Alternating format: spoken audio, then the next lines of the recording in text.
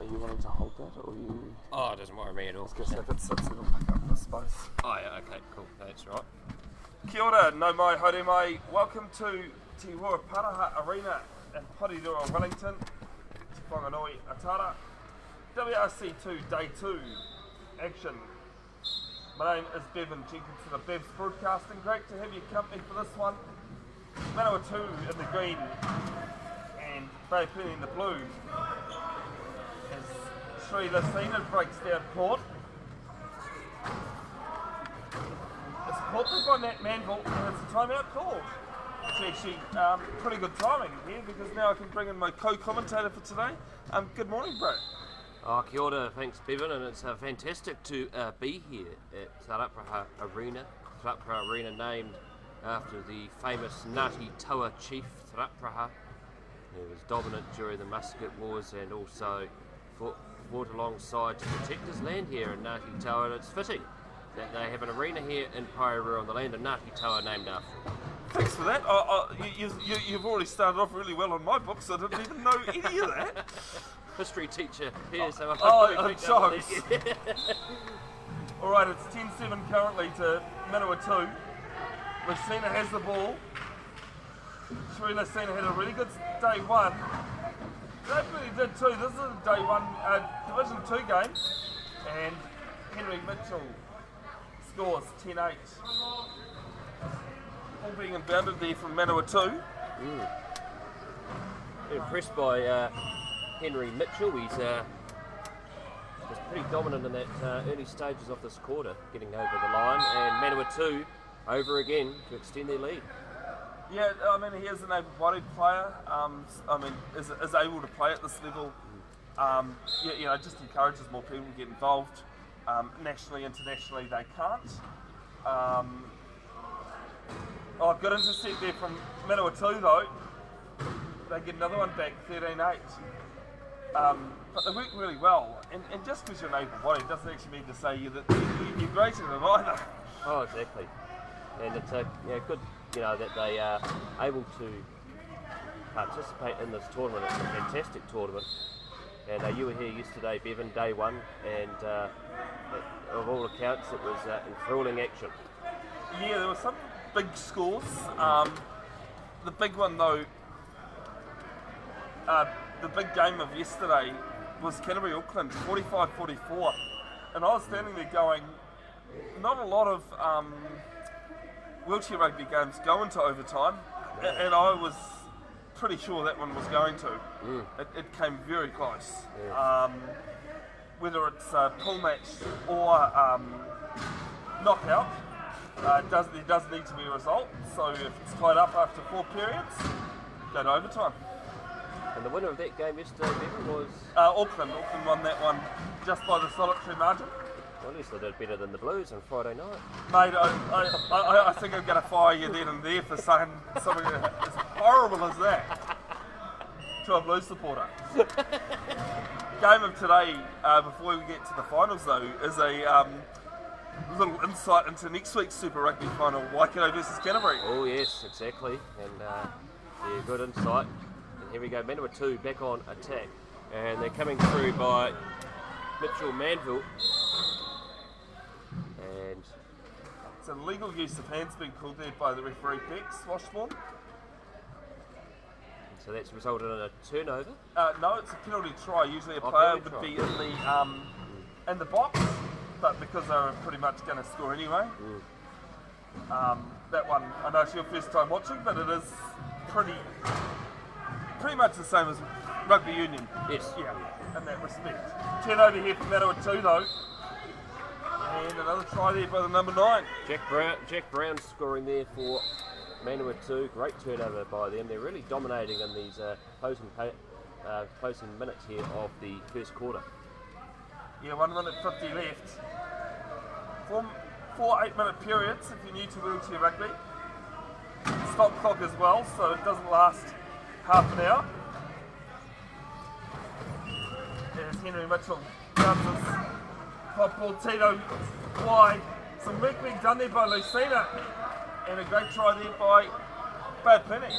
Yes, and he does it himself again there, does Henry Mitchell.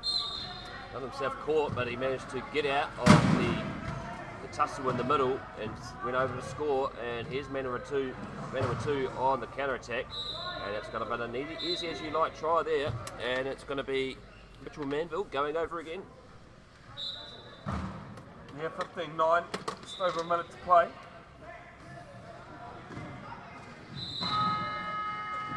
There's Henry Mitchell. There's a good wacky-doo coming in.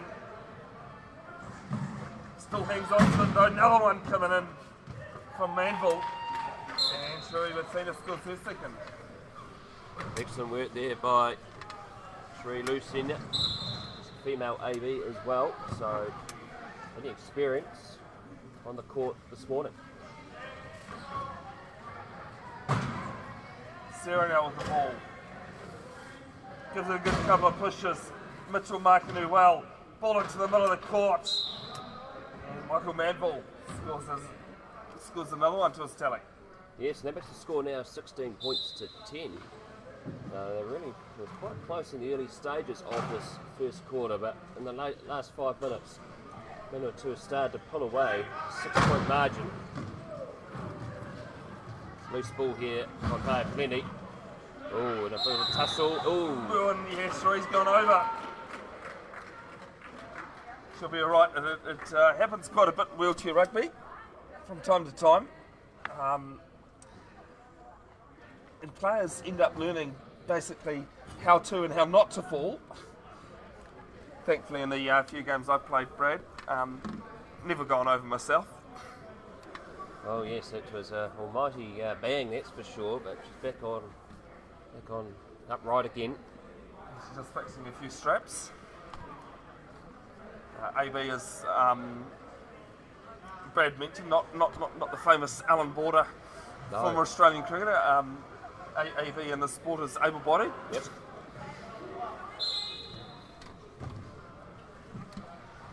Sheree Lucina now. Is that onto the right-hand corner? Mitchell in the middle of the court. Coming up just at the start of the basketball key now. Now crashes through. Tries to get their ball over to Lucina. And straightens and scores. Excellent work there by Bay Plenty. And clawing their way back into this quarter. Score 16-11. Now there for Manville, there's only 5 seconds left on the clock in this first period. As you see a Manawatu player going over it and back play.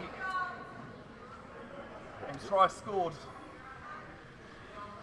Well, that was a clash between Henry Mitchell and Michael Manville, and it's Michael Manville that has fallen over. Ended up the worst for it. Yes. He's just been assisted by the team management. Well, it's not just the team management there, Brad, it's actually his parents. That's right. That are pulling him up. So, Brenda, and I'm really sorry, but I can't remember his father's name. But He'll let you off. oh, I don't know if he will actually. He will, yeah. Hey, at least I remember that they were his parents. Yes. 0.7 a second left here, first period. And because the clock doesn't start till it's touched on court again, it is possible to score a try in that time, but not from there. No, it's the end of the first quarter. 17-11 in favour of Manawatu. They dominated the later stages of the first quarter. Bay Plenty got out to a strong start, but Manawatu in control. And it's now quarter time.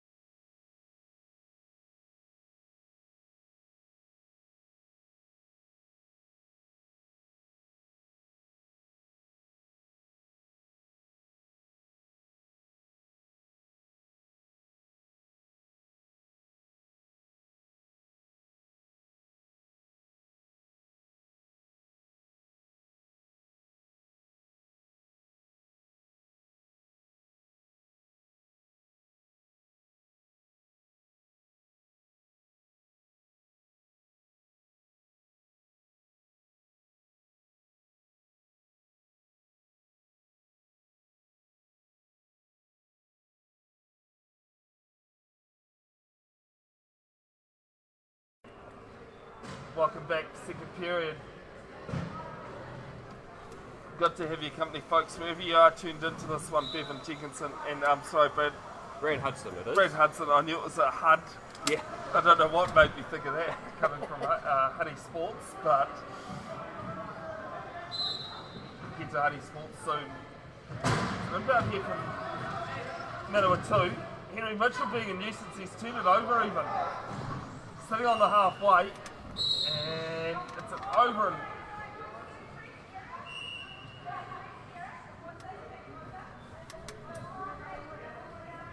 oh, well, human. Referees are human. Oh, they certainly apparently, are. Brad. Oh, they are. They are human. They are human. They get enough And flack as they Kelsey owned up to that pretty much straight away. Oh, it's good. Yeah, good to see the officials owning up to the mistake. That's good. So it keeps the integrity of the game going. And played with fierce spirit so far in this match. Can't have a game without them. Exactly. Like all volunteers are involved is Nikki Borden, who's onto the court. Just couldn't bring that one in. She had a brilliant day one as well. Yeah, it was a good pass too from Mitchell. Just couldn't quite hang on to it. So that would have been a stellar try for Penny. All embedded there to the number 2. Good long pass down court.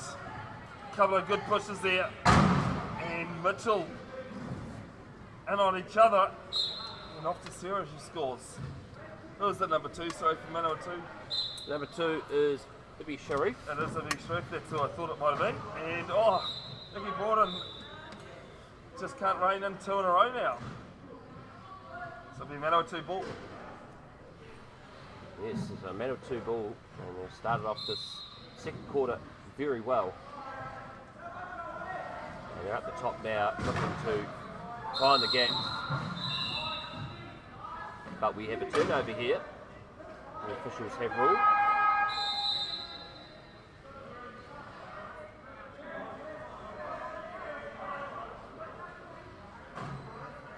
Unfortunately, Brad, I'm actually completely lost sight of all that. Yes, I'm not too sure what's...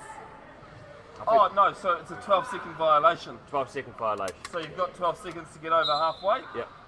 If you don't, turn over. Yep. Kevin Hobergen, different headband to the head on yesterday. Ball in. Nikki Broughton, no problems that time. That time, very good there by Broughton. And yet again, Mitchell really is dominating down this right-hand side of the court. Second time he's found Broughton, and that time Broughton was able to score. Oh, some nice play by Manawatu down the other end of the court though. Makes it 19-12. Just over 7 minutes to play. There was Jack Brown going over for Manawatu that time. Bits of giggles going on out there, Bevin. A bit of humour being discussed. It is not an unusual sound to hear in wheelchair rugby, mate. It's a hard sport, but the community, I think I even told you before you came that the community here in wheelchair rugby is brilliant. I was actually abusing players yesterday in commentary as well. Oh. That's the sort of spirit that wheelchair rugby is. Yeah. And Mitchell goes over again. I should clarify, when I say abusing, a player took a falcon and I said to her that when they told you to use your head, that's not what they meant. No, that's exactly right. She appreciated the comment as well. Oh, good break here by Manawatu, and it's going to be another touchdown there for Jack Brown. And that extends the lead out to 20 points to 13. Manawatu ahead of Bay Plenty. I see Chelsea is photographing, taking photos just in front of us here. She posted up some photos yesterday on her Facebook page and Instagram. Chelsea Rebecca Photography.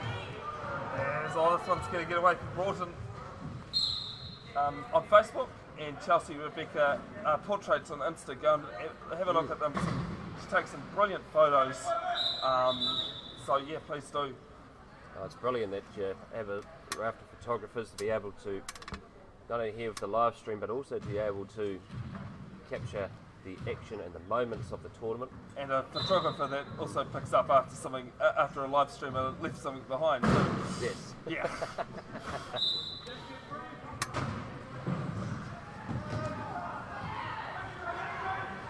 Manawatu on the attack again, and down the side here is Marion Buckley, and she looks to pass it out to Jack Brown. She decides to take it herself, but Try scored. try scored.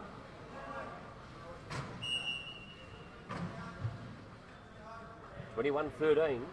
It's one of the great things about wheelchair rugby, Brad, that even though, don't want to diminish a woman's place in the world at all, but, physicality-wise, men are generally stronger. But in wheelchair rugby, it's quite a level playing field. Oh, it is. It is. It definitely is, and you're seeing that out here in this game this morning. It's a physical contest. And already we've had two players fall out of their wheelchairs this morning.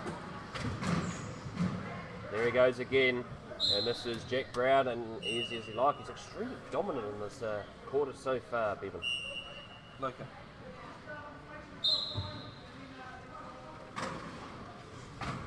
Yeah, it is a pretty good game so far, even though it's a 9-point ball game.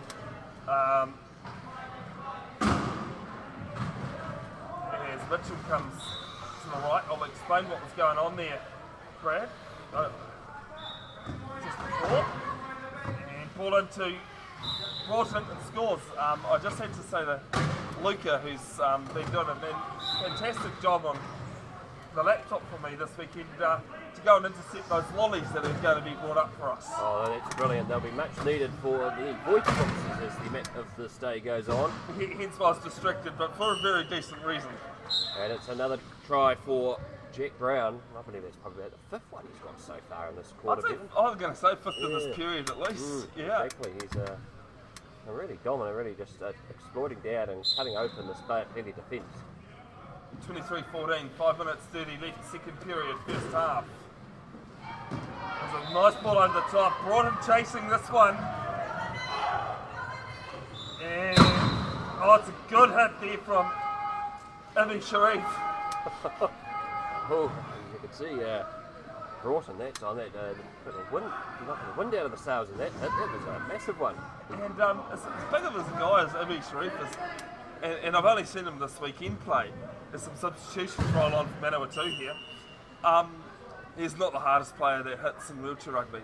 In New Zealand, Hayden Barton Coots, who you'll see later on this afternoon, play in the Division 1 final, as Auckland's already made it. He is a big, monstrous figure. Really nice guy, and that's what I put on my notes too about him. The nicest guys tend to be the most physical in sport. Yeah. Manawatu getting us back underway as that ball was out off Bay Plenty. Ball down to Brendan Uncles. And some nice play here. Oh, just about put the commentator's curse on there, Brad. Oh, very lucky indeed. Manawatu. Reeled the subs on, and this is going to be a big opportunity here for Bay of Plenty to see if they can try and get themselves closer on the scoreboard margin. Oh, thank you for the cheap play. You've seen 10-point games rolled in before, hauled in before as Broughton takes it to 9. 24-15 with just over 5 minutes. Second period, first half. Brendan Uncles has been involved in the Manawatu team for a while. Oh yes, and it's a different tussle here down in the Manawatu defensive way, but they managed to lure away the Bay of Plenty defenders, and it's Manville again that goes over to make it 26-15. That's just where they're getting caught out, Bay of Plenty. They're getting sucked in by Manawatu on the aggression, and they're allowing their players to become free. Yeah, oh, good wakey-do coming in, and ball down to Mitchell. Mitchell's starting to roll away, but there's a good drag race coming in. And Mitchell wins that one. If all those at home, and including you, Brad, want to know what a wacky-do is, it's my version of bumper. Yeah, wacky-do. It's my response to Justin Martin's bumper. Oh, unforced error here from Manawatu. And it's turnover, Bay Plenty ball.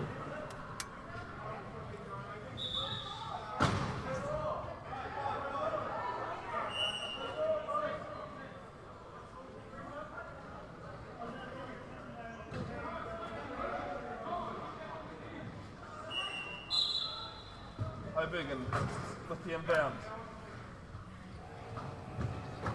Down to Mitchell. Mitchell, He's losing possession of the ball there, Mitchell. Manawatu hand got in the way there. I didn't want to say anything until I saw the way the referee Ruled on the call. rolled it.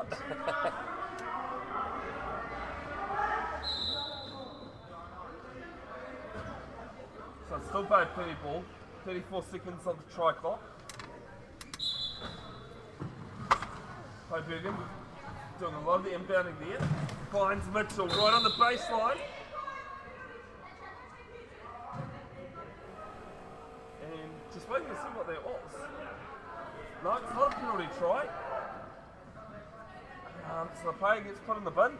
Oh, in the sin bin. So, Yep, the number one is that. that is Michael Manville. I was going to say Matt. I was at least half right. You were half right, yes. Yep. And he's in the sin bin. And how long's that for, Bevin? It is for a try, Yep. a bad penalty try, or a 1 minute of gameplay.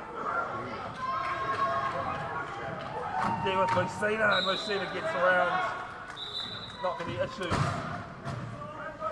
Michael Manville back on court and equals to the inbound. 24-17, Manawatu ahead of Bay of Plenty.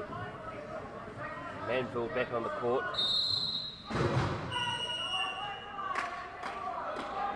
So an illegal try, I think that was what was called there. Yeah, it was, yeah. And it's turnover. The officials have been quite tough in this last period here. I mean, if you don't do it now, they're not going to learn, are they? Exactly right, yeah. It's all about education and people understanding the rules. There's Nicky Gordon, Sharika Senior Skills there. Brought it off court at the moment. Well, it's Manville again, he's charging up the court. And the ball's now currently in the hands of Brendan Uncles. He looks for Manville and he just managed to hang on to the ball. Up front there is Jonathan Tyson. And Uncles is there in free space, but Manville's just trying to get around this Bay of Plenty defence. Mitchell just gives him a bunt. And he looks at the referee saying, help me, but no to avail. And Mitchell being a real menace, and there was the Manawatu teammates come in, and here he goes again, Manville, and he's going to sail in and score for Manawatu to make it 26-18. I think it was right on the buzzer for the try clock as well. Yeah. So well played by Manawatu there.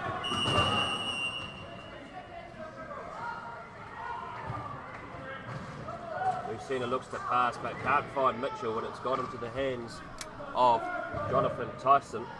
He's got Uncles if he needs him, but he's just going to go in and score comfortably. Make it now 28-18. 10-point margin. A single try for try, I think, in this period actually. Mentioned a while ago it was 10, it's still 10, so credit to both teams. Mitchell looking for Lucina. Option has not come out, but he's going to do it himself. And Mitchell was in for Bay of Plenty. It was almost a bit of a lazy try there, he made it look pretty effortless. It was easy as you like.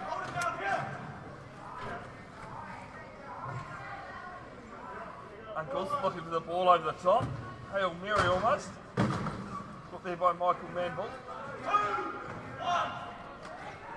Nat Manville doing some work for him. And a timeout called.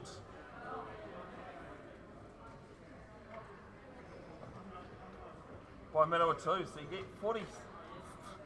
I think some teams in games would like to have 40 timeouts. Oh, they would. 4 30-second timeouts, and they can be used at any time, even while the play is alive. And Brad, do you know any other sports other than water polo that allows that? Basketball have timeouts. But the ball's as well. got to be dead. It's got to be dead though. Yeah. That's right. So not a lot really. Of course, water polo, which I have commentated before, has that ability for the balls in play to call a timeout. I don't think there's anything else. I might be wrong. Someone said wheelchair rugby would be the only one, and then I came across water polo, and That's no, right. yeah, you're allowed to. Some substitutions rolling on for Bad Plenty here. Tito and Lowry on for fitness. And someone else. Oh, Kevin Hobergen. Interesting little tidbit about Amanda Lowry. She has been quoted by many. She came up with a saying that wheelchair rugby is chess on steroids. Oh, wow. And I think that's the best way you can describe wheelchair rugby, to be honest. It is so tactical and yeah. Well, it's about getting your players in the right position in particular. And chess is such a technical game, and wheelchair rugby is exactly like that too as well. Here goes Lucina, but Sharif managed to well done, get a hand in the way. Sharif for doing that. There's good work there by Sharif. He's a real menace. Apologies for the camera work there, folks. Kelsey couldn't quite make up her mind on which side of the court she wanted to do the inbound.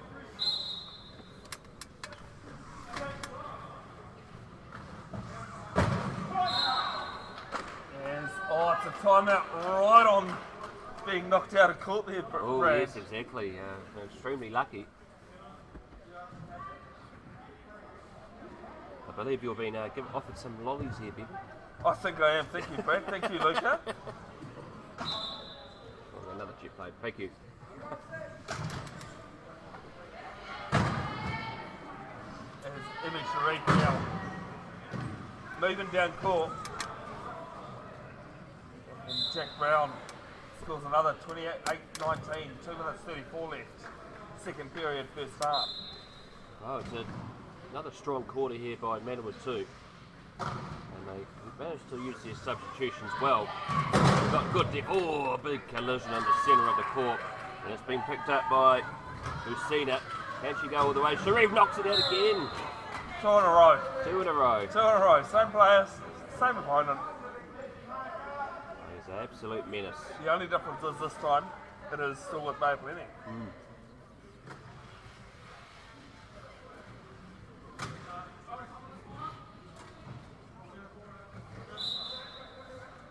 Corner for Bay Plenty. Tito with the ball. There's a Lucina. 24 on the shot on the try clock. But shouldn't need it. It's a great pass there to Amanda Lowry. And even Amanda goes, wow, I scored one. Yeah, 1.5 player. That was a good try there for Lowry, and that makes it now an 8-point margin, 28-20, with 2 minutes left on the clock. Oh, that the wheel was of Mitchell. Yep. So that managed to stop another impending try for Manville. I was going to say, it's not a bad thing. Like, and then even if you tip the ball out of a player's lap and all that, it means you can reset on D, and That's right. it just interrupts play a little bit for the attacking team. Oh, another heavy collision, and the ball comes down to Manville. And he tries to adjust, and he'll go over. Is he? I don't know. Yeah, he has. Yeah, he got there eventually.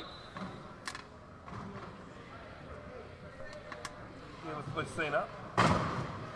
Lucina getting away from a couple of the Manawa 2 players, asking some players from our own team to do some work. And it's an intercept here from Manawa 2. Loose pass down, so it's going to be double intercept time. Oh wow, here we go. And Lucina, heavy on defence, but she's done extremely well here as Lucina, and she's got Mitchell if she needs. Manville's coming in on the attack, slams into Lucina, and she gets it out to Mitchell, and he'll sail over. So excellent work there by Bay Plenty. Over on the other court, the second half getting underway. Otago currently leading 23-17 over the New Zealand Invictus side.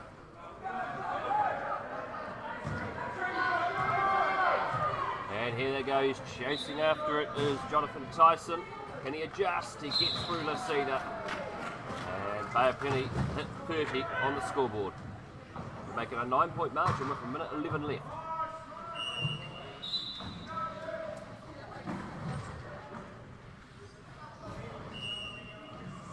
Good pressure defence here by Manawa 2.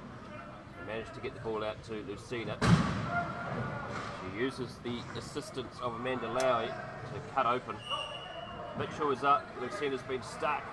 She passes it, Mitchell manages to secure it. He's got Tito in front if he needs.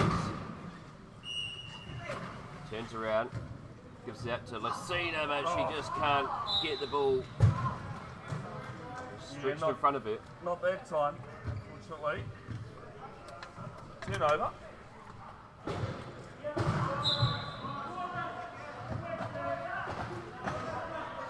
There was Sharif. Sharif looking up and over to Lucina. Turnover time once more. 40 seconds left on the game clock. Second period, first half. They plenty trying to peg a few back, and they do. And it's Mitchell in reverse that scores for Bay of Plenty, making now 30 points to 22.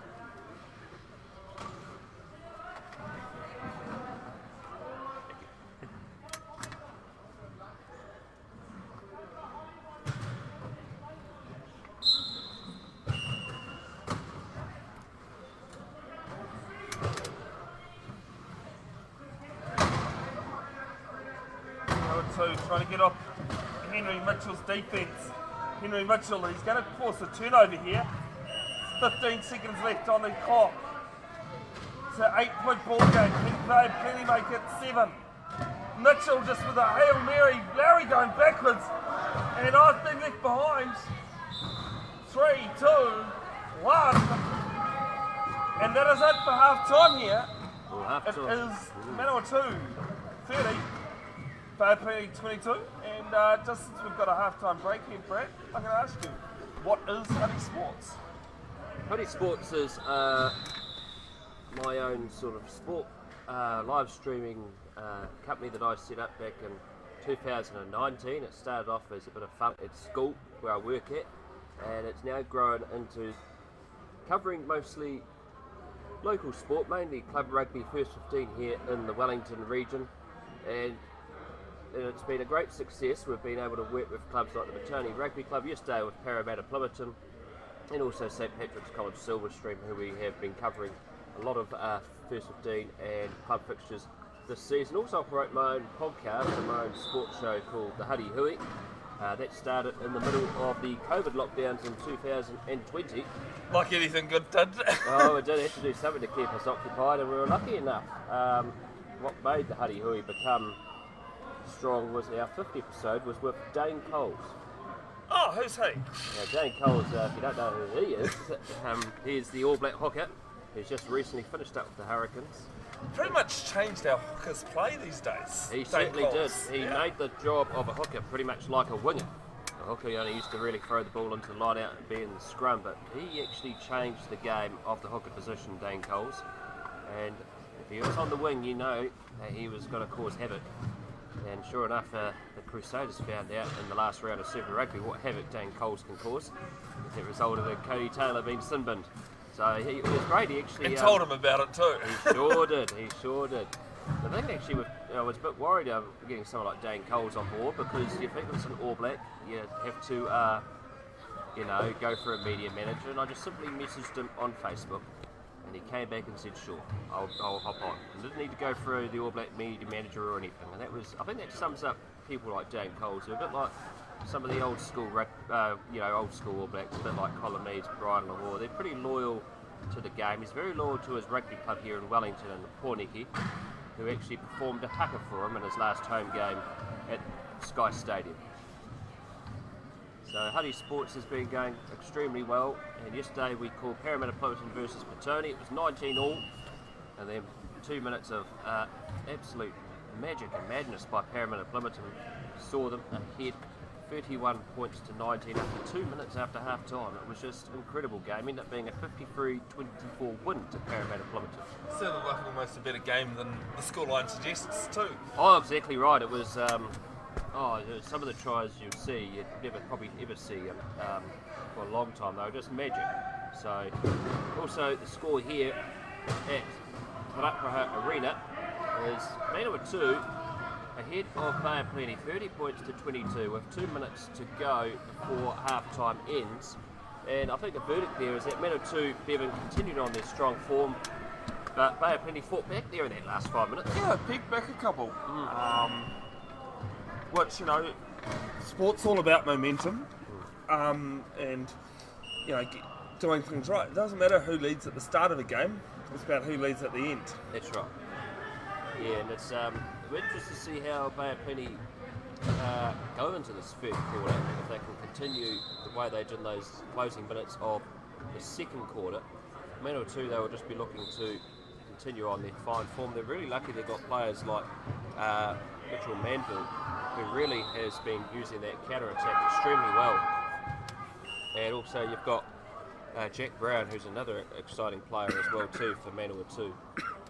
But yeah, also for Bay of Plenty, I've been really impressed with Lucina and Henry Mitchell. They're working pretty well as a team, and they're really catching one or two down on one of their flanks as well. So they're doing extremely well for Bay of Plenty. They keep themselves in the fight here.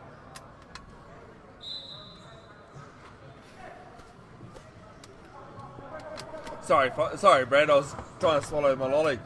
Yeah. No, it'd be a very interesting way to see how this third quarter is going to start. I use the term from golf.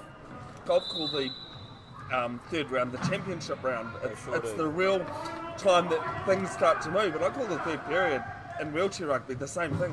The championship round. Very same in water polo as well. Water polo, 4 quarters. And often the case, it's the third quarter they call the championship round, because if you can dominate that third quarter, you've got to set yourself up for a good position heading into the last. And speaking about that, we're about to get into this championship quarter as we're 3, 2, and 1, and the third quarter is underway. Almost. Got to reset everything. Yeah. I love your enthusiasm though, Brad. I know, so just get too carried away. I do love the enthusiasm though.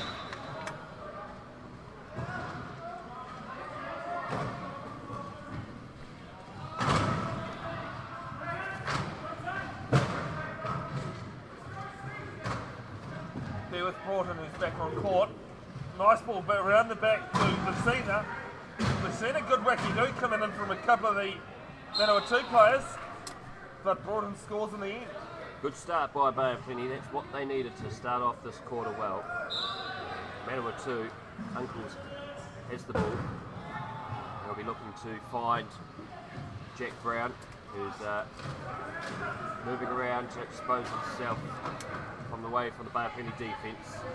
And there's an opportunity here if Brown can get the ball.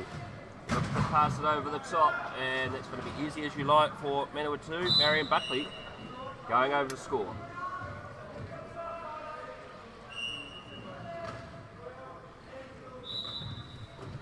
So good stuff, good start, fast start to this third quarter. And Lucina manages to get the ball from Hoberger. And this is probably the first time we've ever seen Mitchell out there on the court for Bay of Plenty so far in the match. He's obviously having a well-deserved rest. Yeah, he is. He's sitting down here, sideline. There's no limit on how many substitutions you can make.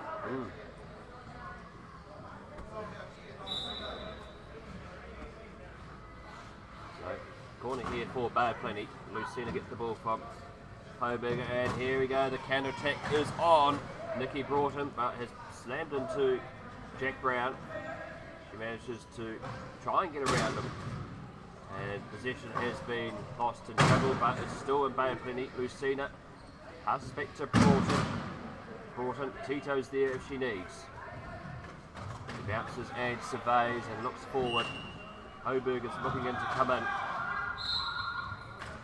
And that is the end of the period of the shot clock. And the referees have ruled in favour of... Yeah, 40-second violation. So it's a turnover ball, 40 seconds to score a try. Reset for numerous reasons, but not, didn't call a timeout here in time, unfortunately. So Uncles feeds it down to Buckley. And Tito's carving back, trying to slow down her advance. It's there with Jack Brown, who goes over and continues his scoring ways to make the score now 32 points to 23. Tito with the back, and I think they're going to get, they have been really lucky there. Buckley's tried to catch that.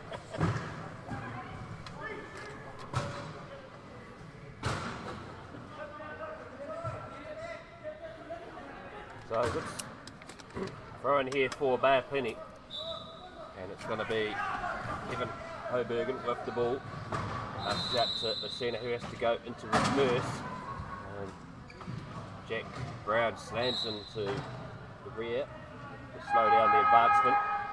Good crushing defence by Manawatu. Yeah, still be bad for the ball though. Managed to disrupt it, as you say, Brad. Good to have your company, folks, wherever you are. Let us know in the comments where you're watching from, who you're supporting. Any comments or questions. Probably can't get to them in the stream, unfortunately, just because today is such a full day. We'll go back and read them though, and they're always appreciated. So, yeah, do let us know. Manawatu, ball comes down to Brown. He's got Buckley if he needs, but he decides to sail in and score. Make it a 10-point ball game. 33 points to 23. Tito looking for options. Finds Lucina.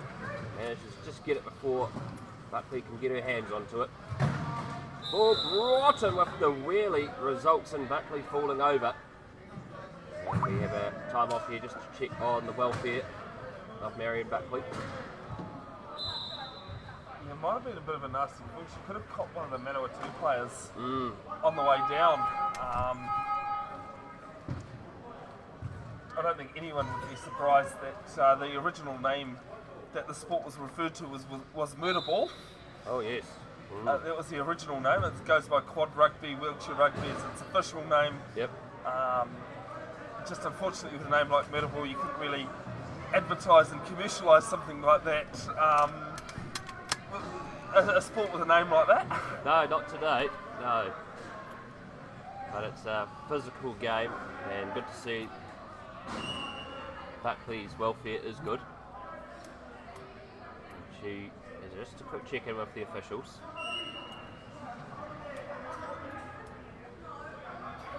I think she might. Have you got any salt, Brad? Because she's in the penalty box as well. Oh, it's just been put in the air. Well, they just add some more, perhaps more salt into the wounds there for Buckley. So, Manawatu down a player at the moment. Mitchell was back on the court for Bayapini. He's got Brown, managed to slow down him on this left-hand side of the court. He looks forward and he's got Sam Fitness if he needs, but Mitchell is just going to sail him. Sam Fitness did really well there. Played for the West Coast Falcons and the Australian Nationals. Oh wow. Yeah, him and another New Zealand player got invited over to play for Australian teams a couple of weeks ago. And he said he absolutely loved it. It was an absolute great experience for him. Oh wow, that's incredible. The opportunities to participate and travel, particularly to go to Australia. Beautiful country indeed. We try not to hold it against them too much though, do we? No, of course not, no. We'll say who's done the Bledisloe for a long time. Yeah, we just point that out. Here's Mitchell looking forward and surveying. There's the turnaround Buckley's now back on the court. And Mitchell finds a gap and he gets through. It's the narrowest of gaps to get in to score the try. He's very talented, is Mitchell. Makes it 33 points to 25. And Buckley couldn't get control of the ball. Mitchell flips it back in. And Uncles has to wrest the possession. He's back in the chair to throw that one over the top. That was a massive pass, and it's going to be Jack Brown who's going to go over and score for Manawatu. It's about the third time this quarter he's scored a try with ease. Make it 34 points to 25.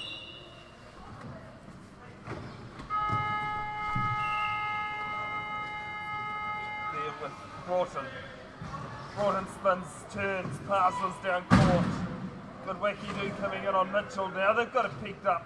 Marion Buckley helping. Ball over the top there to Broughton.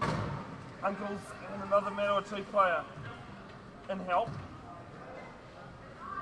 There for Mitchell. Mitchell going left and gets through in the end. Well, even if Jack Brown tried to slow down his advancement by crashing into his wheel, but Mitchell has done well. 60-second timeout called here. Coach's timeout. It's otherwise known as. So I think that one's being called from Dave Plenty. Neil Cudby sitting there giving out instructions. Little fact about Neil Cudby. He has had the pleasure of sitting where you are, Brad. Oh, wow. Commentating with me. Oh, brilliant. It's always good having people like Neil who's insight, particularly on the coaching side of it as well. Oh, he's a former player. As well. Yeah, so no, it was great. Great experience I had with him 6 years ago.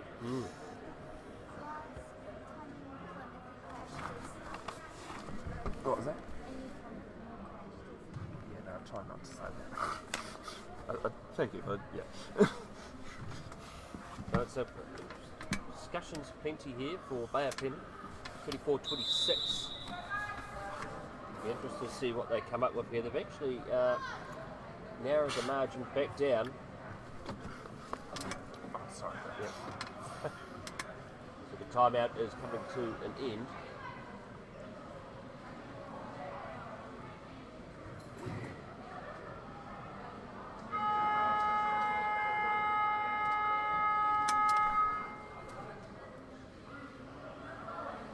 Minutes and 37 seconds left on the clock. Man number 2 with the ball.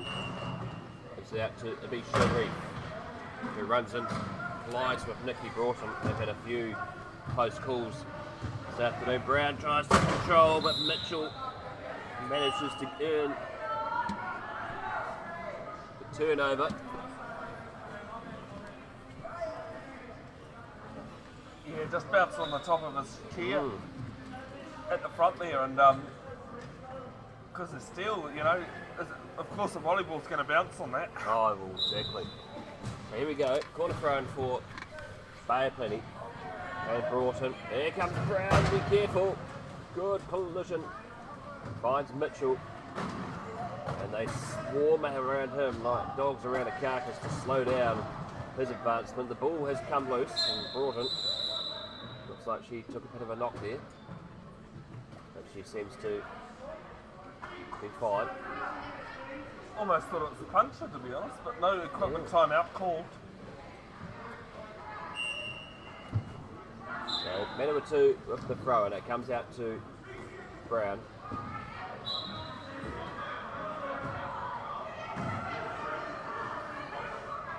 And, oh, that is a fine. Oh, hang on. Oh, no! Here we go. Oh. He's gone the wrong way. He's gone the wrong He's scored way. over the wrong baseline. Oh, he's scored so many down the other end, you'd realise, but a little bit of confusion. It happens. It does happen. It does happen, I remember. There you go, Luca. I think you were asking me yesterday if anyone scored down the wrong way. There we go. Broughton. Tackled. And we have a decision here. So it's 10 seconds no bounce. Yep. Team from when the whistle goes for the inbound, it's 10 seconds for the ball to be touched on court. And that's why it's a turnover back to Manawa 2. Manawa 2 ball. Mitchell, nearly stealing possession. Brown having to chase back after that. This time he avoids scoring down the other end, and he advances and puts on the afterburners. One bounce and in to score a try from Manawa 2 to make it 35 points to 26. Good pass by Mitchell out to Broughton. These two are a good lineup here. Mitchell gets around Sharif, and that time he can't get his hand to steal the ball. And Mitchell makes it 35 points to 27. One of the advantages an able-bodied player has is exactly what Henry showed there. Just use his hips to sway the chair around. Do a bit of side weave or side step. Here's Sharif. Looks, gives it to Brown, and he'll go in and score again. 36-27. 3 minutes left on the clock for the quarter. Manawatu enjoying still a comfortable margin, still a 9-point lead. Broughton gets around, finds Mitchell, slams into Brown. Still in possession of the ball. Francis is there if he needs. Mitchell turns, and he's been heavily targeted by Brown this morning. Pass comes out to Broughton, but she can't hang on. And so Manawatu will have the ball. Penny coming on. Some substitutions. Jordan Tito, Mandalari, and Sharina Sena on. That'll see Nikki Broughton, Kevin Hobergen, and Sam Fitness coming off. Yes.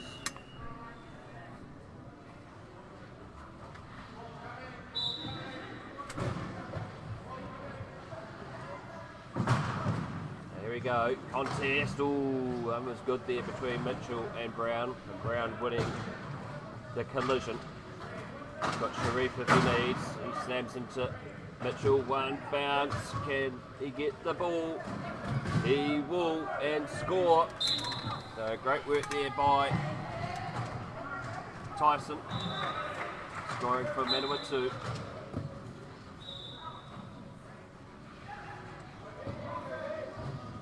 We've seen one of the key Penny caregivers in the team. He gets around Sharif, finds Mitchell. Ball back to Lucina, and just Lucina's clutching at straws, not a volleyball. Well, that time just couldn't quite control it. So the score will remain 37 points to 27, 10-point margin from Manawatu.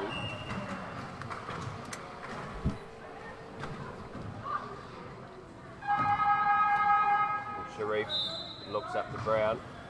One bounce, flicks. Brown has it, and he's got enough. And he dots another try down to make it 38 points to 27.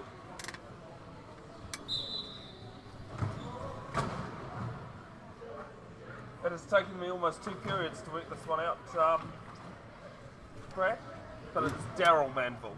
Oh, Daryl Manville. As the father. Oh, it's the father. We finally got it. Yeah, fine, as I said. Yep. It's taken almost 2 periods, but I finally, Remember, it was Sunday, we still haven't had our second dose of caffeine, so... No, well, I haven't had my first either, actually, so... What's that saying? Yeah, it looks as though Bay Penny have taken another time out here. Well, I think they need to, because this quarter has not gone to plan for Bay Penny. They fought back well in the second quarter, but this time they've only scored 7 points in this quarter. Yeah, No, they've only scored 5 actually. I was going to say it must be 7-5 because it was a 7-point margin at half time. It was, yes. Now it's 9. Yeah. So they haven't hit the flurry that they had in the second quarter, so they definitely need to regroup. Here's Mitchell. He puts on the afterburners. One bounce. Looks if he needs. And there's Lucina. And that's what the doctor ordered. And they've got a point on the board. Takes it back to a 10-point ball game. Minute 30 left.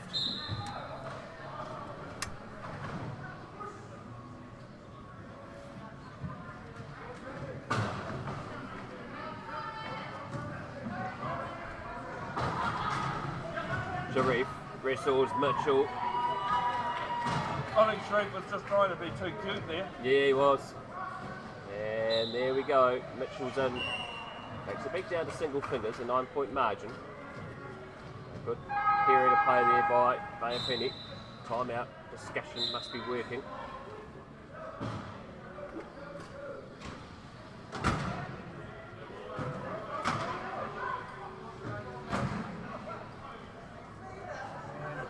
Will score another. Just a reminder, folks, the Day 2 live stream, unless there's any issues, will be all on this one link. So you can catch all the games coming up next at around 10:20. We have Canterbury versus Waikato. Winner of that will face Auckland in the Division 1 final. Then after that Canterbury Waikato game, I'm pretty sure we will see these same two teams battling it out, Brad, in the Division 2 final. Oh yes. At 12 o'clock, and then at 1:40 we will see the Division 1 final to wrap up things for WRC. Oh yes, big day of wheelchair rugby here at Ruaparaha Arena. It's been a big weekend for all involved. Manawatu now with the ball in hand to pass it up.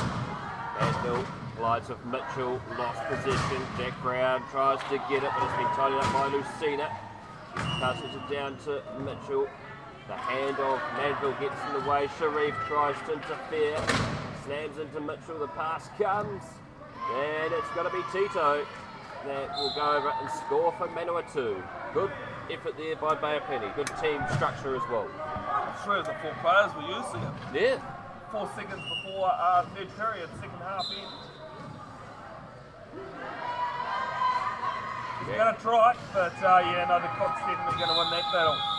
So the end of the third quarter, it is Manawatu ahead of Bay of Plenty, 39 points to 31, with a late flurry there by Bay of Plenty. It looked a little bit desperate there, Bevin, for Bay of Plenty about 3 minutes ago, but they've actually finished off the third quarter well.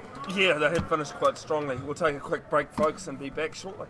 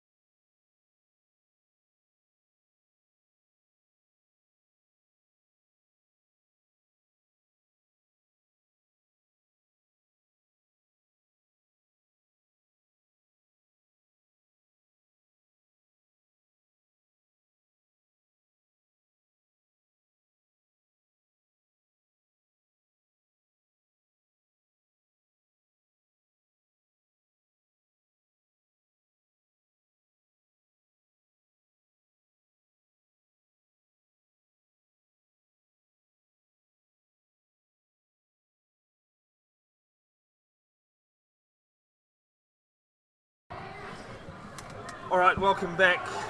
Fourth period action, and apologies folks, I forgot to cross-post it across to the New Zealand Wheelchair Rugby page. So, welcome if you've just joined us. Manawatu 39-31 at the start of the last period. If you have only just tuned in folks, you can watch these games back till your heart's content.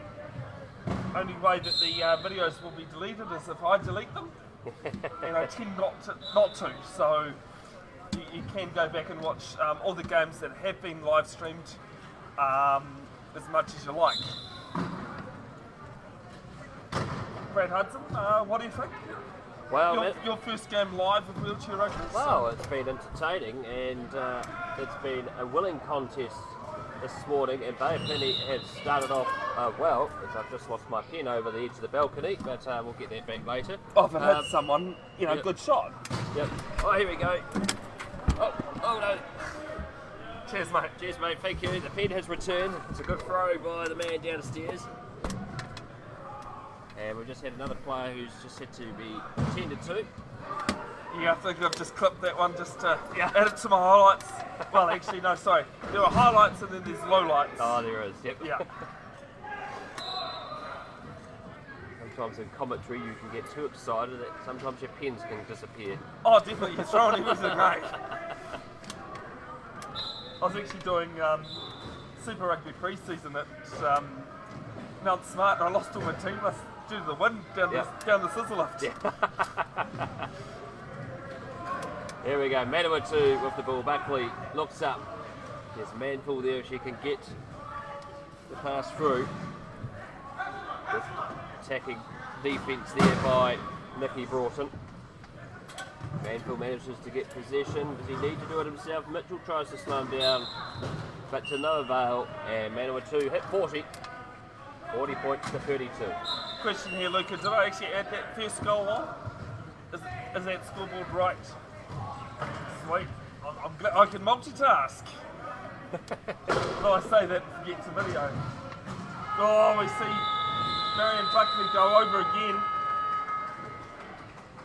She's taken a few tips from. Well, that's the second one today. I was going to say she's taken a few tips from Henry Mitchell on the Bay of Plenty side. Oh, exactly right. On this one, of course, she wasn't. The first one resulted in her being put in the penalty box, but this time here, she looks a little bit better than the last time she was knocked over.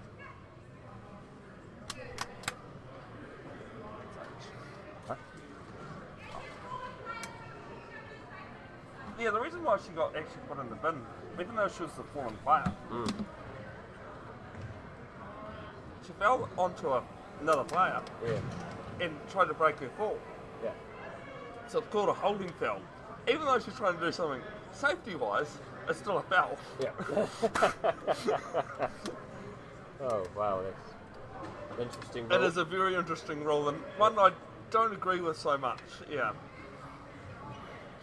Over on the other court, it's ended by Otago, their first win of the weekend, 41-34 over the New Zealand Defence Force Invictus side.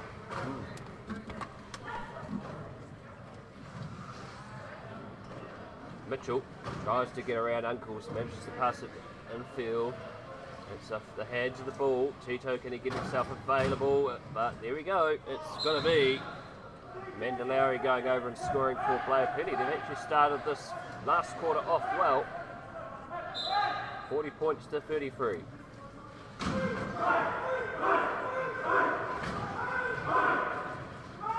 Mitchell disrupting play. Manville, there he goes, and he gets those wheels spinning.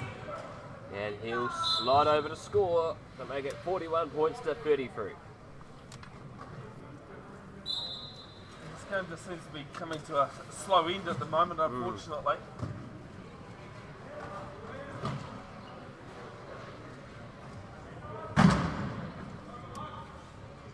It's a ball there from Lucina.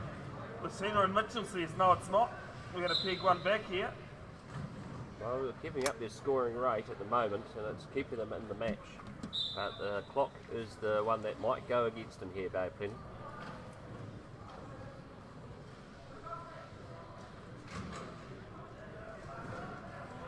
It's a bit of a time wasting going on down here.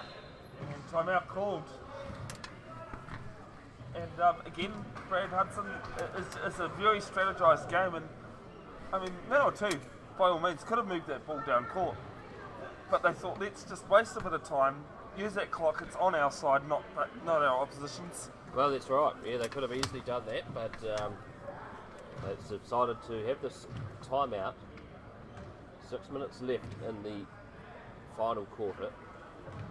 31-34. You probably think Manawa 2 thought they might be a bit further ahead, Bevin, but Bay Penny have started off very well in this fourth quarter to keep themselves in the hunt.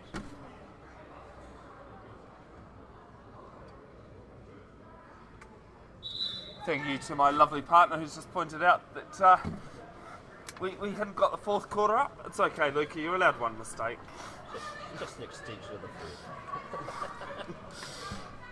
Well, I've seen it happen at World Championships where the bench forgot to do the fourth quarter. That's right. And the commentators was turning to the broadcast view, broadcasters saying, why haven't you changed it?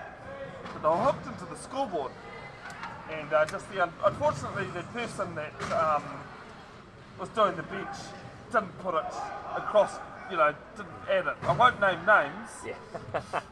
I don't want to name names. Well, loose ball by that time there. It couldn't be picked up by Nicky Broughton. It may have been me though. Yes, it could have been. Mistakes do happen in broadcasting, and sometimes they're completely out of your control. So coach's timeout here being used for Manawatu. No, I was going to say for Manawatu, Bay of Plenty, but Bay of Plenty don't seem in any hurry to move to their bench either. So I'm No, not they sure. don't. That Kelsey, the referee, saying that it is the coach's timeout. Oh well, so here we go. It's going to be a timeout. Coach's timeout. And score is 41 points to 34. Just a reminder, the previous quarter scores. The first quarter was 17-11 Manawatu. Half time 30 points to 22 to Manawatu. And 39-31 for Manawatu. So at the moment, you'd probably say Bay of Plenty have started off a lot better in this quarter, Bevin. Manawatu, they know that they just need to make sure they can just keep them out for a bit longer to not allow that scoreline margin to shrink anymore. Yeah, just game management. All Manawatu need to do. Yep. Make sure Bay of Plenty don't get the easy turnovers. Yeah. They've got to go hunting, make them into mistakes, and get the Bay of Plenty players into the bin. Exactly right. Wheelchair Rugby New Zealand would like to thank the following organisations for their continued support: DG Sport, Dylan's Creative, Lynn River and Melrose. Those organisations do a lot of work and help, and big thanks to all the volunteers today, the referees, the bench staff, team managers, carers. Huge thanks to Ruaparaha Arena for allowing us. You can probably see the big marks that have been made just from one day. So not every gym likes having this sort of sport being played. Oh no, it's a top class facility here, and they have all the technology to polish the courts to make them good afterwards. But here they go, Manawatu getting played back. Oh, the possession's been stolen, and it's a wild pass, and no one's there for Bay of Plenty for it, and it rolls down out of the field of play. There's Hail Marys and hospital passes, but I think that one's straight to the morgue. Oh, that is. It's no one was there except for Casper the Ghost. Sharif with the ball. Looks to find Brown. He's come back on. It's been quite important for Manawatu to have him in the game. Buckley collides. He's turned over again, that time by Lucina. Second time in the day. Player going to the bin for illegal use of hands. Have you worked out what you're allowed to do in terms of trying to get the opponent's ball hit? Oh yes, you go. I'm slowly getting there, Bevin, and if I pick up there that the illegal taking there that time. Yeah, my ground wasn't allowed. So simply put, that you basically can't hit the ball carrier's hands. That's you're, right. You're allowed to strike the ball. Yep. Anytime you strike the hands. Yep. Yeah, you're in right. trouble. Exactly. Strike the ball, but do not hit the hands. Here's Sharif with the ball. Looks to take it upfield. One bounce. Here's Buckley. Unfortunately, the frustration is she couldn't hang on to the ball. I think she said shivers too. Oh yes. Yeah. Exactly. It's a good thing because the audio didn't pick up on anything else.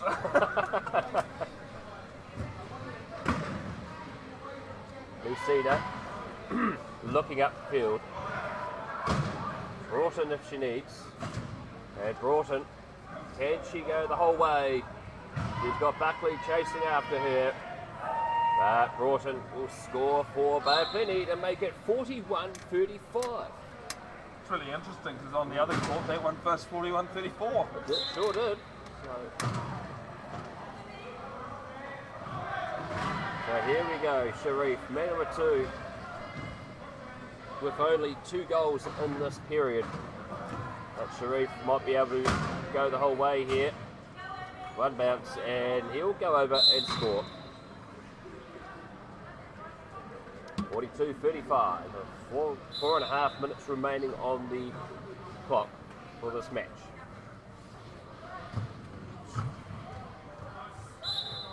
An error there by Broughton results in Manawa 2 ball. Those are those little errors I was talking about, Brad, just unforced, unnecessary, Yep. that Bevin can't afford to have. Oh, exactly right. Considering that they've started this quarter off well. Here's Sharif again.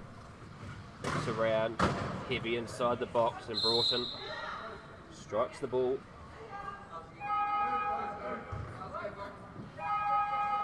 No.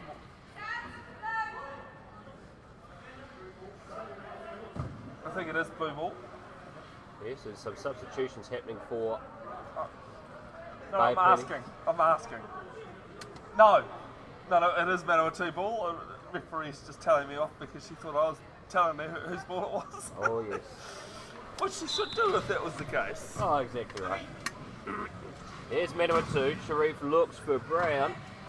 And Brown will go through. Cuts open the Bay of Plenty defence. 43 plays 35. There's some little errors there by Bay of Plenty. Has allowed Manawa 2 to extend their lead.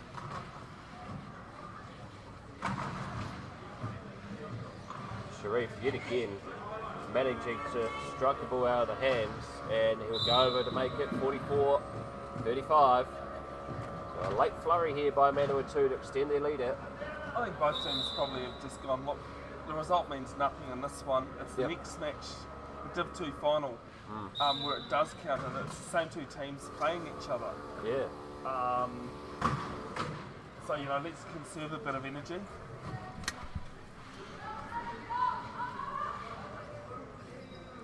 So here goes Bay of Plenty.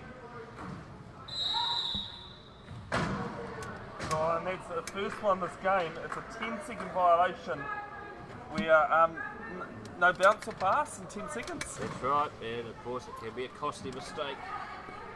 As simple as it sounds, it's easily forgotten about. Oh yes, once you get going in the match, certain things can be forgotten about, including the simplest of rules. So it'll be a Manawa 2 ball.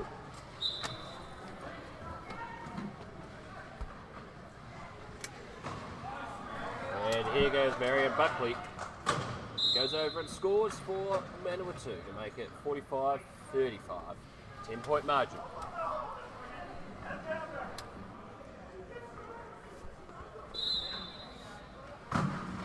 Kevin Hoburger not happy about something going on there. Oh no, he was. He's quite a nice guy. Yes. The first time I've really seen him fire up like that. He was expressing his frustration with the official. Good work here by Lucina, but It's the 12-second violation this time. a 12-second violation. And this is what can count, like when teams, they really aren't in front now, but teams are in front and have used their timeouts. It can cost them and change a game Oh, completely. it sure can, yeah. Not having that get out of free jail card. Get out of jail free, one of those. They're the Monopoly game. Brown, Sharif slams into Broughton, trying to open up opening, and Brown gets in by the narrowest of margins to extend the lead to 46-35.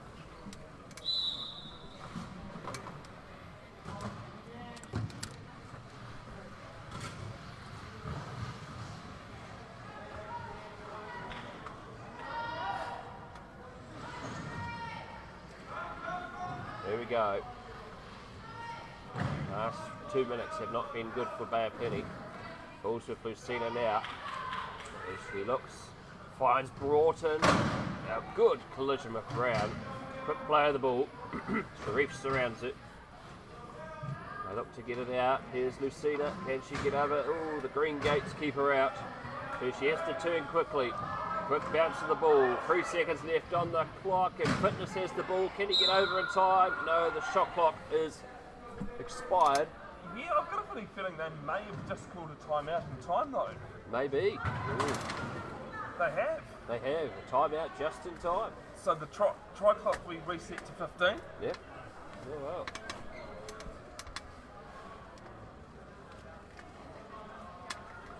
So here we go. Timeout for Bay of Plenty. Substitutions coming on for Manawatu.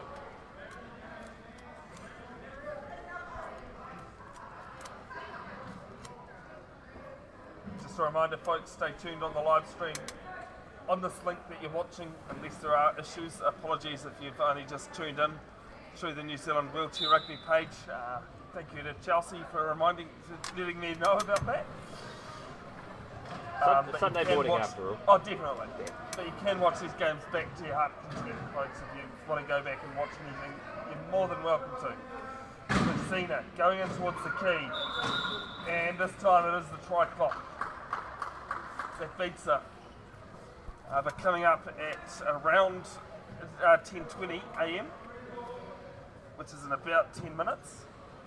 I need to get rid of this game first, though. Waikato taking on Canterbury, and of course that's the Super Rugby final next week. It sure is. The Chiefs had a close one with the Brumbies last night, but pulled away late in the end.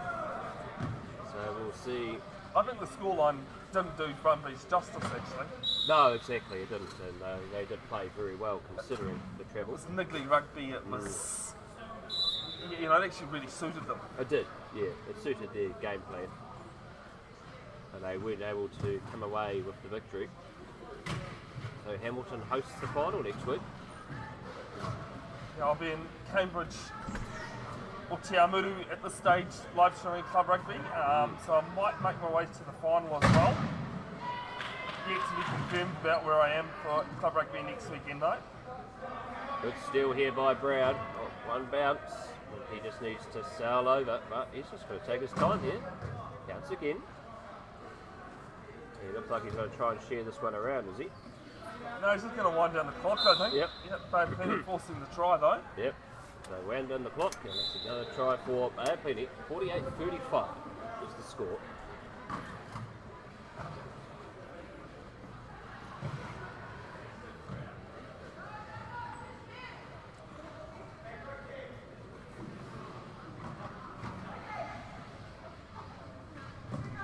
Here we go. Brown manages to get the ball from the Bay of Plenty throw. Just to carve it in. Winding down this clock. Gets around Broughton. Passes into the middle to Sharif, and he'll offload it to Brown. And another try for Manawatu to make it 49-35 with a minute 12 left.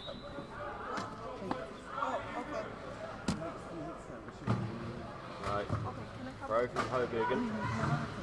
Out to Broughton. Looks for the throw. She needs some help. She decides to throw one of those 50-50 balls. It's been picked up by Manville. Knocks it back towards the direction of Brown.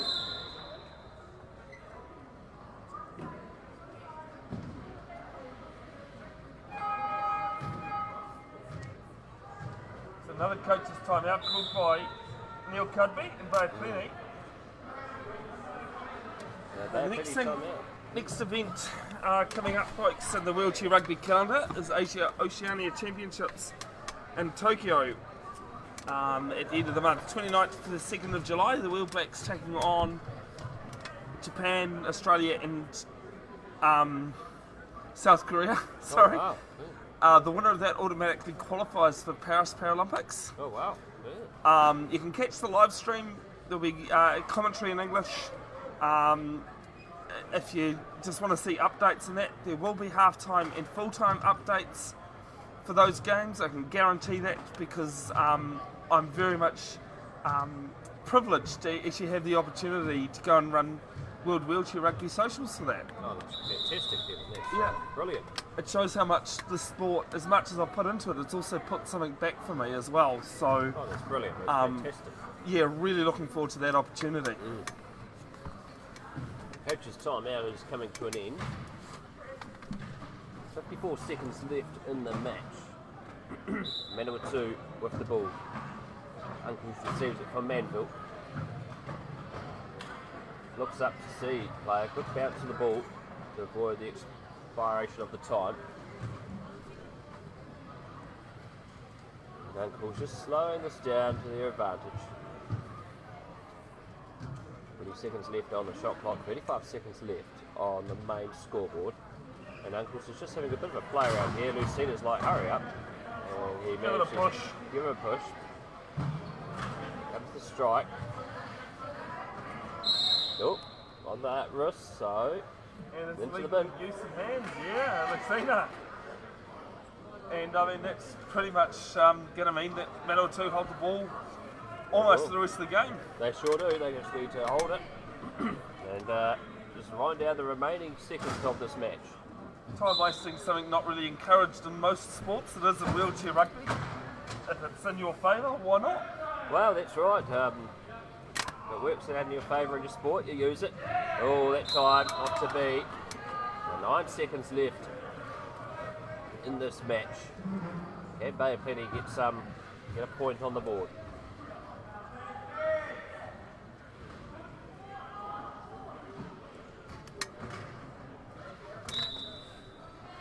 Hobergen with the ball. Needs someone to pass to. Fortunately, unsuccessful.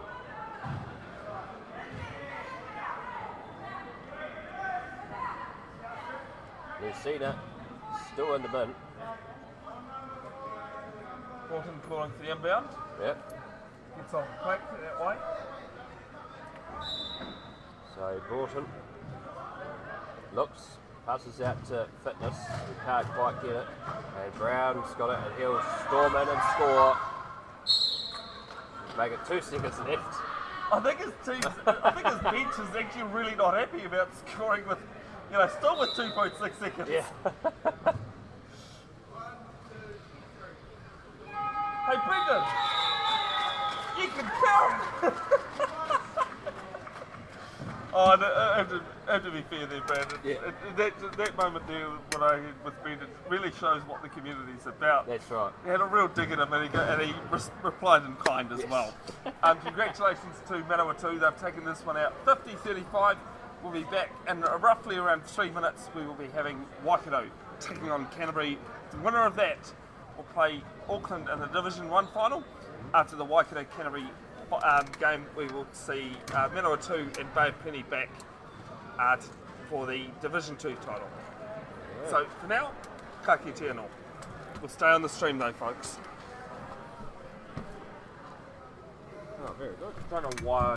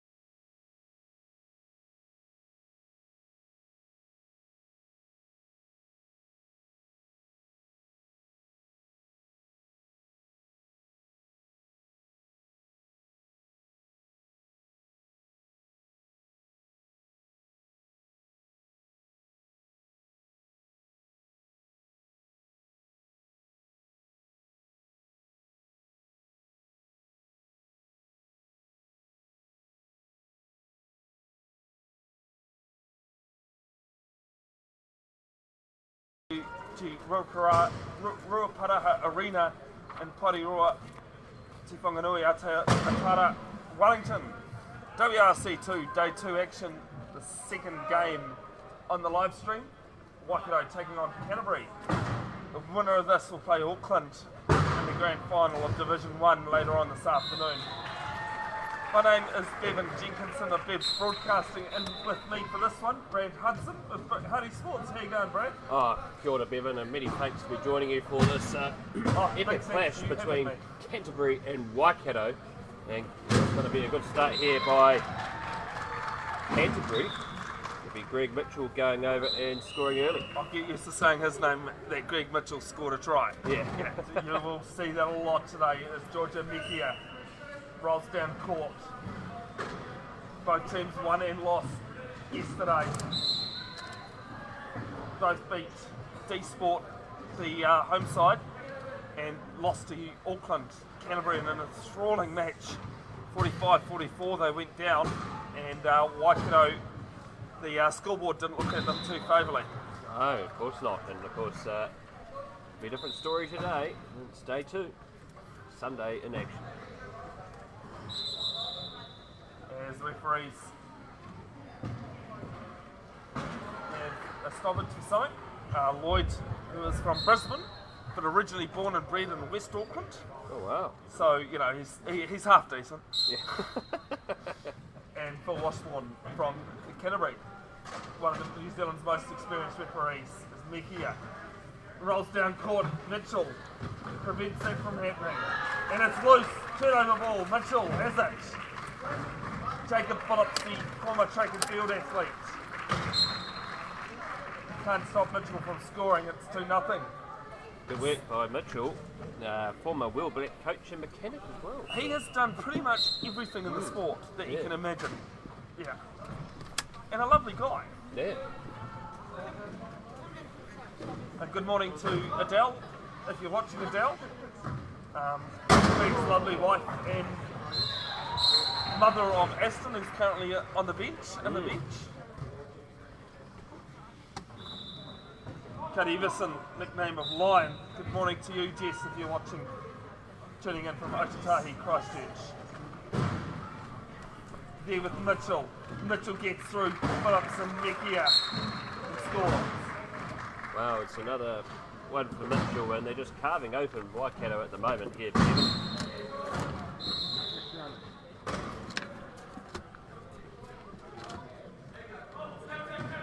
Waikato with the ball, and they're coming down through to here, and it's passed out, and Waikato finally on the board. And that is Jacob Phillips that has scored for Waikato. Score is 3-1. 6.5 minutes gone to go in the first quarter.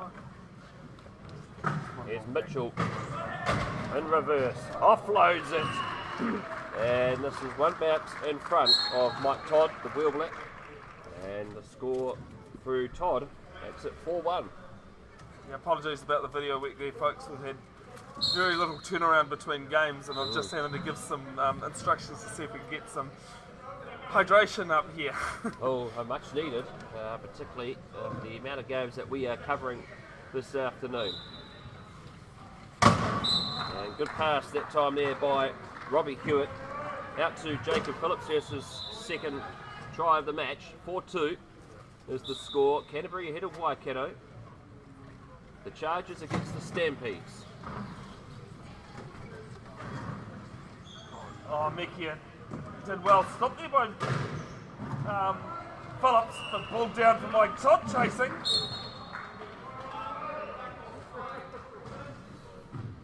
And it's out of court. And it's actually going to be carried for ball. I think one of the Waikato players here, Brant's, left the court illegally. Oh, Yeah. well, can't do that, that's for sure. As Mitch Simpson comes on to the court for Canterbury.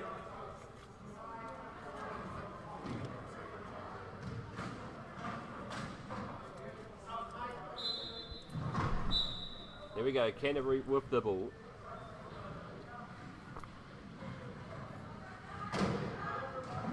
Fires it into Mike Todd. Wheel Black as well, gives it off to Mitchell. Mitchell's well picked there by Moore and Mekia, but Mekia's let him go. And Mitchell will score the 5th try, and I think also Brad, that might be his 5th as well. That's his 4th, actually. It is his He's 4th, got, okay. Mike Todd's got one. Mike Todd's got one, yep. 5-2. The score to Canterbury ahead of Waikato. I don't think Waikato, Bevin, were expecting to be hit by this Canterbury blitzkrieg early in this match. Mekia makes up court. And towards the key, looking for options. Hewitt there, and goes over backwards, does Hewitt. 5-3. Good work by Hewitt, going in reverse, the Will Black co-coach. Doing extremely well. Good work there by Mekia as well, really trying to get around this Canterbury defence. Now it's Waikato, and if he can get the ball, this is going to be a good try for Canterbury. It's going to be Cody Everson, the Will Blacks captain. going over to score for Canterbury to make it 6-3. Nickname of Lion, because he pretty much gives it all, his all. So, and a really nice guy as well, like a lot of wheelchair rugby players are. Ball over to Jacob Phillips. Phillips scores. Good pass again by Robbie Hewitt out to Jacob Phillips. And that makes it 6-4. So Waikato starting to get their groove on in this game. Good morning to David Klinkhammer, if you're tuning in, mate. Former Waikato player. Off playing basketball, wheelchair basketball yesterday. Loves a falcon, Brad. He loves a falcon. Oh, he sure does, that's for sure. Yeah. And DK, there will be plenty of those in the bloopers, I can tell you that. The other shout out that has to go to another Waikato player, Cameron Leslie, triple gold medalist in Paralympian swimming. Oh wow. He, for some reason, decided a wedding in Fiji sounded better than wet and windy Wellington. Wow, it's either the sun in Fiji or the rain. Yeah. And there we go. Greg Mitchell, speaking about Greg Mitchell's now got his 6th goal of the match. Now, you know, sometimes Wellington can be like Fiji, Bevin. They say you can't beat Wellington on a good day. The problem is the good, you know, how often the good days happen, right? Yes, exactly. And Stewart gets it stripped off, and you can see Mitchell not too happy about the call going against him. No, he wasn't too happy that time. But the officials have ruled in favour of Waikato. Robbie Hewitt calling for the inbound.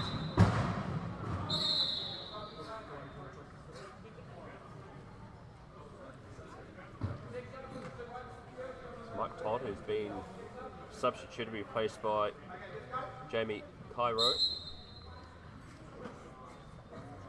Now for Phillips. Phillips with Hewitt, they're looking and just seeing. They've got 20 seconds on the right clock. Tries to crash through.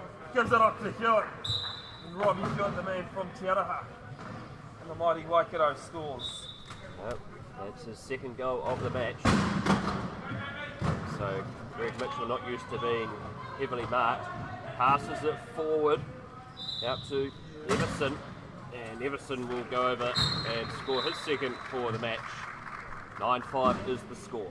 Yeah, well, he's a low pointer, but he's a 1 pointer, and if you're not sure how the classification works, folks, anything from a 0.5 to a 1.5, they're deemed your defenders, your low pointers, who don't generally do a lot of the scoring, but he does pretty well as a 1. He does, very well. Here we go. Waikato trailing by 4 on the scoreboard. It's in the hands of Jacob Phillips. One bounce, and he goes himself. So that time there, Canterbury were split open.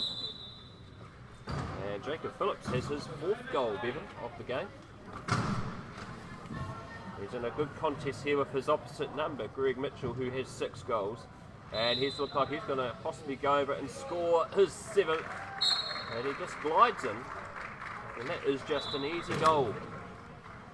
Good class and determination from Greg Mitchell getting over the line there for Canterbury. Well, I think at times the World Back shoes on training, just for that physicality. But when you come up against some of the teams like the US and Australia and Japan, who have some real physical players, it's quite good to have that contact, you know, and something a little bit different. Yeah. Try there for Waikato, and that's Jacob Phillips with his 5th goal. So he's in a race with Greg Mitchell at the moment. Mitchell in there and tracked quite well, gets the ball over to Kaido. Jamie Kaido, there's many more Canterbury supporters here again on day 2. See there in the background. Up to Mitchell. Mitchell has it, trying to make his way around. He does, Phillips shadows him, but Mitchell wins that race. And Mekia, right on the line. Very much on the line. Ooh. And I'm just going to wait and see. And there's going to be a try, I know that much. Yep. But The match's been called out. There could be a more severe penalty coming here from Mekia. Well, there could be.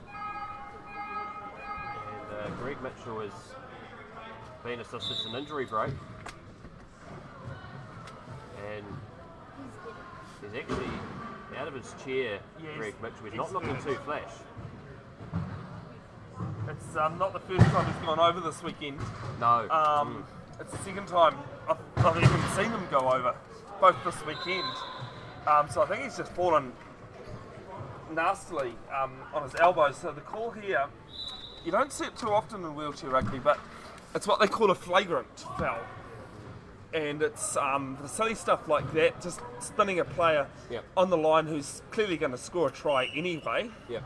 So you get 3 fouls basically. So 3 tries of 3 minutes. Because there's already been a penalty try awarded, one of those gets cancelled. 1 minute or 1 try gets cancelled. But so now she sits in there for 2 1-minute periods or 2 tries. Yeah, it's very confusing. Yeah. And I apologise if I'm not explaining it right. Very detailed. Easiest way to explain it is, is pretty much the closest you can get to without being sent off. Yeah. So he's back in his chair, Greg Mitchell. That's good to see. And Mika has been put into the sin bin as explained by Bevin. And it's good to see Mitchell back up. It was a nasty fall.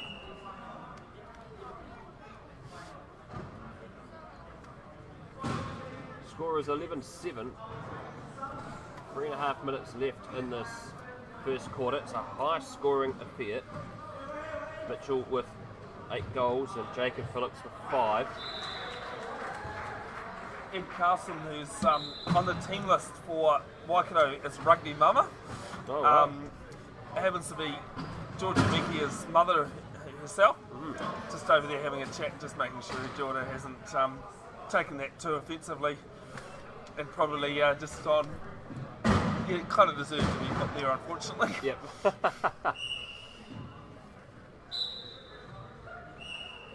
There we go. So Waikato ball, hand of Hewitt. Out to Phillips, heavily marked. Hewitt's having to chase after this ball. Bounces it, collides with Everson. And the ball has been thrown out, and it's going to be Canterbury ball. Yeah, there was not too many options there for Hewitt to find with help. Over on the other court, Auckland leading D Sport Wellington 11-8.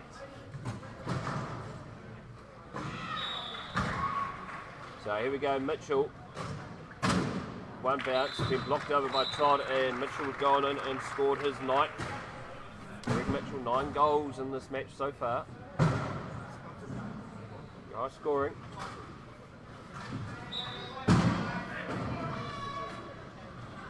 Oh, just lucky there, Phillips.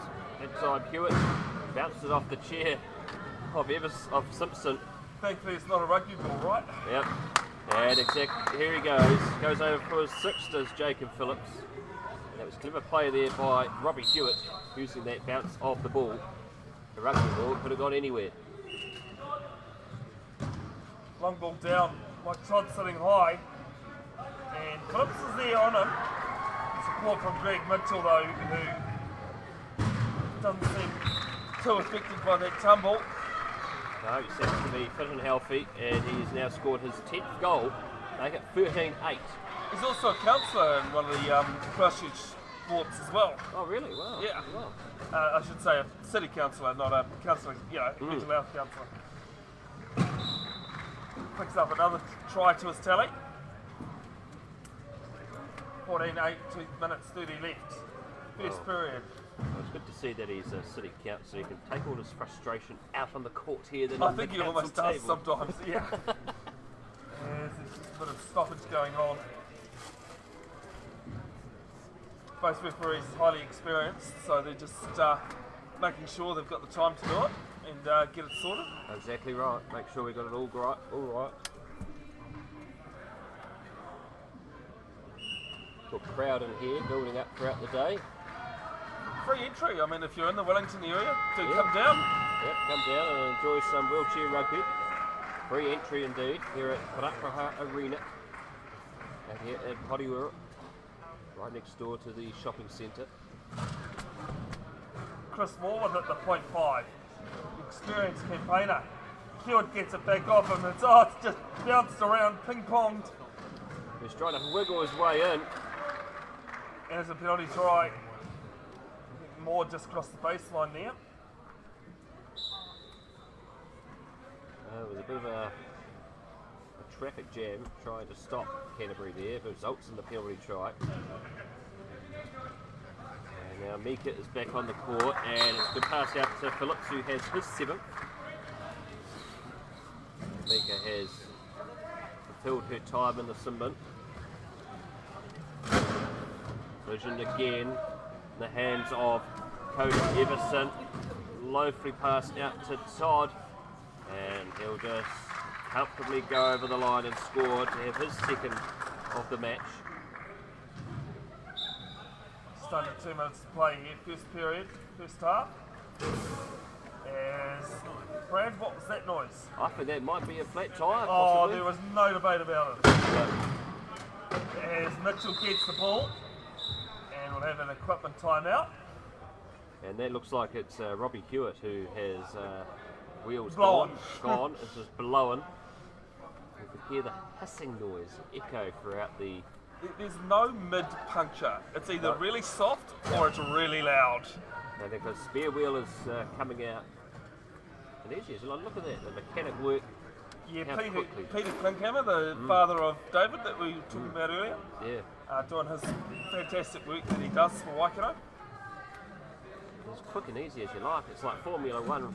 You know, they quickly change the tyres. He's back in the game. I think at 2018 World Championships in Sydney, they were actually putting on those sounds of Formula One tyres being changed. every time one did, you know. Here we go, Mitchell glides over again. That's his, believe it or not, folks, 12th goal. And 17-9 is the score. Canterbury ahead of Waikato, and it looks like... Yeah, Peter having to do some... I think one of the axles, or both axles, looks as though they've popped out there on Georgia Mikia's tyres. Georgia Mika's tyres, the axles, are they operating now? Oh, and there goes the tyre again, and that's Mika.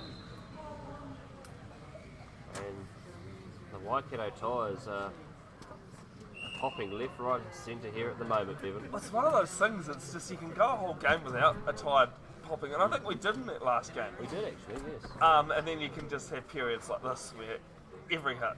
Yeah. And it's about, you know, where the contact's made and all that, to how the tyre pops. It just doesn't take much of the pressure. How much do you think the brand new tyre on those wheels costs? Oh, don't get me started. I think it'll be a fair bit of money.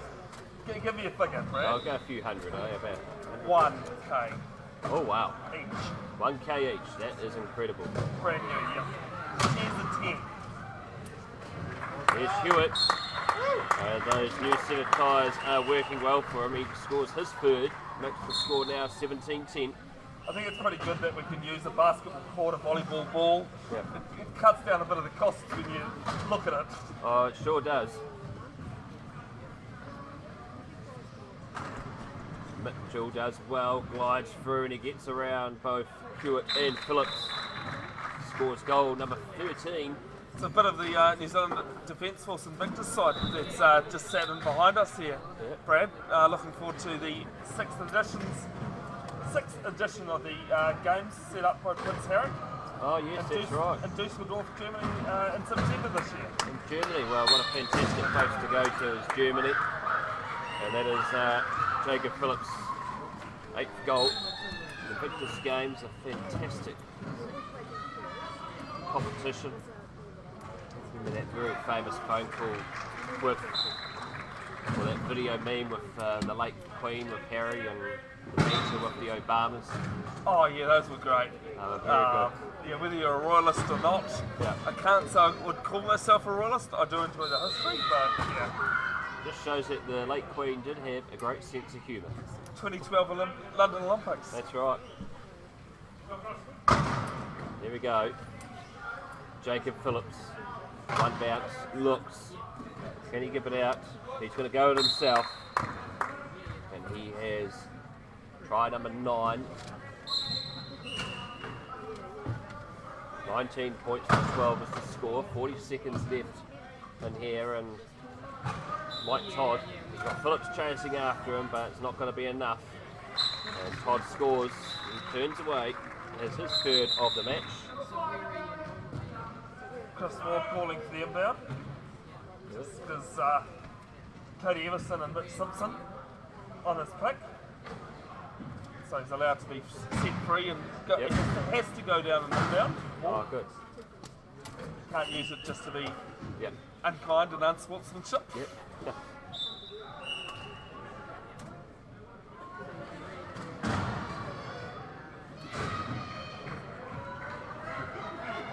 Chris Moore gives it out to Hewitt, and it's going to be It's an illegal entry onto court, so you got to come on straight onto the court, and Chris has basically just moved his chair illegally there. oh wow, very technical. Yeah. And it shows the experience for Washbourne. You know, he's been refereeing for 20 years at least. Yeah.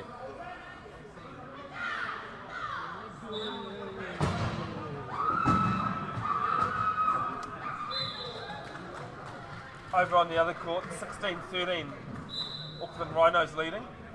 I think D-Sport just pulled one back, so 16-14.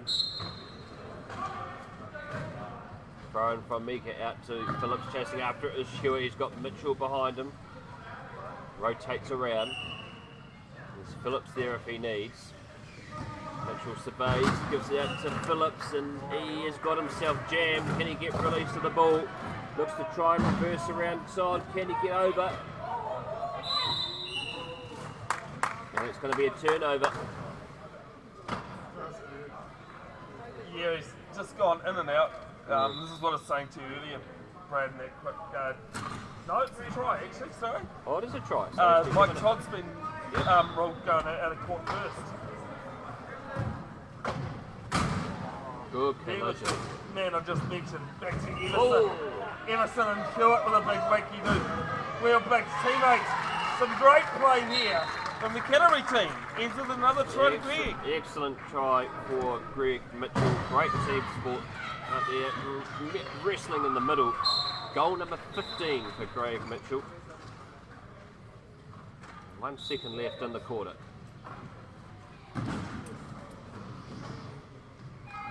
And that'll do us for the first period here. Full match. But it's virtually a semi-final. The winner of this one taking on Auckland in the Division 1 final later on today. It is Canterbury 21 leading Waikato 13. We'll be back very shortly for the second quarter action.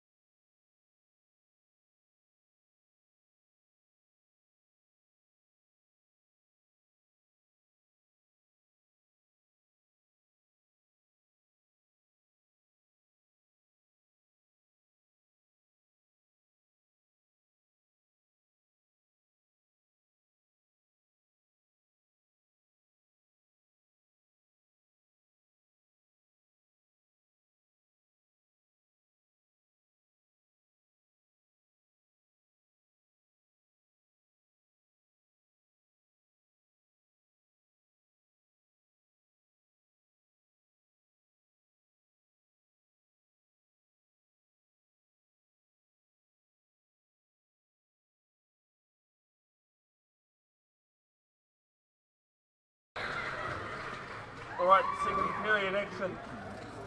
Waikato to get us underway, 21-13 down.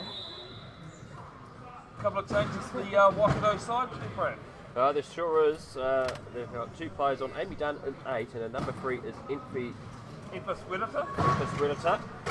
Swedita's on, and here goes Waikato scoring first through Robbie Hewitt. The dominant opening quarter by Canterbury.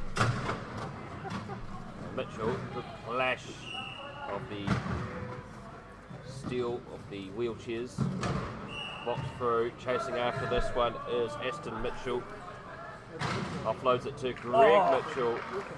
You'd think they were related the way they passed that ball together. Oh, you'd think so. It's an excellent try again by Mitchell. That's goal number 16 of the game so far.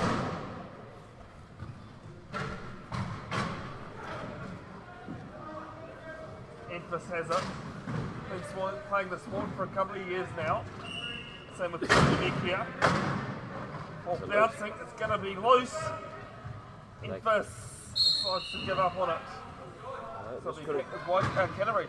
Couldn't quite get it that time. Waikato in the past just had a bit too much on it. So Canterbury will have the ball. Robbie Hewitt marshalling defence. And we've got Ashley Mitchell ahead. Ball comes back to Cody Everson. Goes down this right hand side of the court out to Mitchell. Passes out to Aston Mitchell, who is free. And he'll just glide over and score his first goal of the match. 12-year-old. 12-year-old indeed. Year 8, I believe, we've been told. Yeah. Must be youngest at the tournament. I'm not saying everyone else is old, but by a distance, I think. By at least 8 years. See with Hewitt. Hewitt flies that over his shoulder to Georgia Mekia, and it's a timeout called right on 12 seconds. And they were nowhere halfway. Yep. Some good D there by Canterbury. Oh, very good defensively by Canterbury. They've been playing very well both on attack, but their defence has been puzzling Waikato in this match so far. The defence in particular has resulted in 2 punctures for Waikato in this game. Replacement wheels. Here goes Hewitt. Got Mitchell around him, and it's a good pass out to Georgia Mika, who scores their first goal. And makes it 23-15.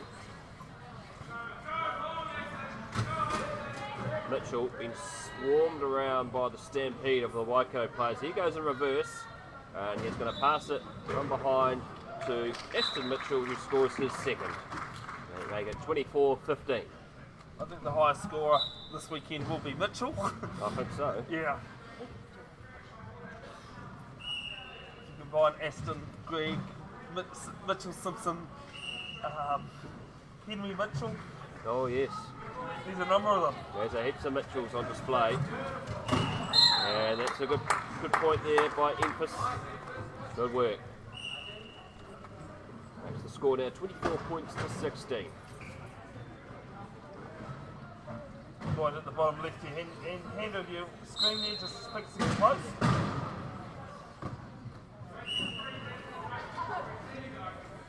Aston Mitchell, the young man, has been chased by someone double his age. Looks to pass it in, looks to see if Everson's there, and he gives it out to Greg Mitchell, who just twists around like he's going around the corner on an F1 track. Goes over and scores his 17th goal. Another little tidbit about Greg Mitchell, 2018 World Champs.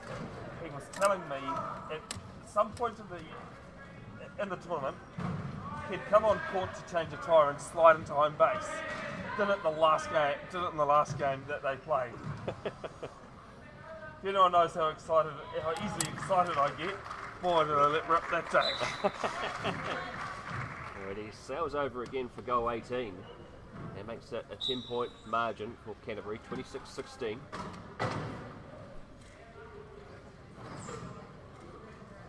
Pretty much the Greg Mitchell show here at Ruaparaha Arena. Well, and we just mentioned that he's got goal 19. Just stole it. He just stole it.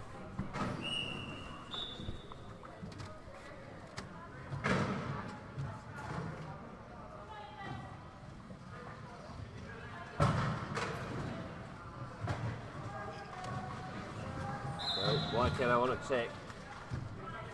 Only scored 3 times in this quarter. Canterbury very dominant, but here they go. They've cut the defence open. It's work by Georgia Mika.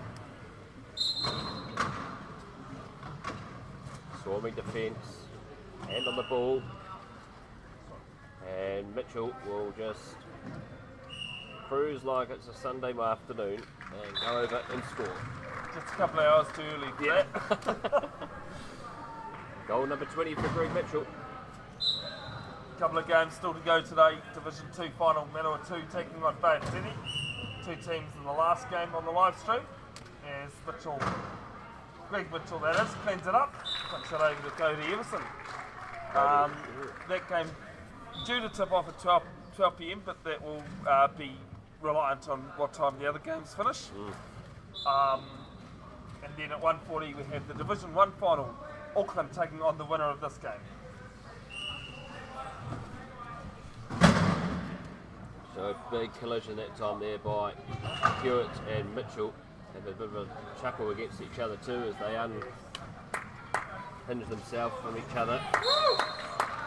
So the goal for Enfys, so 29-18.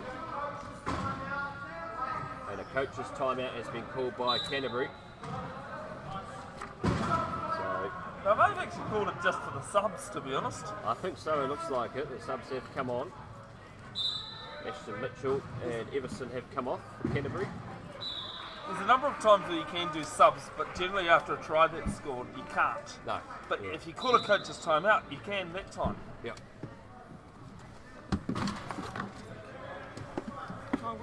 Oh, thank you very much. Cheers. Awesome. So, Paul, actually looks as though they're going to have a bit of a chin wag as our hydration has arrived. Oh, and much needed.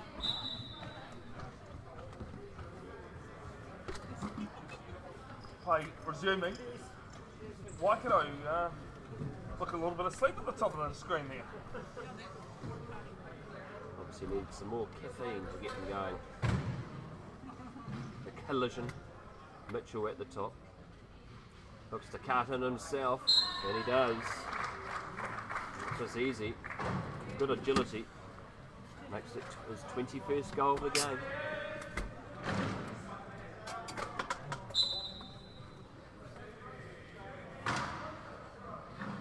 Points to 18. And Robbie Hewitt looks to cut open this Waikato defence. Receives the ball. Jamie Crido gives it a few good pushes. Ball over to Jacob Phillips. And Phillips scores. As first Canterbury tyre being needing to be changed here. Well, it is. Third tyre puncture of the game. And looks like he's collided in with number 12 from Waikato. Now, another little interesting fact about this game. The Canterbury manager on screen there, Pauline Hewitt, sister of Robbie Hewitt. Oh, yes. Wow. And good morning also to Calvin, another family member who might be tuning into this one. Hope you're well, mate. Good pass to Cairo. And he's got Mitch Simpson if he needs. He's been collided by Chris Moore. Mitchell at the top. Looks, he might just go himself here if he can cut around, and he does. You just didn't know, but a bit of a gap there, and even if they tried to close it Waikato, he could just use the strength that he has and just bust through it. Oh, it's great strength. Hewitt and Moore just have a bit of a juggle between the ball between each other. And here's away, Robbie Hewitt. He knows the scoreline is not in their favour, but he's not giving up. Pass comes out to Phillips. Easy as you like. He's got his 12th goal.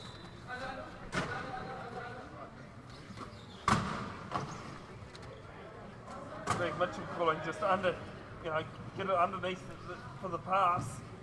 They did well there to get it. Some great teamwork. And Kenan Alexander, who's on the court for Waikato as well.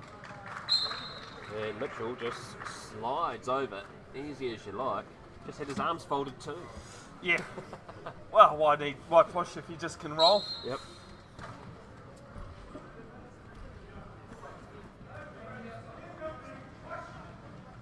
Keenan, the man from Thames in the Coromandel Peninsula. About 10 minutes away from where I live in Porirua. Good try there being scored by Phillips.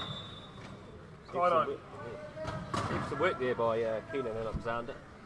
Really cutting down that flank, and that's really where Canterbury haven't really been able to adjust to Phillips down there, but Waikato can't adjust to Greg Mitchell. Goal number, believe it or not folks, 24. I think it's actually proportionately very low for him. Yeah. He usually scores a lot of Canterbury strikes. Not saying it's a ball hog or anything, it's just his role on the team. Well, someone that's scoring a lot of tries for Waikato is Jacob Phillips. He's now goal number 14. Former track and field athlete. So, great form here at Ruaparaha Arena. Rich Simpson with the ball.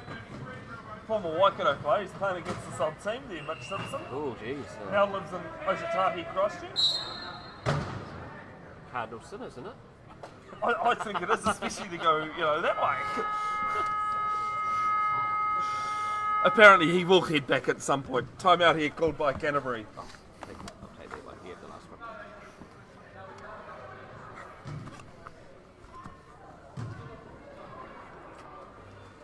Over on the other court, it's half time. Auckland starting to blow out that score 30-19 at half time. Some very passionate Wellington supporters over there, but they've just gone quiet in the last few minutes. They thought they were in with a chance, but Auckland have blown them away. If anyone watched the last game last night, they would have noticed Rose Via's mum very vocal on the sideline. Oh, yes. Added to the atmosphere. And it's great to have and to see it, wheelchair rugby. And anyone who walks in that instance when she's getting in behind her team, must think that, this is a great atmosphere to be part of, which is great. Yeah, it's brilliant. There we go, time back on here. Pass from Cairo out to Mitchell. He's got Phillips chasing after him, but he's got too much pace. Goal number 25 for Greg Mitchell. 34 points to 22. 2 minutes and 12 seconds left in the second quarter. Pass from Hewitt out to Alexander, who comes down this left-hand side of the court. There is a few seconds left, but he'll pass it off to Phillips. And easy as you like. Goal number 15 for Jacob Phillips, and Canterbury still getting caught out down that right-hand side of the court there, Bevin. Yeah, just some space being found, and I think probably 90% of Waikato tries. It is so far, yep. Yeah, on that right side. Well, speaking about pretty much 90% I'm of going to say 90% or 95. Yeah, he's now got goal number 26. I am actually going to sit down at some point and go through old score sheets and see who has scored the most tries in a match, the most percentage of total tries. It'll be really interesting to see, I think. It will be Alexander's pass has been picked up by Mitchell. Hewitt tries to slow him down, but to no avail. And the score will be 36 points to 23. Canterbury in total control of this match. Yeah, 1 minute 30.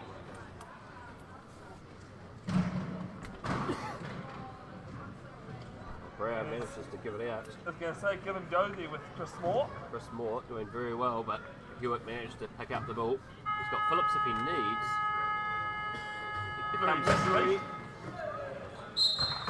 And it's the other side this time for Logan Phillips. I think they heard us. Yeah, decided to change things up. Change things up, they did. Phillips just decided to change sides. In reverse goes Greg Mitchell. Quick bounce if he needs. And he's going to go all the way in reverse. I'm glad I captured that because I think yesterday, I thought he was going to do a whole try length of the court. Not quite there, but pretty much. It was pretty much nearly the whole length of the court. Here goes Alexander, pumping those arms onto the wheels. Looks to give it over himself, but he can't, and he gives it off to Phillips, who has goal number 17.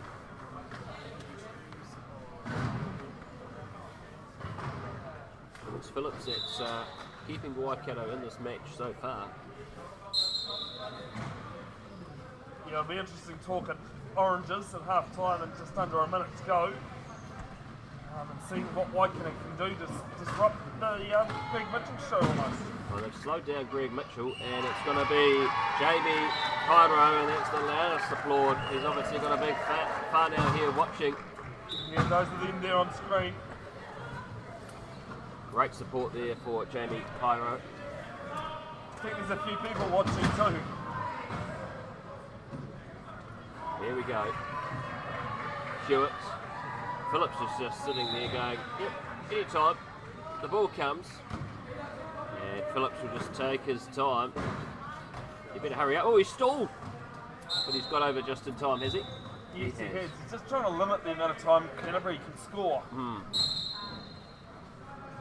15 seconds left, second period, first half. Mitchell with it. And penalty try. Legal use of hands. Real interesting call. That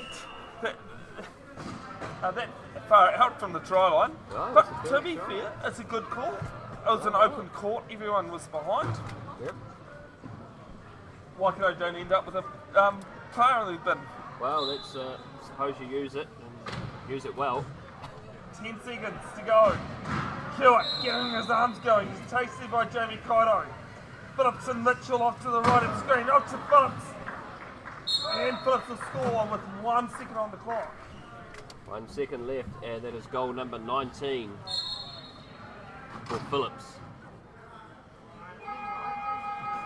And so that is half time here at Ruaparaha Arena, and it was Canterbury ahead of Waikato, 39 points to 27.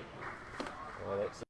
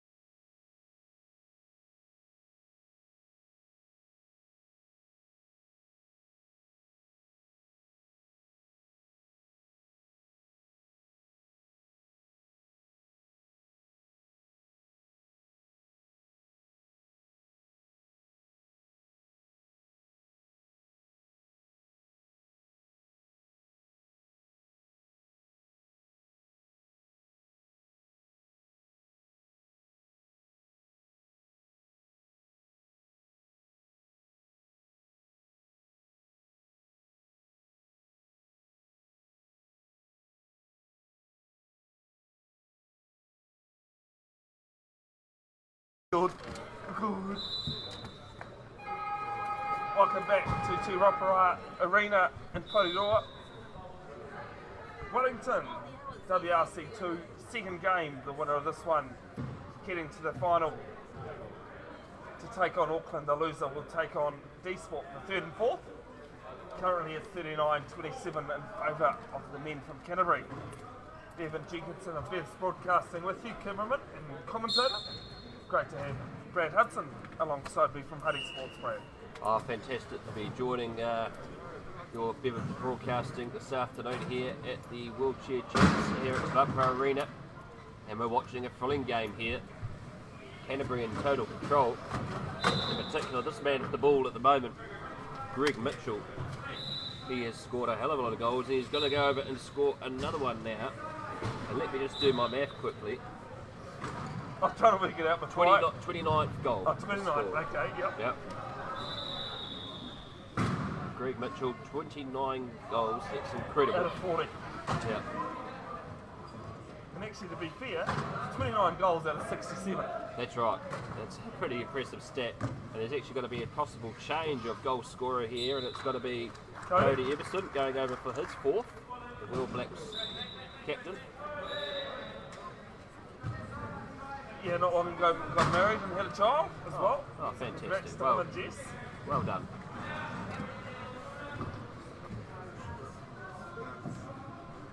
There we go. They swarm it all. There's a good battery ran by Logan Phillips. Jacob Phillips is trying to make some room. Yep. And a bit of a menace here from Greg Mitchell. And it is black ball. Oh, good work on the defence there by Canterbury. I'm showing my bench skills there. You never assume. You always wait until the referee. You know, if you're not sure, just wait and see. Well, you don't want to jump the gun, that's for sure. No, exactly. And it's wide there with Mike Todd. Intercepted. And Waikato get one back lucky. That might actually be their first real fortune favour change. It is actually their first one, actually, off a mistake by Canterbury. So Waikato coming up trumps there that time to make the score 41 points to 28. Everson out to Todd, who's under pressure, but there's a hand on the arm. Yep, Robbie Hewitt. Played for Waiho in his playing days. And that's going to be... no, it's Kenan Alexander, sorry. Yeah, he's off to the sin bin, or some people like to call the dog box. Yep. He played for Thames Rugby and Sports Club. Celebrated 100 years last year. Wow. Oh, that's right, they did too, didn't they? Yes. All from the same area. Well, close enough too. Close enough.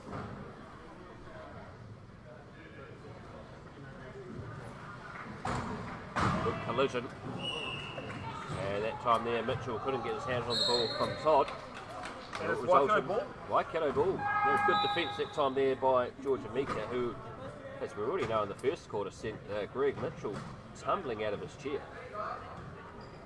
And obviously that injury he had in the first quarter has had no effect on his play. Here we go. Chris Moore with the ball.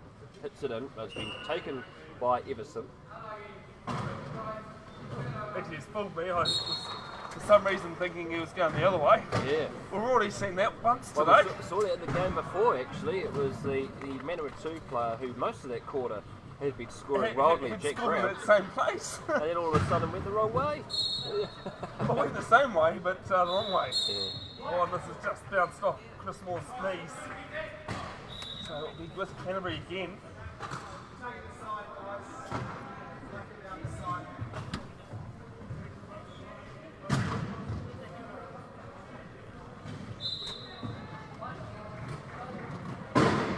And Canterbury going towards the try line. And it's still with Black. That's for my partner. Oh, yeah.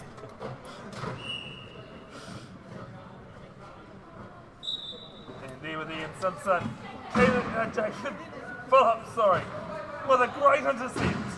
That one probably made the highlights. A few pushes and away he goes. There's Jacob Phillips. And that's goal number 24, the game for Jacob Phillips. slowly catching up to Greg Mitchell. He's kept pretty quiet in this quarter so far, as Greg Mitchell. No, but everyone else has done the work right. Well, they're saying that, I've just cursed it, and then he's gone over to score goal number 30. It's a happy commentator's curse. It is, yes, it is.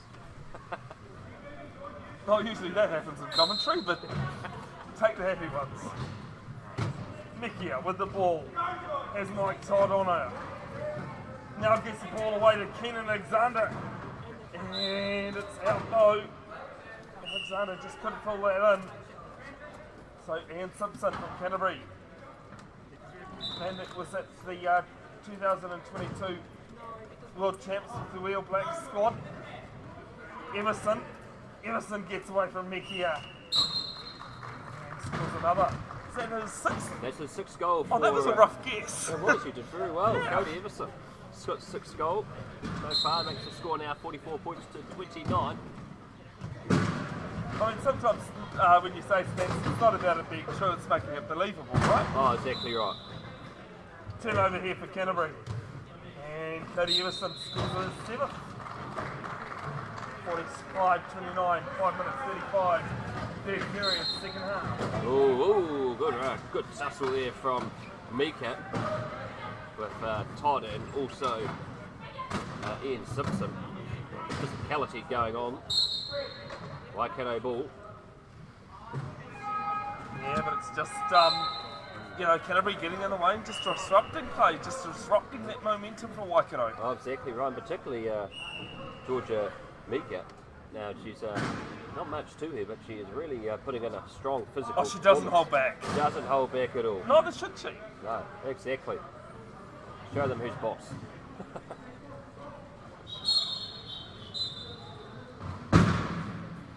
As Chris Moore and Keenan Alexander comes off court, Amy Dunn and Infus Whittaker on for them.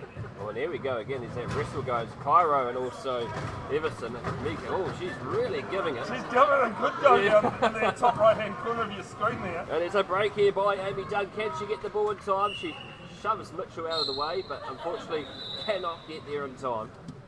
Yeah, it was a little bit of an interesting one trying to shadow Mitchell out because, I mean, yeah, okay, he could pick up the ball and turn around, but then again, the ball's being inbounded from the other end of the court. Exactly right. So, no real need for it, nothing wrong with doing it, but... There's Mitchell, gets around Mika, also gets around Infus, and he'll slide over for goal number 31.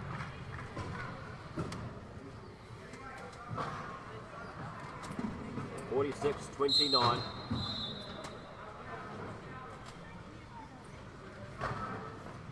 The physicality in this third quarter has really picked up. It has pumped up, hasn't it? And it really has. And that's going to be Georgia Mika going over for her fourth. Yeah, some great work there by the lady on screen, Infus Whittaker, making a hold there for it, Georgia. Now with Cairo. Jamie Cairo. Well, Cairo and Mika have just been physically going at each other all quarter. And the ball's going to bounce there for Everson. And they score. Yep. Everson. Goal number 8 for Everson.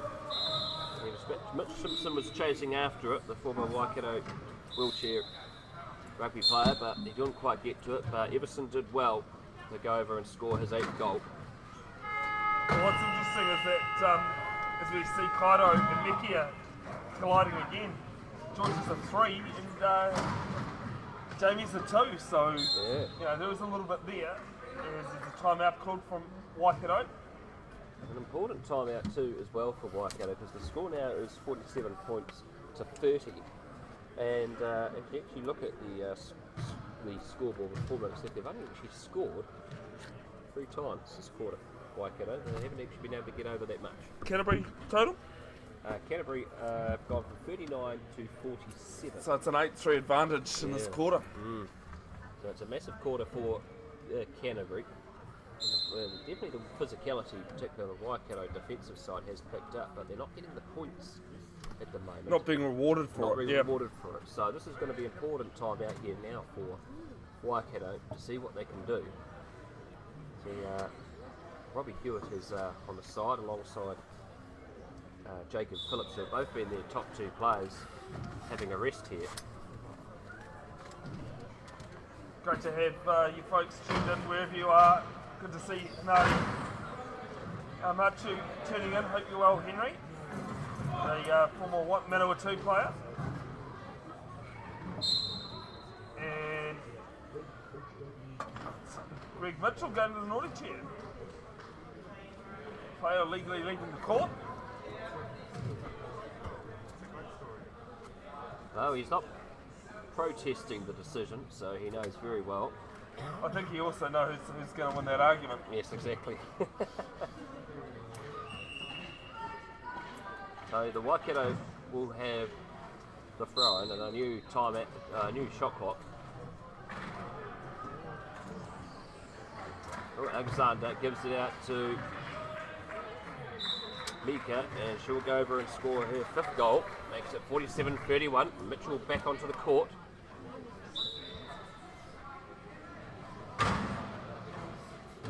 The question, Bevin, is how many times are you allowed to be put in the sin bin? It's a there's no limit. Yep. You can have games. Is Amy done with the vital turnover here for Waikato? I'll come back to that. In a second, Alexander over to Infus, Vedita. Now to Georgia Meki, and what a team try. It's a great team try. Excellent work in particular by Infus. Going back to your question, there are players that are often in the penalty box. Oh yes. And not because they're naughty, they just love attacking. Oh, they and do. they just get themselves into trouble. Cameron Leslie is definitely one of those. Oh yes. But as long as it's not unsportsmanship or real dirty play, Yeah. you generally don't. I don't think in 13 years I've seen someone being taken off the court, Taken off the court. disqualified as the call. Disqualifying foul. Turnover by Canterbury. Mistake by Waikato sees Mitchell score his 33rd goal of the match.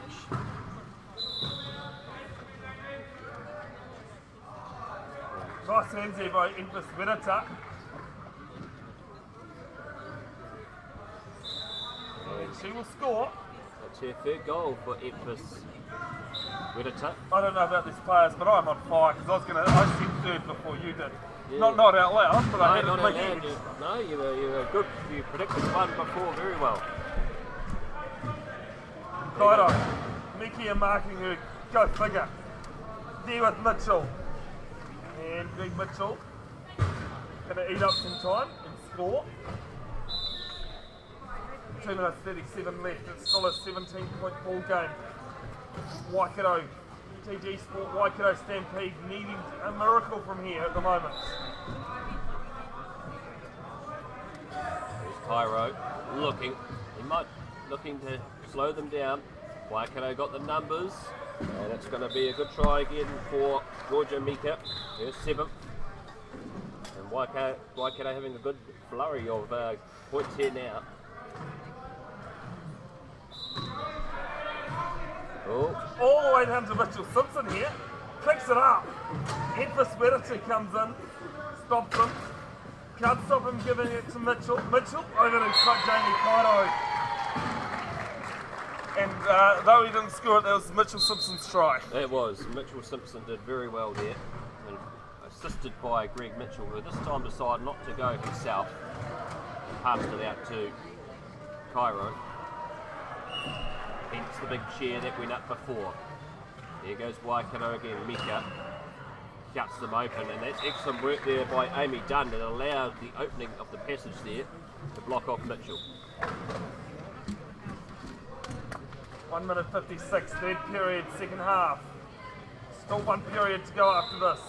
Mitchell pass out to Ian Simpson, and he's got his first of the morning. Ian Simpson, better known as Mitchell. Mitchell. It's okay, I'll forgive you, Mitchell, Brad. Mitchell, there's too many Simpsons. Far too many Simpsons, far too many Mitchells, mate. I don't blame you.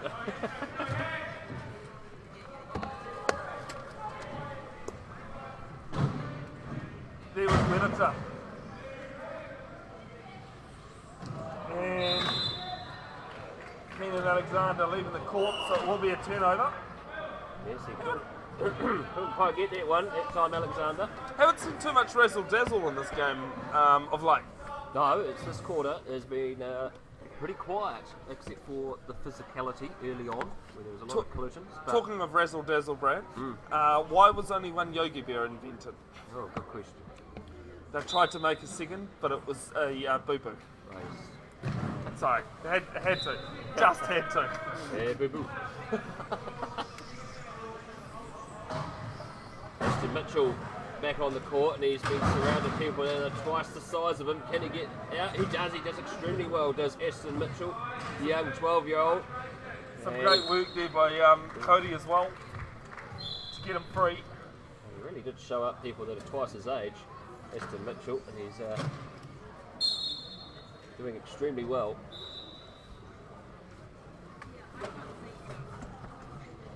Good take that time there by Robbie Hewitt. Received the ball from Redita. Good smashing collision. That time we didn't hear any hissing sounds. No, I think that was just steel on steel, that one. Steel on steel. Oh, more. Hewitt looks to give it out. But unfortunately, No try. no try, as Chris Moore was already out of the court before Phillips could actually score.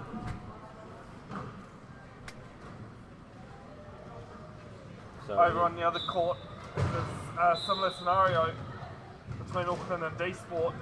49-31, Auckland currently leading. Aston Mitchell passes it off to Greg Mitchell. Aston Mitchell was looking to try and score himself, but he saw Logan Phillips with a bit more pace coming after him, so he managed to pass it off to Greg Mitchell. Give and go with Chris Moore in Memphis. When it works well, it really does. Good pass out to Hewitt. Collision again with Aston. Aston's really coming in here with good physicality. And this is what we're going to call, I think it's a toss, is it, Bevin? 2 thumbs up? Yep, Yeah, it's a held ball. hell ball. Same. I knew it. I figured that's what you meant. Yep, 2 thumbs in water polo means it's a toss between both. Yep. Oh, 2 players in possession at the same time. That's in correct. wheelchair rugby, I mean, as it is in water polo. yep. That's the reason why we have the arrow. Works the same also in basketball if you're more familiar with basketball. 15 seconds left. Robbie Hewitt has the ball looking to find an opening in the Red Sea of Canterbury. He tries to wrestle through. Mitchell grabs the ball. And it's a holding foul going against Greg Mitchell. He might have just basically held the arm cheekily there. Cheekily, and so that's a penalty try for the Waikato. 54-36. Tries to chase after it, but not that time. I had 2 my money seconds. on the corner post, to be honest. I think so too, yeah. Yeah. Skim past it there. So Waikato ball, and this to close out the third quarter. And it will be 54-36 to Canterbury over Waikato, heading into the final quarter. Back very shortly, folks, for the last period.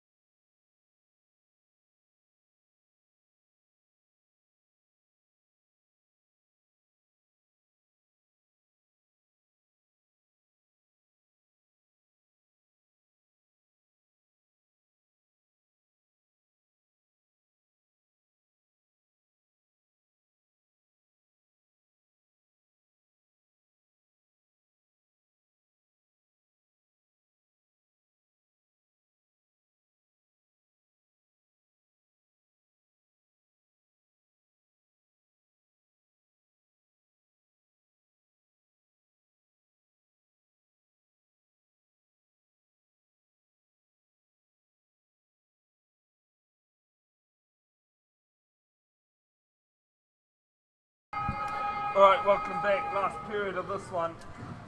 Bevin, Jenkinson, Brad Hudson with you. Brad, it is really one-sided.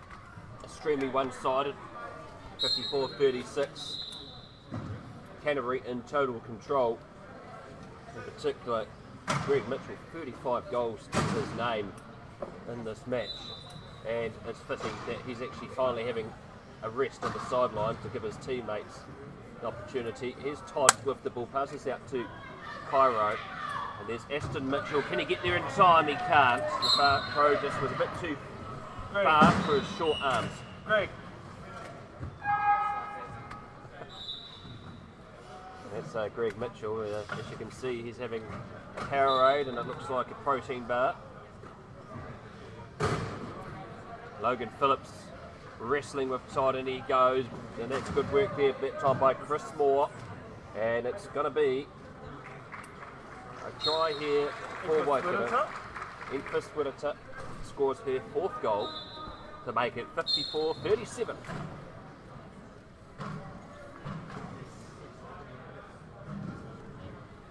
Mike Todd was definitely a character in the last game against Eastport last night. Oh yes. And he, some colourful things to say is probably the best thing to put it as. Good pass by Todd out to Cody Everson.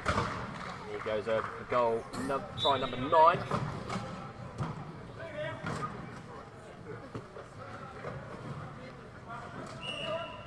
Oh, they've cut them open here, Waikato. Whittaker passes off to Phillips, a collision in the middle, but Phillips will glide in and he'll score goal number 21.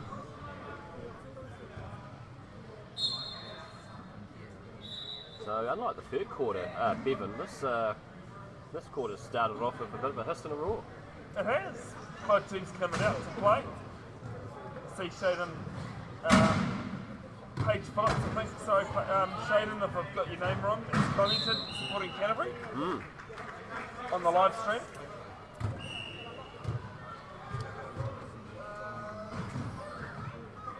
No offence intended if we do get names wrong, folks. It's we do our best. There with Mike Todd. I actually called him Matt Todd yesterday. Ooh. I don't think he would mind though, both big Cantabrians. Oh. Bit of a bounce to the ball. A bit like volleyball at the moment. Well, it's a volleyball ball. Yeah, it is. There's Todd. Knocks around. Looks to pass it in. Now, that time, Aston Mitchell couldn't quite get his hands on the ball. And so it's going to be a throw-in for Waikato. 55-38. 6 minutes left in the final quarter. Good take by Phillips, under pressure from Cairo. It's good work, and Phillips is just going to glide in here and score number 22.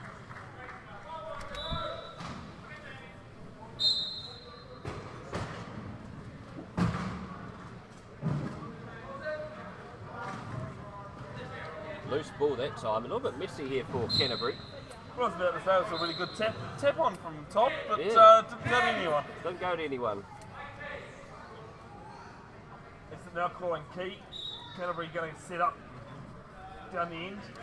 Probably going to see that a lot in the final, Brad. I think so. Both teams in the round robin match decided to sit in the key on defence.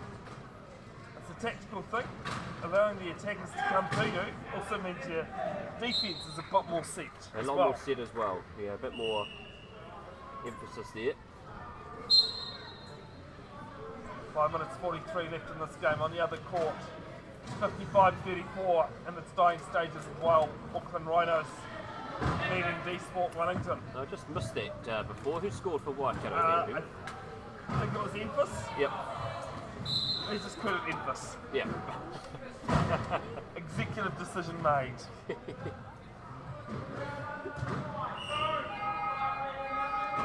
Chris Moore calling for the inbound.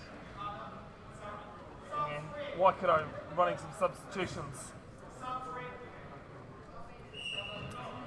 Keenan Alexander and Georgia Mikia coming on court. Empress Werita and Robbie Hewitt off the court for Waikato.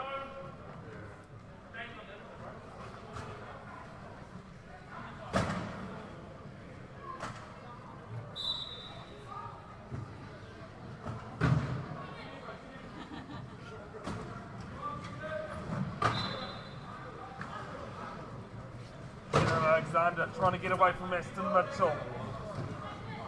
Ball over, and just too much pressure from the Canterbury side. Great pressure from Canterbury. Its margin has been narrowed to be reduced to 15 now. Do you have what it was at most? I mean, I remember 18. Yes, it was 18, heading into that third quarter. And here goes Cody Everson, and he goes over and scores goal number 10.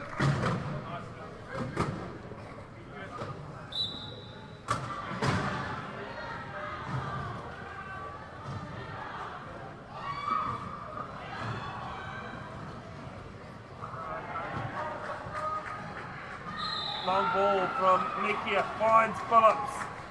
Phillips trying to get away from Aston Mitchell. Can't at the moment. Turns, goes back again. Chris Moore getting in there and helping him out, and the try scored eventually. And that was Jacob Phillips again. It's his 21st. I thought Waikato have been doing well. They've allowed more scorers because that's almost down to half now. That's right, exactly. Team game. Stripped here from Phillips.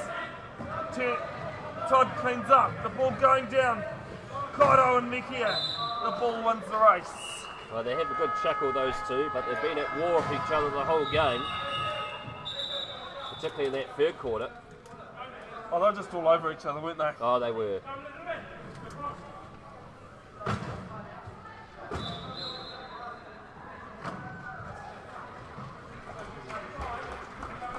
It's full time on the other court. Auckland Rhinos have gone through full play, undefeated from 3 games, 57-35 over D-Sport. It's a comprehensive victory for Auckland, who already booked themselves into the final. And Canterbury pretty much have as well. So it'll be Waikato and D-Sport playing for 3rd and 4th in Division 1. That game coming up after the Division 2 final. And the Division 2 is next, Manawa 2 versus Bay Plenty. That'll be on this live stream. Is turnover for Waikato. And Mikia scores another. Well, she just scored just only a few seconds before, and she's got another one. Now it's 56-43. There's 4 minutes left. Now, Bevin, this is a bit of a break here by Aston Mitchell, and he's going to go over and score. But Canterbury don't look too flustered, but I think they've just got enough buffer. And they've got enough buffer, but Waikato, though, they're crawling their way back slowly.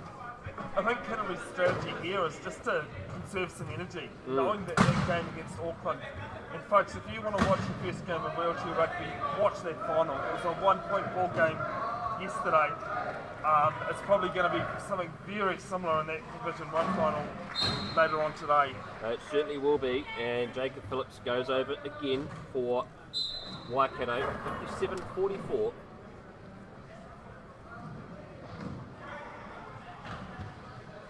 Greg Mitchell's on the sideline. He's been rested this quarter. He's not looking too worried because he knows that this is in the bag. Here goes Todd with the ball, and there's an easy one for Cairo, who just goes over and scores. And the other thing with Canterbury, even if Waikato did start coming back, they then could apply more pressure. Oh, exactly. If and when they have to. So here's Mika. Goes around Aston Mitchell, who does his best. He's not bad for the 12-year-old. He has been playing in a chair. I mean, he's able-bodied as well, but he's been playing in a chair for a long time at Canterbury trainings. He played here a couple of years ago, I think, from memory. Yep. Even though he's 12, he's definitely not new. Oh, he's not new, and he's seeing an emerging talent coming out here for Canterbury. He could be the next up-and-coming Greg Mitchell. At a WRC level. Yes.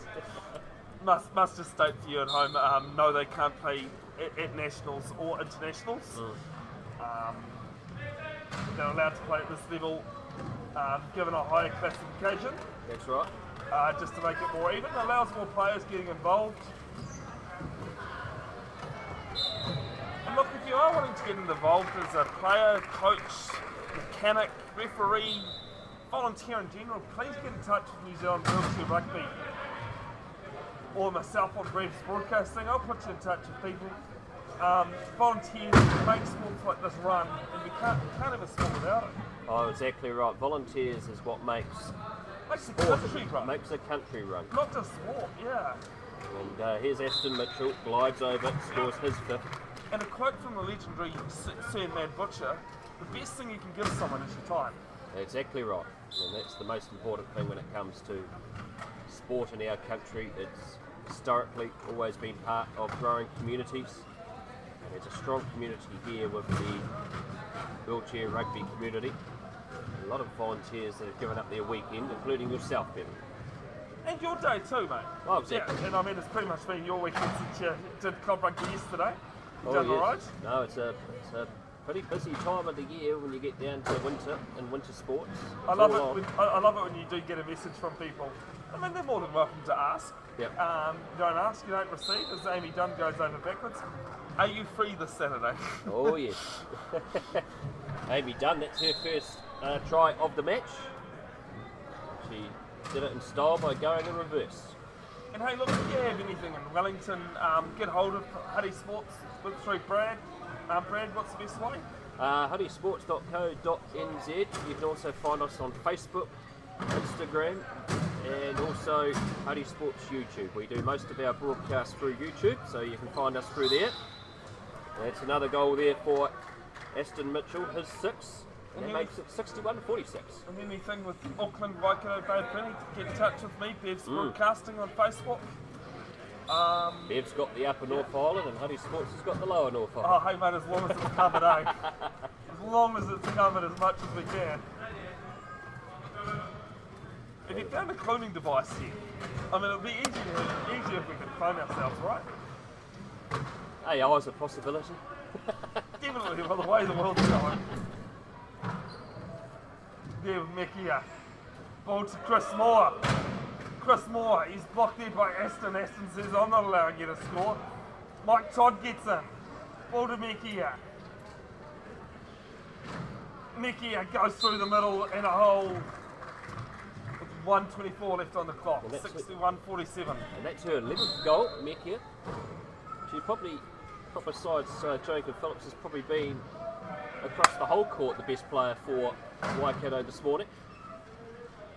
Not only on attack, but on defence as well. Oh, Jacob Phillips nearly went flying in the air of the collision with Aston Mitchell then. And Cody Everson goes over to score goal number 11. It was a bit of I've used an indoor cricket term, the up and down of the wheelchair. When it goes up, comes down, and no harm, no foul. Oh, that's exactly right. Well, we've only had the one person knocked out of the chair this morning, and that was Greg Mitchell in the first quarter. But we had a few punches in this game, particularly in that first quarter as well. Here's Logan Phillips. A minute left on the clock, and this is going to be an easy goal for Georgia Mika. 42-48, with 57 seconds left.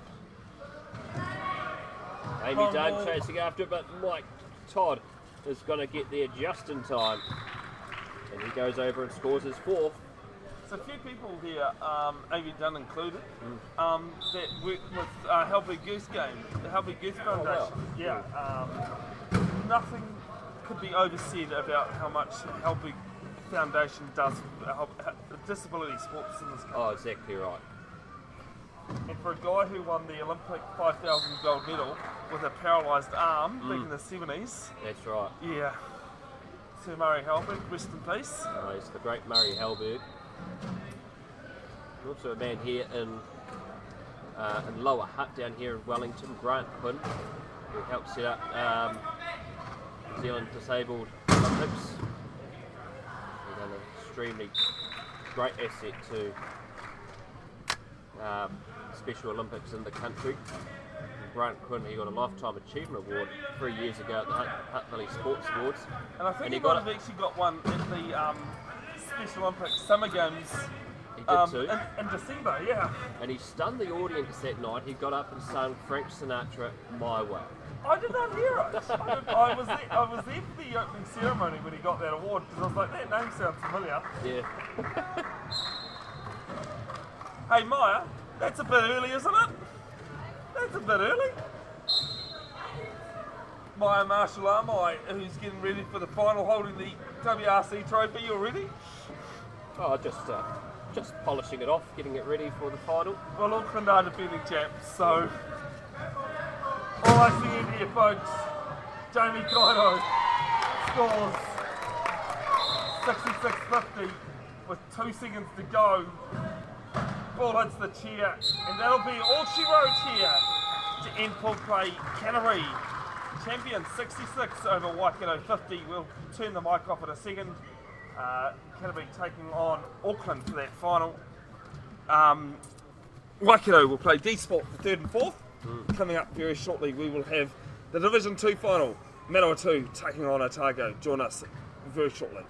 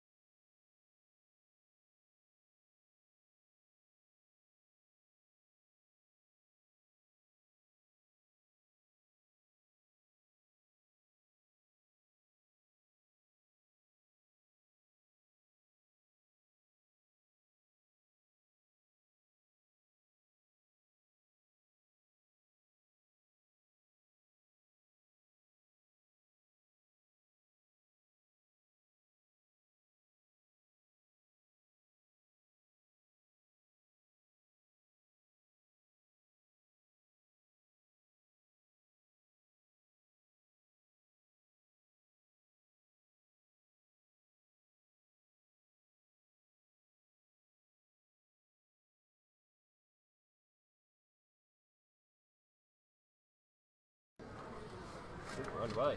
Alright, welcome back. It is the Division 2 final. WRC 2. Manawatu taking on Bay Plenty. My name is Bevin Jenkinson of Births Broadcasting. Welcome back to Hudson from Huddy Sports. Oh, thank you, Bevin, and it's been a great start. We've already seen these two play today, and it was a 65 points. Oh no, sorry, I got the wrong score there. You got the wrong score. That was the one we just had before. It was 50 points to 35 to Manawatu, but Bay Plenty have scored first through Henry Mitchell. We had a strong game. Manawatu comfortable winners this morning. Different story now. We're out in the Div 2 final, and here's Marion Berkeley. Can only try referees for this one. Jenny Jones-Paul, who was the head referee of New Zealand wheelchair rugby these days, as well as Phil Washington. So 1-1 is the score. A penalty try for Manawatu. Mitchell under pressure. And a timeout called from Bay Plenty. Do apologise, folks. Just Lucas had to disappear on us to go and catch a flight home to Tauranga. So we haven't got a scoreboard up. So we'll just keep telling you the score. But no, big thanks to Luca for her help and doing the score, maintaining the stream as well. She's done pretty well. She's done a sterling job, and takes a lot of extra pressure off us here. And here goes Broughton, and she will sail through as much to the avail of Buckley. So Waikato off to Bay of Plenty here, off to a strong start over Manawatu. Waikato Bay of Plenty, there's only a hole between them. No, that's right, there's not much between them. And it's a turnover, Bay of Plenty with it. So when these two played each other this morning in the first quarter, it was 17-11 to Manawatu, but we're seeing Bay of Plenty come out of the blocks flying here. Berkeley couldn't quite control the ball. She tries to get around, but excellent cover by Michael Manville. Had a strong game as well in that first one. He had a very strong game, Michael Manville, and he is showing why he is such a dangerous player. He's got Berkeley if he needs, but he'll just glide in and score his first goal of this Div 2 final. Now, good morning or good evening to a family member of Sam Fitness watching in Scotland. How am I streaming there, Brad? Well, excellent work. The ability of live streams now to go all over the world. As that time Henry Mitchell goes and scores his second, make it 2-2, or 3-2 I mean, to Bay of Plenty. You got to give the score bench a second to catch up. Exactly right. There's Sam Fitness trying to get the ball. Broughton's picked it up. He's under heavy pressure from Sharif. She manages to find Mitchell. Hobergen doing well. The pass comes and it's taken. No goal. Over the line she was before she got the ball. I was just going to say it's a pretty easy way of explaining it, but you did it just there, Brad. I did. Yeah, no, the referee was very clear and we were able to hear his decision. Sharif was a real nuisance for Bay of Plenty in that game this morning. Oh, he sure was. He stopped at least a handful of Bay of Plenty tries over the line. Big collision here between Broughton. It's an up and down from Berkeley and Mitchell. Berkeley here. And what skill there from Michael Manville. Oh, he's done extremely well. He's picked it up, called time out as soon as he had control, knowing he was going out. Oh, that is brilliant vision there by Manville. He knew he had Mitchell coming towards him. He acted very quickly. As Bay of Plenty bring on some substitutions, Jordan Tito and also Amanda Lowry coming on, and that will be Kevin Hoberger coming off, and also Sam Fitness.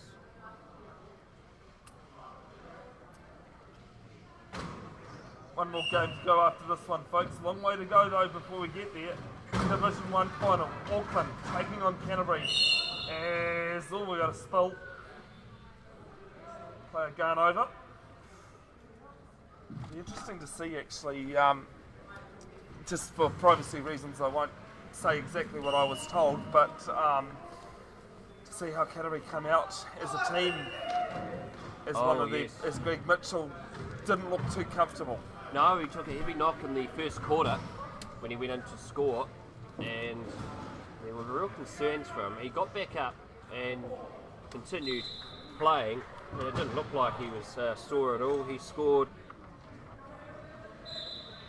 35 goals in the game against Waikato just before. There with Michael Manville. Try reclock, set reset, do the defensive side, stopping play. Manville to the left. Lowry can't stop it.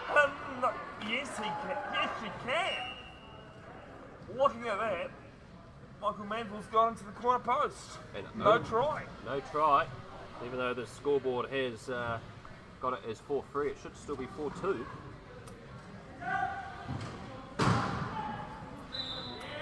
So, to confirm, we have it as 4-2. Mitchell, the ball, takes it up centre court. Manville's taken a tumble as he collided with Mitchell, and Mitchell could go all the way here, but he gives it out to Broughton, who hangs on and gets the wheels going. And Nikki Broughton has her second. 5-2 is the score. I think Jordan Tito's just said to Michael about stop falling over, I think I just heard. Oh yes, he just fell over before too. It's the second time. Good competitor, Jordan Tito. Enjoys his rugby. He sure does. Scoreboard has been fixed now. So 5-2 is the score. Bay of Plenty ahead of Manawatu. Good pressure on Berkeley. Oh, Mitchell nearly took a tumble that time. And Manville, with the help, allows Berkeley calling a timeout just as she's pushed out. That's very clever. Again, it's the second time Manawatu have done that in this game. Well, it's a get out of jail free card, and they've only got 4 of them. That's right. They've used 2 in the first half of the first period. It is quite risky actually to do that. So Green are going to have some substitutions here, and it looks like it's going to be a whole scale substitution. As it's going to be Jonathan Tyson, Brandon Uncles, and Jack Brown coming on. Jack Brown in particular was outstanding this morning. Sarah Ward also coming on for Manawatu. So time is back on. 5-2 in favour of Bay of Plenty. And here goes Tyson. Quick bounce to the ball. Mitchell comes towards him, whacks it out of his hands. That's Bay of Plenty ball. Bay of Plenty ball. I think Jackson's just got the hand on it, you know, an instant reflex sort of thing. He's done extremely well. Very good work. So it'll be Tito with the inbound. Jordan Tito passes it out to Mitchell. Mitchell has been rear-ended by Jack Brown. But he has done well here, Mitchell. He could go all the way here. Brown is chasing after him. And Manville has done well, and Mitchell has got over. That's his 4th goal. 6-2. And I don't think many people saw Bay of Plenty getting out to a big score here already. I was going to say, the scoreline's not overly surprising going on.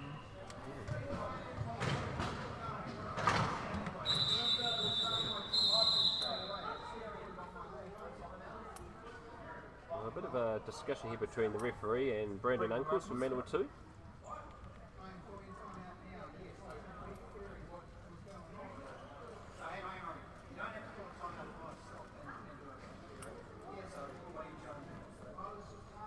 So Brendan Uncle's just asking about clarification here, and once we get it rolling, I'll explain what's going on. Yeah.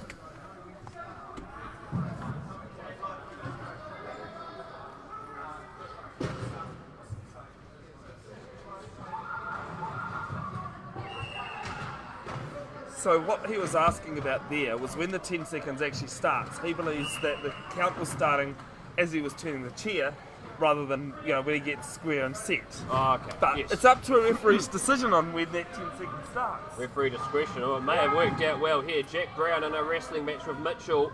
1 bounce, and he's going to go over and score his first goal of the 2 final. And the big thing for Manawatu and Brendan Uncles there, he was almost having to use the 3rd of 4 timeouts. It's a big call. But in the end, no, it was just the referee's time. Referee's time. There's Mitchell looking. There's Tito. There's Broughton. He's trying to keep in. But unfortunately, Broughton was out of over court. the line, out of the Brendan court. Uncles has done really well there to push her over. Oh, that's very clever play by Brendan Uncles. He's been heavily involved since he's come on. Yeah. Querying decisions, actively He's an involved. experienced player, so, you know, he knows the game. There's Jonathan Tyson. Going to go all the way, is he? He will. Jonathan Tyson has his first, and the score now is 6-4. 3:09 left, first period, first half.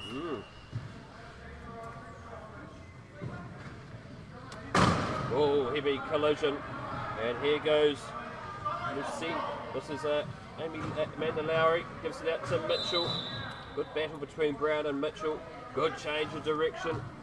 Fast-paced Lowry cutting off Brown, and it's going to be Broughton. That goes over and scores her 3rd. 7-4.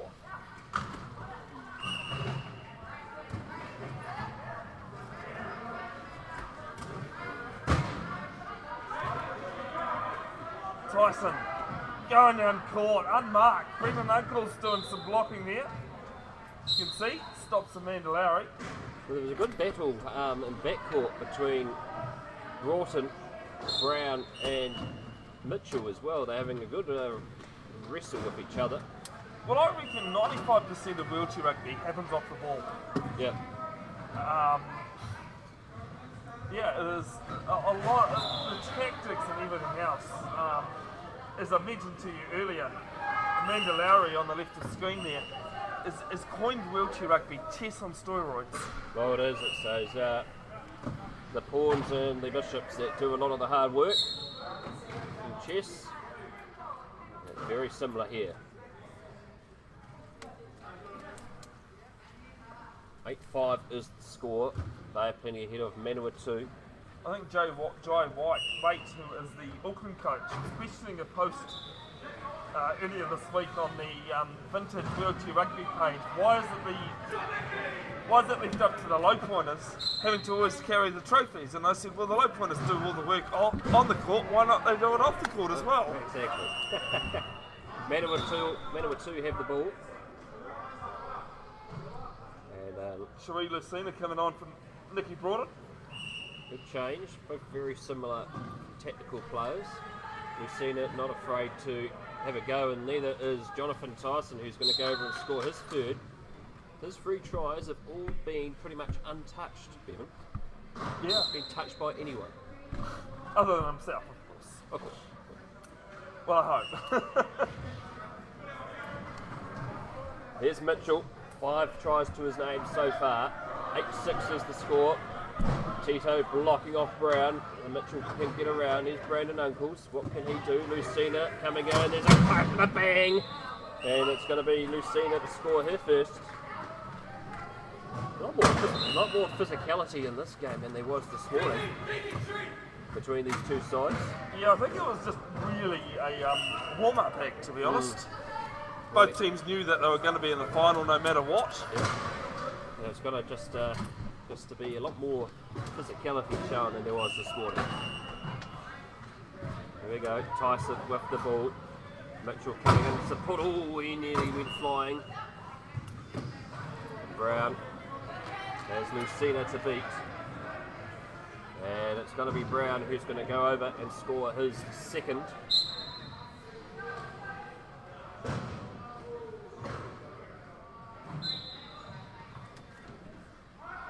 So 9-7 is the score. Minute and a half left in the first quarter. Lucina gives it out to Mitchell, who's under heavy pressure. And he's done well. Good coy defence there by Lucina. Ah, she's cut them open, and here goes Mitchell. And he's in. Goal number 6, and Henry Mitchell is just carving up here, Bevin. Yeah, he's just his game awareness, his game placement. The team, his teammates doing the work for him. I was speaking about someone who's got gas. Here goes Tyson, and Mitchell can't stop him. And Mitchell scores his 4th. We've got just under a minute to play here. First period in the 3rd versus 4th match. But Otago leading 13-7 over the New Zealand Defence Force Invictus side. Big breakout there for Otago.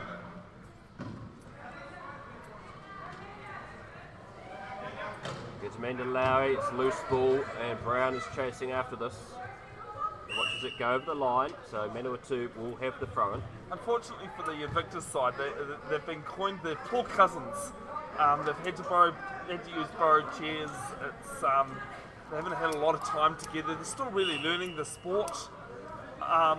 But I mean, it's great to have them here and involved. Oh, it's brilliant. It's good to have the sport growing and having more people participate. As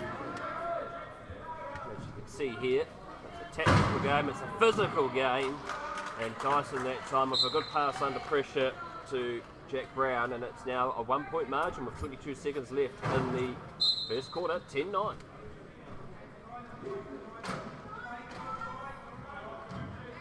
Tito has Uncles to beat.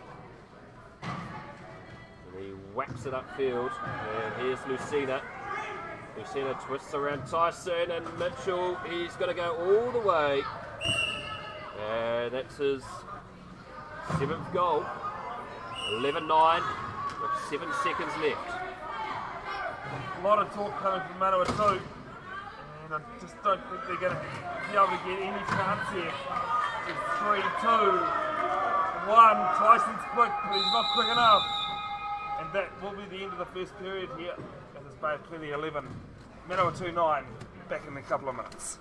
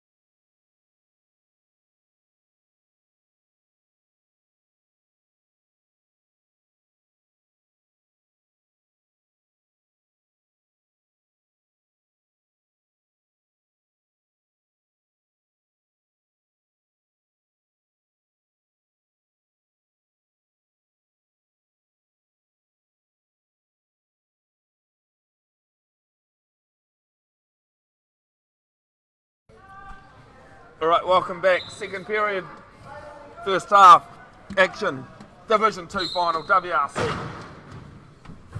Bay of Plenty leading 11-9. Long ball. Interesting choice to throw that one away, Brad Hudson. Well, it was, and he was heavily under pressure from Sharif and also Manville there, Mitchell. But be interesting to see Manawatu were under pressure a lot early in this first quarter on the physicality of Bay of Plenty. So we're interested to see what Manawatu does now. Here's Sharif, who's come in very strong, passes the ball out to Manville under pressure from Mitchell, and of course Broughton putting in there, but Manville slides around and goes over and scores his second. Some good cycling going on in there. Oh, some very good cycling. Side weave, yep. Yep. Side weave was a coin termed in the 2018 World Champs. I put it out there to people listening. Oh, very good. And had someone watching in Otamariki Christchurch, and he said it's going to be. Well, that was a heavy clash, and yeah, it's over and back. He's come into the front court Yep. and then been shunted into the back court. oh, And it's like basketball. If you Yep. go into your front court, you can't go can't back. go back. So turnover here for Manawatu. And Sharif tries to get around Broughton, one bounce. And it's been stolen by Mitchell that time there. Stolen, given to. Really, and Carter Yeah. couldn't get there. And here's Mitchell, collided with Bert Buckley. And Manville's chasing after it, but Broughton can't get hold of it. It came off the front bar of her chair.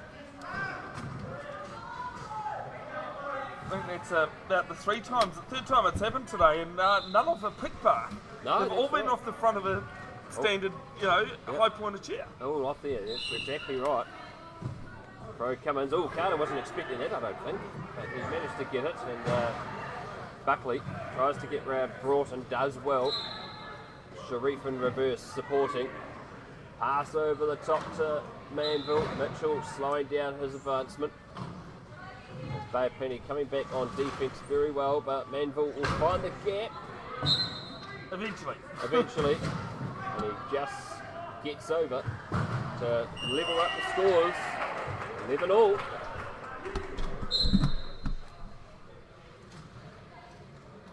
Oberger, one bounce out to Broughton. Broughton under pressure from Manville. Gives it out to Mitchell. Mitchell could go all the way here, and yes, he will. Oh no, excellent cover that time there by Manville. And Sharif runs the ball out. Who else other than that man on screen there? I think Sharif making a nuisance. Well, he did this morning, and Mitchell, I think he was just a little bit too casual there. He thought he was going to go over, but didn't see Manville coming on his side.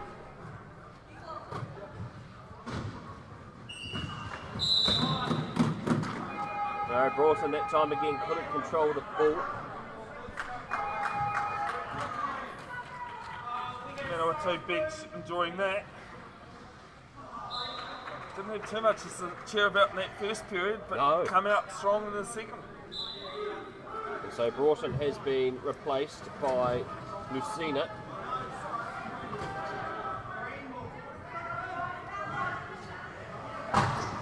So green ball is the call from the referees.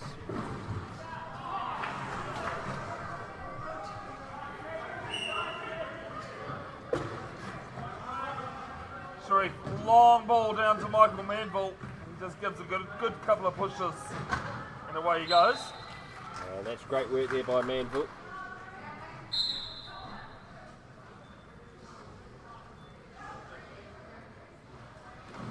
Pass from Mitchell. Oh, couldn't get hold of it that time. Was Oberger. So Manawatu have the ball. The referee nearly gets run over. There was a lot happening in there, just that little play there. Oh, Marion almost pushed out. Yep. Jenny almost taken out. Oh yes. I did have one yesterday. Lincoln Stewart being taken out by a wow. player. Unfortunately, he seems to be okay. He was refereeing again this morning. Oh, that's good. Ball to Manville, and they extend their lead. Manawatu. It's 5 goals for Michael Manville. 13-11. And Bay of Plenty yet to score in this quarter. I really wanted to question that, Brad. I know you've been across it all day. I wanted to question it, looked at the scoreboard and went, no, I'm not going to. Yeah. Because it was 11-9. 11-9. End of the first period. Ball from Mitchell to Lucina. Sheree Lucina. Finds Mitchell. And Mitchell will go over and score the first for the quarter for Bay of Plenty. Kia ora to Sheree Harris, if you're tuning in, Sheree, I think you are. NZWR President. Great to have your company. As there's some substitutions coming on for Bay of Plenty here.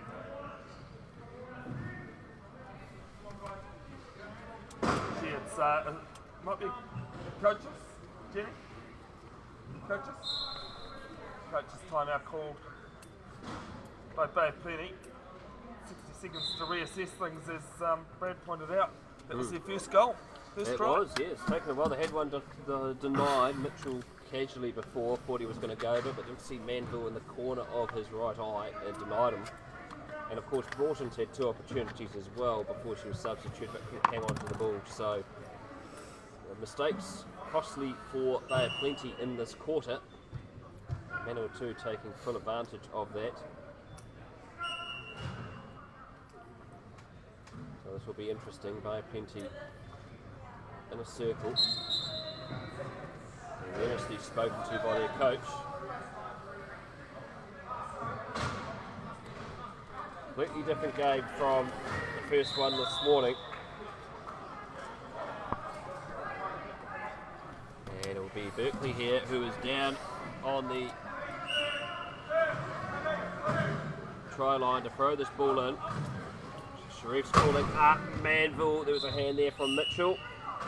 It's going to be green ball, much to the perplex of Mitchell. The Sunday program at 7:30 tonight on TV1.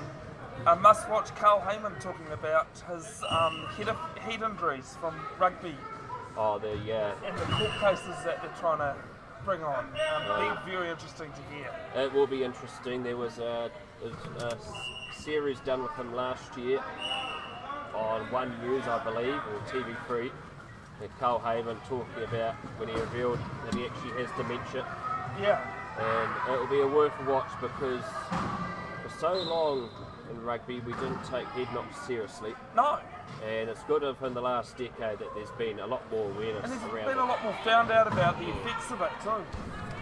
Oh, exactly right. And of course you've seen the studies in America of American football as well and some of the effects it's had on players as well post their careers.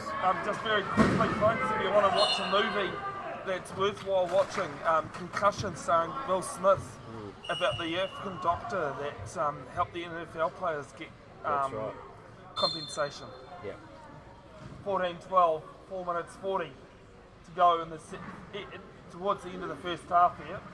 We'll try and get back to the real rugby. Yes, exactly. And it's been a thrilling contest here. And Penny trailing by 2. They were ahead at 2 at half time, and they're going to bring this margin back to 1, and that's a good try there by Sharif Lucina.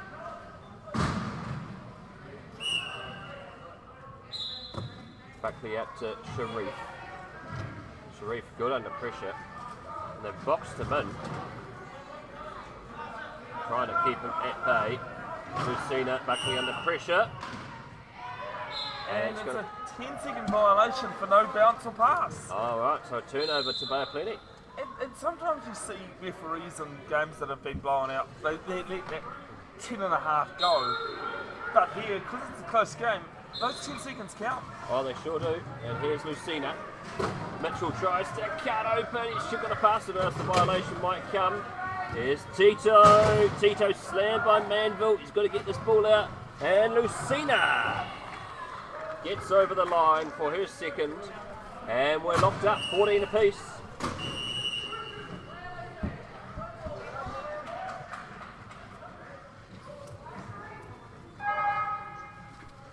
Schleif, run hand. Buckley and Manville, but Manville picks it up. That's brilliant work under pressure. Tell me, that was Marion Buckley's ball. It was. Like, I mean, it looked awful money, and then he just screamed up the sideline there, on the outside, and taking it cleanly. It was like the wing of a pelican snatching the fresh fish. At that time there, Manville picked it up. Lucina backs into Sharif, and that's stolen. He is a thief in the night, is Sharif, but it's been turned over. Mitchell has the ball. Use of Lucina to block off play, and here he goes. Mandalori's there if he's needed, but he'll sail in and score his 9th. I think Manawatu was just too worried about a defence and didn't see the quick turnaround. That's exactly right. Yes, it's got a lot of haywire here from Manawatu. Well, they started off this second quarter very well, Manawatu. They just scuffed up a few mistakes. And they're going for pretty much nearly a wholesale change here, Manawatu. That's a full sale. A full sub. It's a fire sale, basically. Yep. Selling everything. Play back underway. Mitchell at the top. Tito trying to get around. Lucina still there. Smashed by Brown. And Mitchell's just going to glide in. Goal number 10. That time there. Jonathan Tyson just couldn't turn around in time. Brendan Uncles gets around Tito. Mitchell is directly in front of him. He passes off to Tyson. Can he go over and score? A bit of a juggle. And he will. Goal number 5. 16 all with less than 3 minutes to go. It's amazing to think that it was a 2-point ball game and Bay Plenty pretty much in control for the first period. Yeah, and then they were trailing by nearly 5 midway through this quarter, and they've crawled back. I hate cliches, but folks, don't go anywhere on this one. Oh no, don't go in here. This game is unpredictable at the moment. The ball is just going to roll into the corner, and it's going to be a throw-in for Manawatu. Some good calls there from the Manawatu bench. Just saying, leave the ball, let it go, it's ours. Nicky Borden coming on for Sharif Lucina.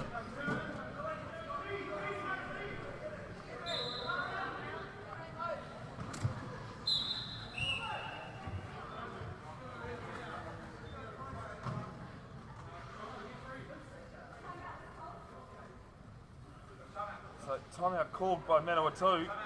Now, is that all their timeouts, Bevin? I think they had about 3 in the first quarter, didn't they? Or what? No, one of them was a coach's, was a referee's one, wasn't it?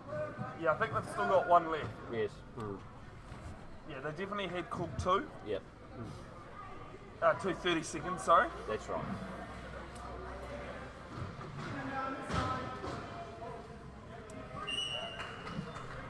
So change aside for the throw-in.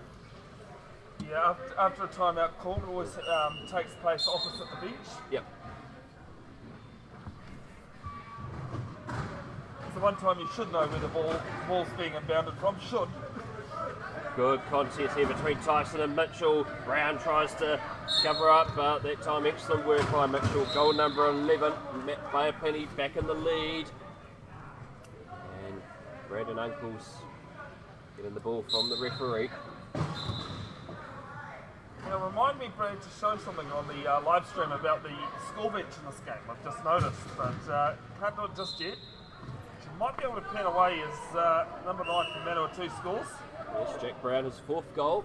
We're locked up again, 17 all. Now we've got 3 officials on the score bench there. 2 of them are Waikato support managers. Oh, wow.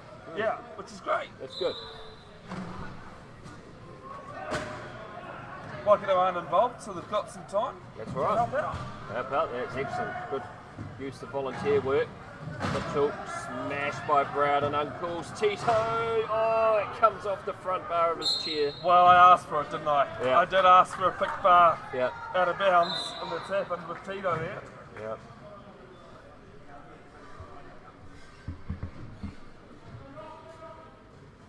And this Div 2 final is a close one. Ben. And Brown will put Manawatu back in the lead. That's his 5th try. Sorry folks, I got distracted there by someone I met last night. I thought I'd say hello. Oh, good. Also their 3-year-old who was waitressing last night at the bar. Oh, well. Yeah.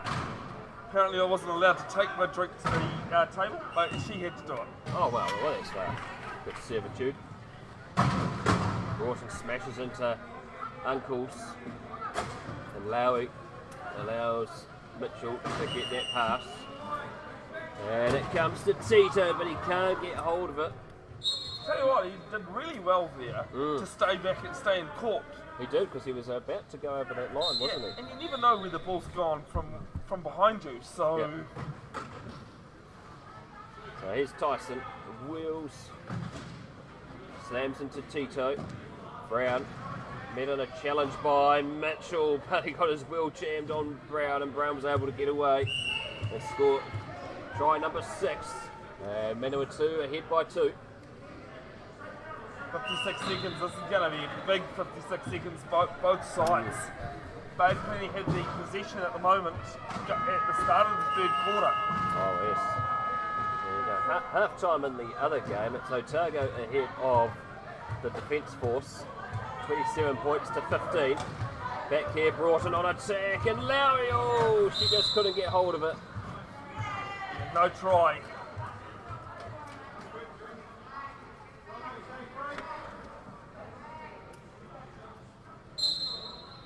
Manawatu with their 10 that comes from halfway through each quarter seem to be doing the damage here at the moment. Got 2-point lead from Mitchell and Brown. Wrestle. Brown looks to get around Mitchell. Mitchell doesn't have enough pace. And that's try number 7 for Jack Brown. 20 points to 17.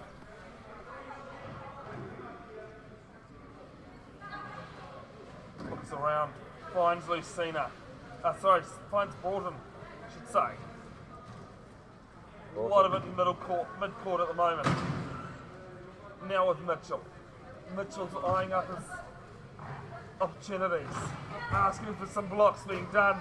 Lowry does a great job there in holding some Manawatu players. Oh, he did very well there, Lowry, and it allowed Mitchell to sail over to score his 12th goal. 9 seconds left, 20 points to 18. Huge moment in the match. Okay, so this is the first time I've seen this being called this year, this season. Weekend, minute. Lowry's been pinged for being inside a metre of the player inbounding. Well, that sends her to the sin bin. And that puts her in the bin for a minute or a try being scored. Because it's half time, she will be allowed to go back to her bench. Oh, that's good. But we'll have to return if the penalty's not served. Oh, I don't think it's going to be. Tyson hit juggle, he tried to keep it in, but it went over the line. Got referee's time here. Yeah, I think the clock just wasn't stopped quite. Yep. I think there's been a couple of seconds missed there.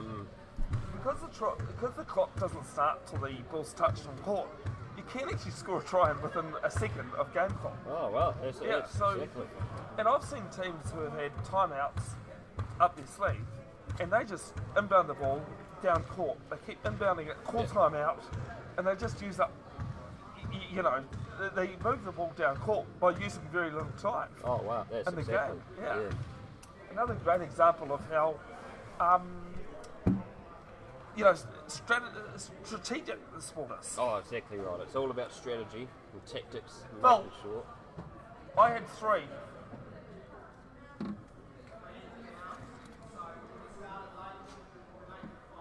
Oh, Oh, well, there we go. So 5 seconds. sorry, folks, just trying to help out with the officials. I mean, the officials got the last say. I did notice at the time and tried to help. Yep. And to be honest, I mean, I don't think either team's going to complain about 5 seconds. No, it's only a few seconds and the time it. So here goes Mitchell. Throws. Oh, it's hit Tito on the head. As Royalton couldn't quite catch the ball. So, Yeah, this is the thing. Even though there was 5 seconds, because it's not started until it's on court, that's right. it's still just over 5 seconds to go. So in the hands of Nate Manville. Ball has been passed. The clock isn't gone.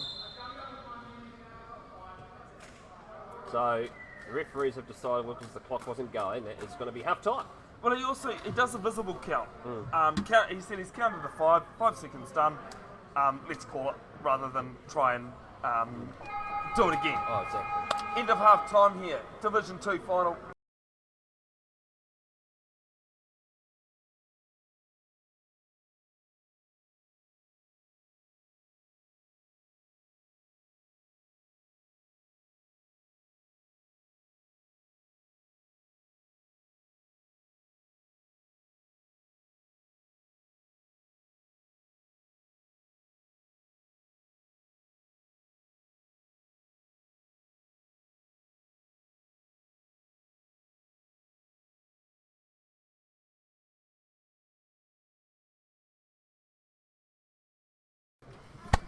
Kia ora, welcome back to Ruaparaha Arena, Porirua, Wellington, Te Whanganui, Atara. It's a Division 2 final. Manawatu leading 20-18 over Bad Clinic. Bevin Jenkinson, your cameraman and your commentator. Hudson just had to pop out for a few seconds, so he'll be back very shortly with us. Huge thanks to him and the work Huddy Sports does in Wellington. He pretty much is what I do in Hamilton and the Waikato. Community-based live streaming. Juggled here from Bad Clinic. Loose, pop ball up. Manawatu with an early turnover from the restart of the third period. All over the ankles. Brendan ankles. Roll over. 21-18 at the start of the third period.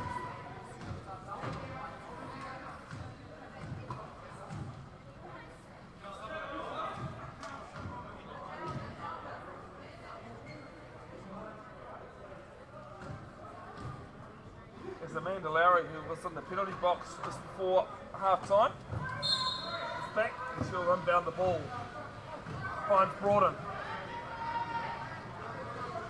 Brought in with it.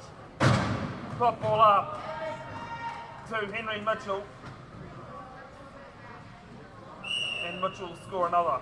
21-19. 2-point ball game. Line out to 4. I think for both sides of this match. It's been a tight tussle. Now it's loose. Picked up there from Manawatu. Got to get over halfway. And the timer's going to run out. Yes, it will. Just in time to come back then, Brad. Oh, right back in time, and hopefully I haven't missed too many. No, it's a goal apiece. Goal apiece. Who scored for both teams, Bevin? Henry Mitchell definitely has. Yep. And I knew you were going to ask me about Manawatu. Yeah. Might be Jack Brown, was it? I think it was actually. Yes. Yeah. I just had to go move my car, folks, so I avoid the dreaded nature of a parking ticket, but we're back in time.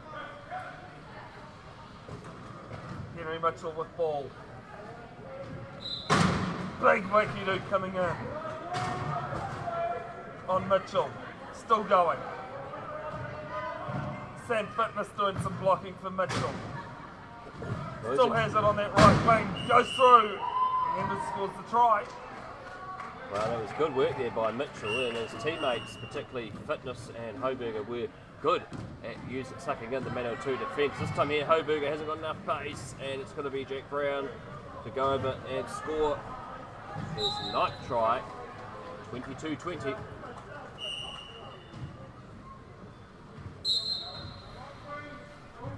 Hoburger encompassing with that pink, bright pink headband. Sure, it was yellow this morning. No, I think it was actually orange. No, like a completely different colour yesterday. Yeah. Yeah, it was. Actually, it might have been yellow because it was orange yesterday. I wanted to say, which is probably what it is now. Probably is now, yeah. So Henry Mitchell scoring there again for Bay of Plenty. Makes the margin back to 1. Brandon Jacobs coming up down this left-hand side of the court. He could go the way here, Jacobs, and he will. Brandon Uncles, I mean, sorry. Oh, we got who you mean. Yeah.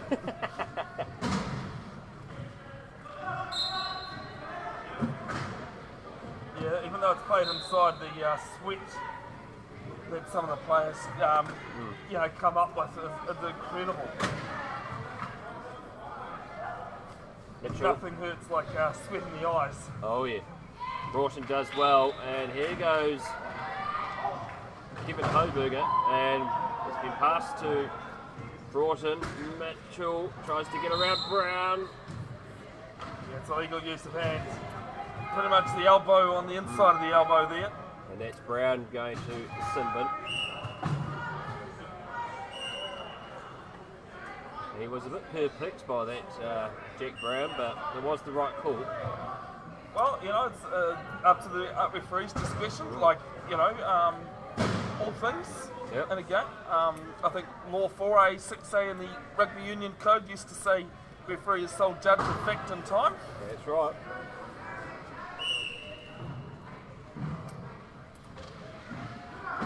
Hoburger to Mitchell, and he's looking, he's in trouble. He's going to pass this quickly. You're right. But he's got Sharif's big long levers in the way, hasn't he? Yeah, and he's going to go at himself under all sorts of pressure. And Mitchell, he's a real talent, isn't he, Henry Mitchell? Juices it now to 23-22. Sharif, big throw. Brown's chasing after this. Is he going to get there in time? Oh! No. No try. The chair had just gone over the line before he caught it. Now, congratulations to Jenny Jones-Paul there. She stopped to think about it and then made her decision. Good. Well, that's good officiating. But just using time and space to great effect. And it was a very 50-50 call. Oh, it was.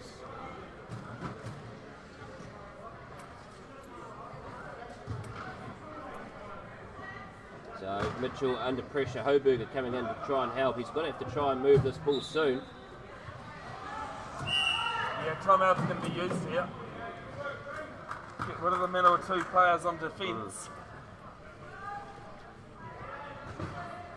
Was that the second time out for Bay of Plenty? Yes. Oh, I know.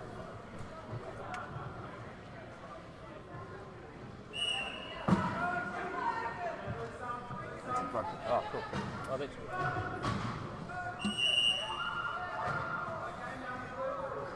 Makes that email me or something. It's just big. So here we go.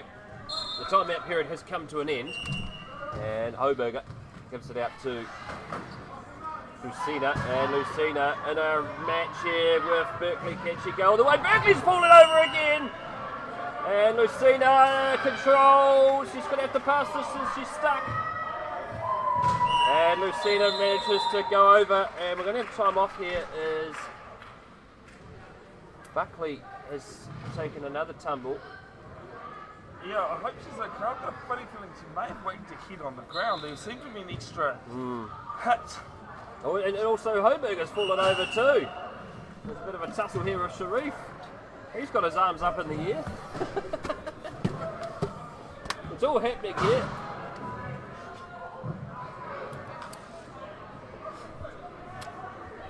The drama. Oh, I'm sorry, Grant Hudson. I had to just leave the commentary box. I have no idea what happened to Kevin there.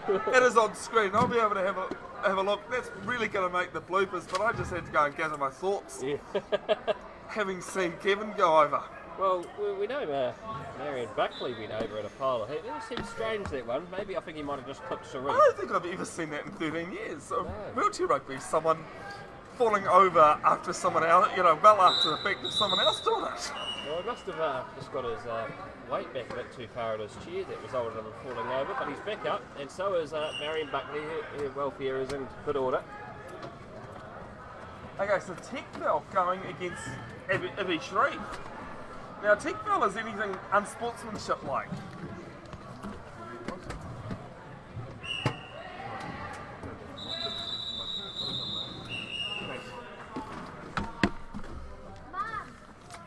Lloyd, I'll send it to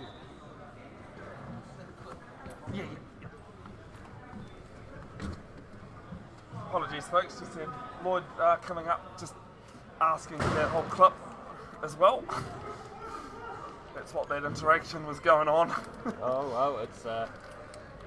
Well, it's an education for referees tool as well as players, and Oh, exactly. and a bit of a laugh as well Yep. to see. Yeah, so Ibi Sharif is sitting there.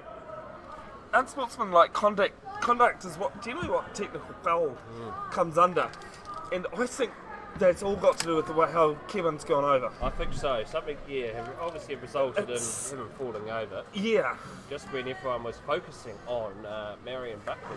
and it's definitely unsportsmanlike even just to hit a player when you've got someone out. It was his own teammate too that was out. Well, and you can tell the tensions are getting high here. It's 23 all. And Manville with a big pass to Buckley. She has to adjust and turn to get the ball. And it's going to roll in the line. And it's going to be Bay of Plenty ball. No, Mitchell. Manville slams into him. And he's done well here. Adjusting to the force. Ooh, and the Tito managed to help reduce the impact there. The ball comes out to Lucina, and Sheree Lucina, will she get there in time? Oh, Manville's gone over this time. Manville's fallen over. He's on his knees. And the mats come out again. And that's a point to Lucina. 24-23 is the score. Bay of Plenty ahead. And good to see that Michael Manville is back upright.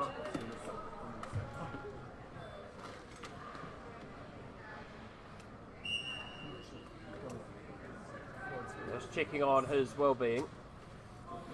And Sharif is back on the court as well. Tell you what, this is I've just had another person approaching me about What happened before? what happened before, so it's certainly going around the traps about to see what actually happened. Well, that's right. Plays back underway. Buckley gives the ball to Manville. And it's going to be Held ball. held ball.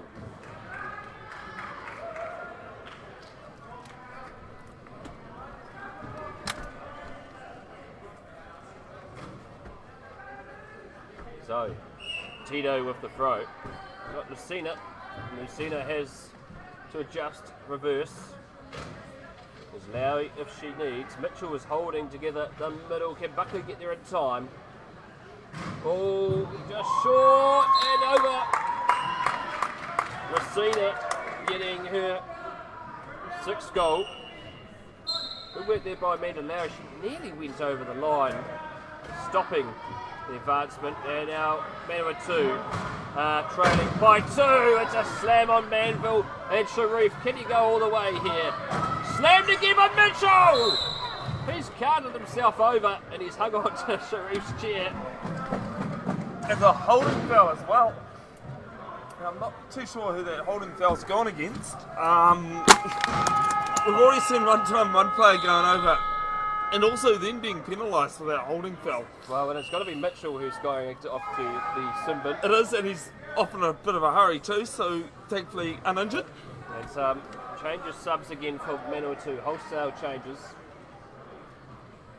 That was probably the most spectacular one. He has fallen over a lot in both WRCs, and that one's definitely tops. Well, you said yesterday that he fell over 3 times against Otago. Yes.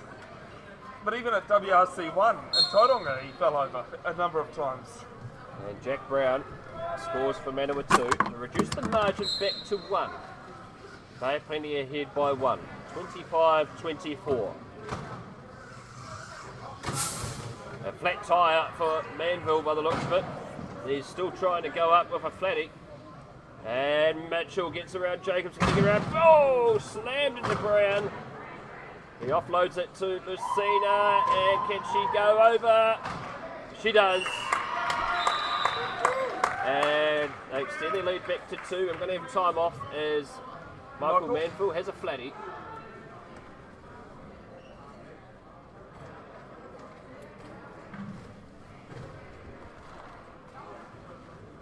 Well, this is a real contest, this final. This morning, not anything to go by. End of the 3rd quarter, Manawatu were ahead 39-31. It's a different story here in the Div 2 final. Doesn't matter how dominant you are in regular play, when you get to the final, doesn't matter. No, it's only one game. All you need to do is just win that one game when it comes to the final. Manville's tyre, new tyre, is back working. Tito can't get around him. Mitchell blocks off Brown and evades him. Lucina coming back in support. Manville has to adjust. Tito slams into him alongside Lowry. And here is Uncles. Passes it to Brown. And he'll go over. Score goal number 11. And the scores are levelled. 26 all. 2 minutes 36 left, 3rd period, 2nd half. It's a final for the ages. Very low scoring. Nothing wrong with a final like that, Brad. No, exactly right. Ball from Tito, gets it just in time. He loses possession, he has to tidy up. Brown picks up the ball, that's gone in. Yeah, it's an over and back call. So it's with Bay Plenty again. Bay Plenty again.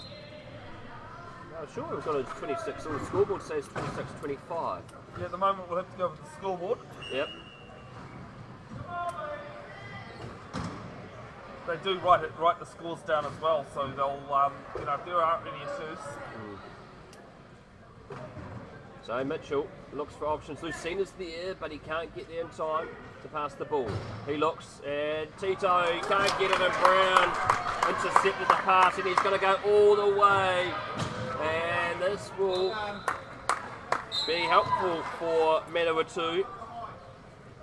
The scoreboard has it now as 26 all. It's anyone's game here at Ruaparaha Arena. Tito puts the ball out to Lucina. Can Manville get Lucina? It's got to be close. Mitchell's in support. He will. Mitchell does well. That's his 17th goal. Well, there's some good action going on in back play. Brown's frustrated. He's trapped by. Just to the left of your screen there, folks. He is not happy. He doesn't need to worry because Manville's just going to sail away with this one. Who is he? He's just taking his time. He's just going to eat it up. Price scored 1:23 left in this third period, second half. Division 2 final. 27 all. Just a reminder, if we locked up after the fourth period, we go to overtime. That could be interesting.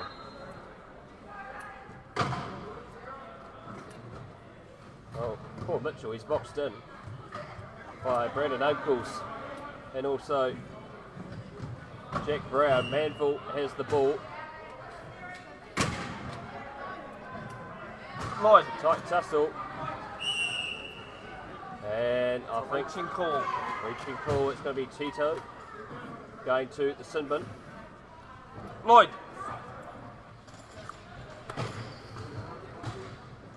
Lloyd.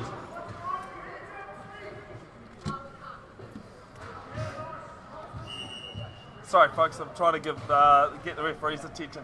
Can you go up to that guy just on the end here and tell him to come to me, please? So Uncle slams in the Manfield through Mitchell. And Manfield's going to go in here and Manawatu are going to hit back in the lead. 28-27. It's a tight affair.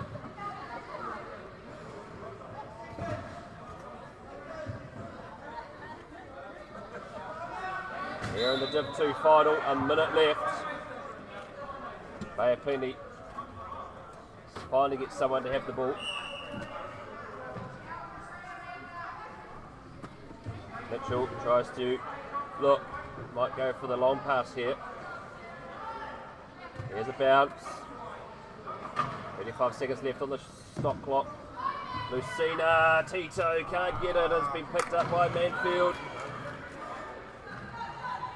They look to boxer Manfield, but he's got to get away. Brown manages to cut off Lucina, and Manfield will narrowly try to avoid going in. Good work there by Larry, but he's going to go into the reverse, Manfield. Try scored. This turned his chair a little bit funny there and managed to get 2 wheels over the line. Well, that's good then. He got his try. 29-27, 20 seconds left. Manawatu were ahead by 2 at half time. If they can maintain it here, they won't, because it's going to be, oh, they might, oh, he's fallen over again. It's almost almost spent more time on the ground than he has up. Well, he certainly has in this quarter. It's the third time he has fallen over.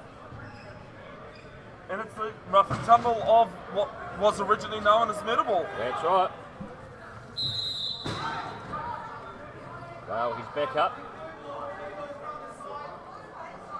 3 seconds left. It is blue ball because try had been scored and the defensive side has stopped play, so it's a turnover. All right, so that was a try to Lucina. 29-28, 3 seconds left. 1 point lead to Manawatu. So there might be a referee's time here.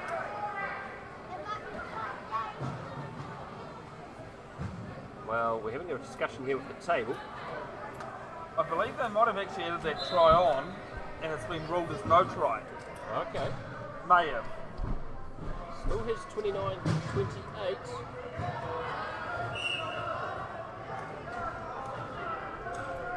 No adjustment to the clock. Lucina scores her 9th. There's 0.8 left. We're going into this final quarter, all tied up. All tied up. 29 all, we have it as. The scoreboard hasn't changed yet though. And so, end of the quarter. It's all locked up here at Ruaparaha Arena, and there's going to be one more to go. Join us back in a couple of minutes. Exciting action. WRC 2 Division 2 final.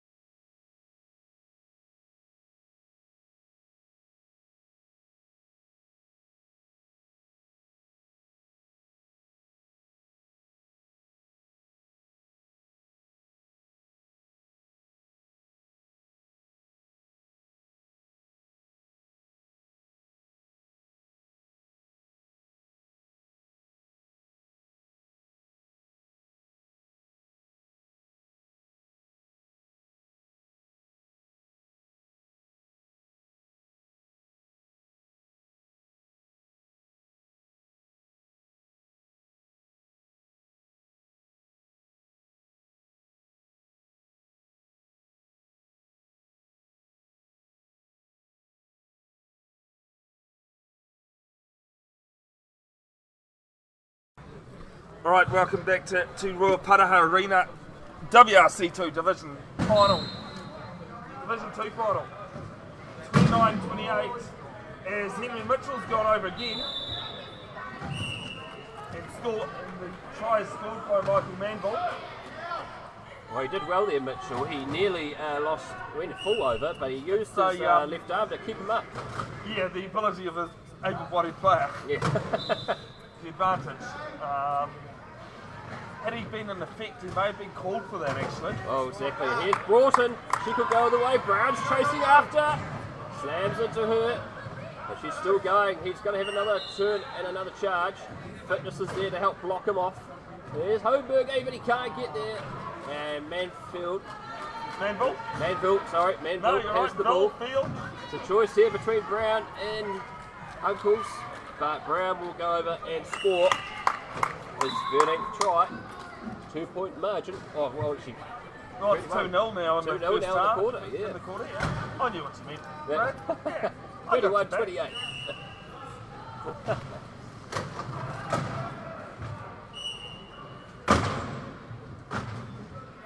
Right, it's physical tussle. Here goes Broughton again. And is she going to go the way Manfield's chasing after? But she's going to do it. No chance that time. That's her fourth. What I was saying to you off air in that period break, that before Beijing, they never had try clocks. So teams would go out to a good margin and they just hold on to it. And you'd have scores like this. Oh, yeah. Since Beijing, they've brought in the try clock, and I don't think I've ever seen a game this low scoring. It's a pretty low scoring affair. And Manfield is going to... Oh. It's Manville, sorry. I keep saying Manfield. We're not at Manfield Racecourse, it's Manville. So no try awarded there. Mitchell juggles fitness, can't get it. Broughton's having to chase after Uncles. And Brown is going to easily back there. He's got Mitchell behind him. It's a wrestling contest. Here goes Brown. Lawson's coming in. Tries to block him off, but Brown has done well. Goal number 14. And I'm not surprised here at all that Neil Cudby is called a coach's timeout. Things have just really gone pear-shaped here for Bay of Plenty at the moment. Oh, they haven't started well here in this final quarter. And Manawatu have got out to a good, healthy lead.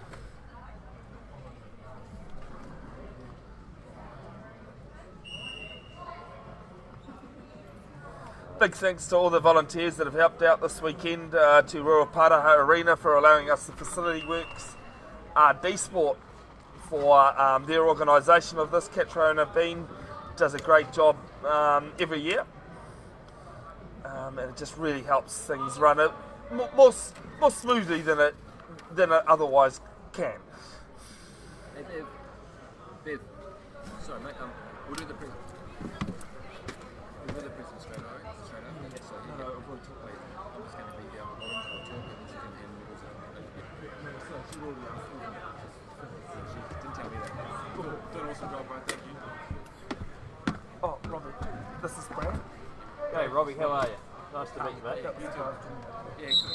I hope you're doing it. Oh, it's good fun. Yeah. Appreciate your help and support. Nah, it's been awesome. Here It's with been great. Tito. Awesome. Cheers, man. Thank you. We're with Thanks, Lucina. Vasco. We just don't have enough power. That's all right. We get that. We don't know. You know, I'm off the car, mate. Okay, car. yeah, good. Hey, awesome. Enjoy it. We'll catch Cheers, up mate. afterwards. Thank you. Thank you. Alright, sorry folks, we're just chatting off to the side there to Robbie Hewitt, who Brad, not only is a Waikato player, he's the administrator for New Zealand Wheelchair Rugby. Oh, fantastic. So, Well, yeah. good to see him not only doing the administration but also playing. Man with plenty hats. A substitution here for Blue, and Henry Mitchell's had a brief spell, and he'll replace Nicky Broughton. Lowry doing a good job to stop that down in the corner. It's loose from Manawatu. This might be the break that Bay of Plenty need. They do. It will be with Bay of Plenty, and they need to capitalise. Oh, they do. They haven't started this final quarter off well, and they're going to have to really step up here. Tends to be the even quarters that they haven't done too well in Bay of Plenty in this final. They actually won the third quarter. Oh, it's been picked up by Mitchell and he will go all the way. There's even some spectators beside us here that had to help their breath. If they thought that ball was going to be with Manawatu like most of us. So 3-point margin, Manawatu ahead of Bay of Plenty, 6 minutes to go in this Div 2 final.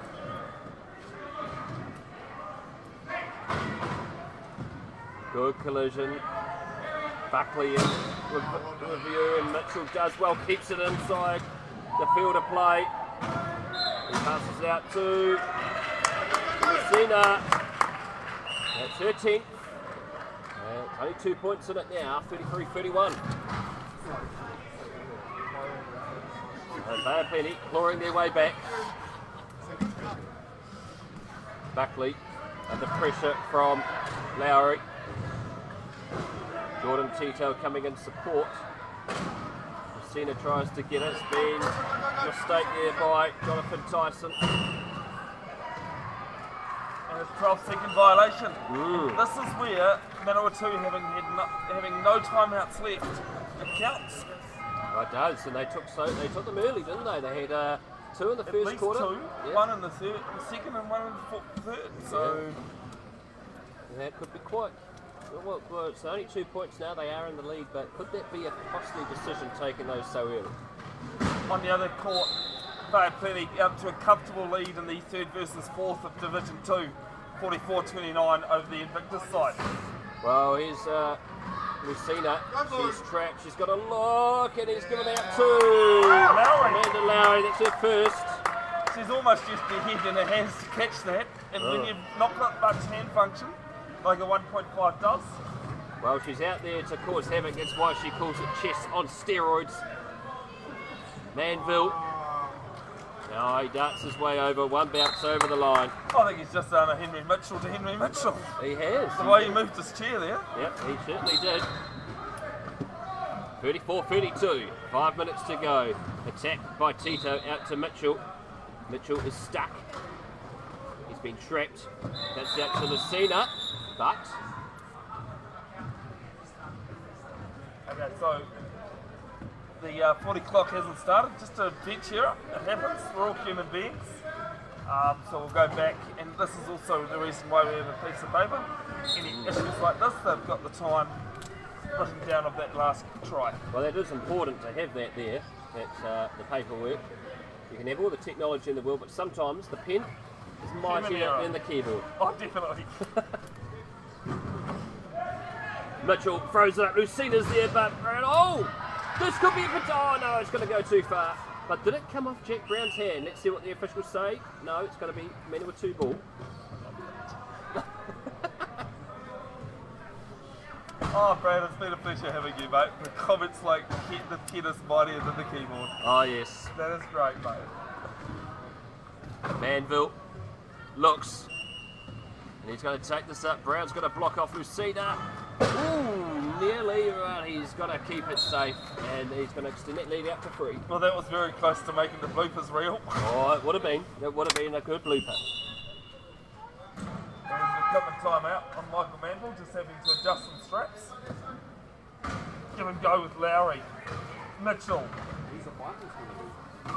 Mitchell goes round the Manawatu wall.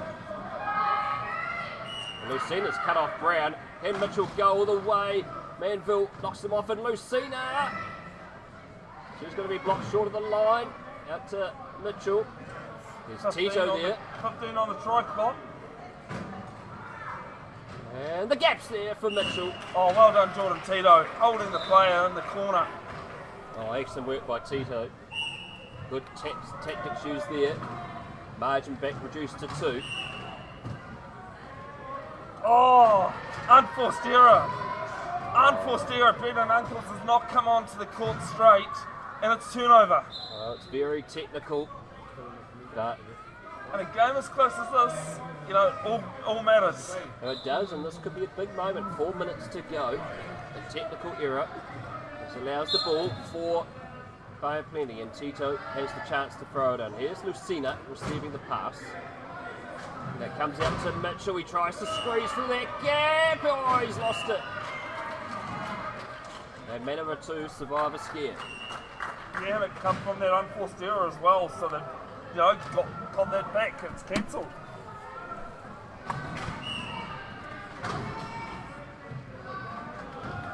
And here's a break. Manville.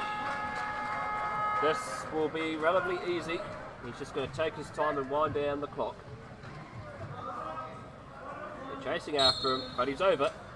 Well, this is where that game management comes into play for Manawatu. It's a close game. They use that clock to their advantage. Well, they won so comfortably in their last pool game this morning, but Bay of Plenty have really stepped up here this afternoon in the Div 2 final. The key to this has been this man here, Henry Mitchell. And good blocking again by Tito. That's goal number 20 for Mitchell.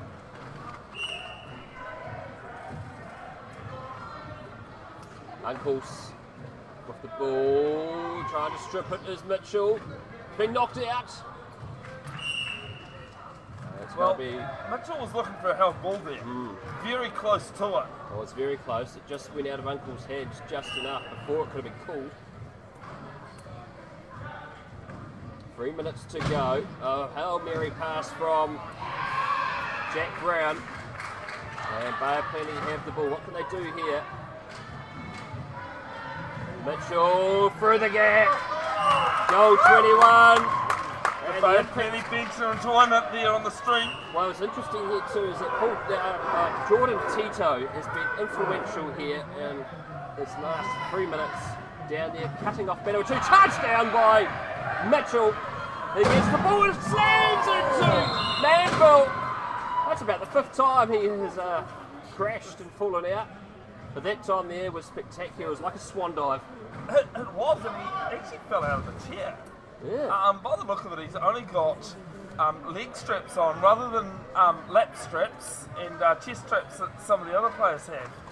I reminded Kevin Hobergen, who plays for Bay of Plenty at the Bay of Plenty tournament, that one of the first games I saw him play, he was not strapped in at all. And he just kept falling out completely. Well, Manville has actually been substituted because there's concerns for his chair. It looks like part of it has snapped. Yeah, it looks as though it's the ball handle. Yeah. The ball placer. So, Bay of Plenty ball. Mitchell looks to turn. There's the gap! Even Stevens. 2 minutes 44 to go.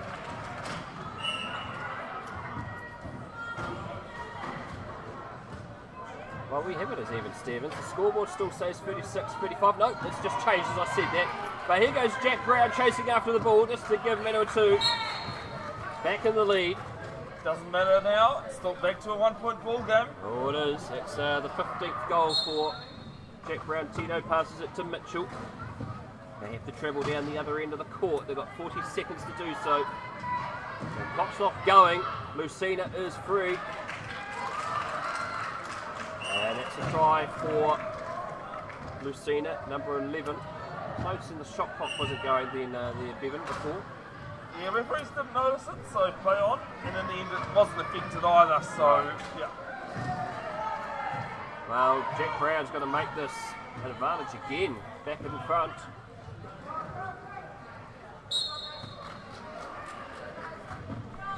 .37, 38 plays 37. 2 minutes 15.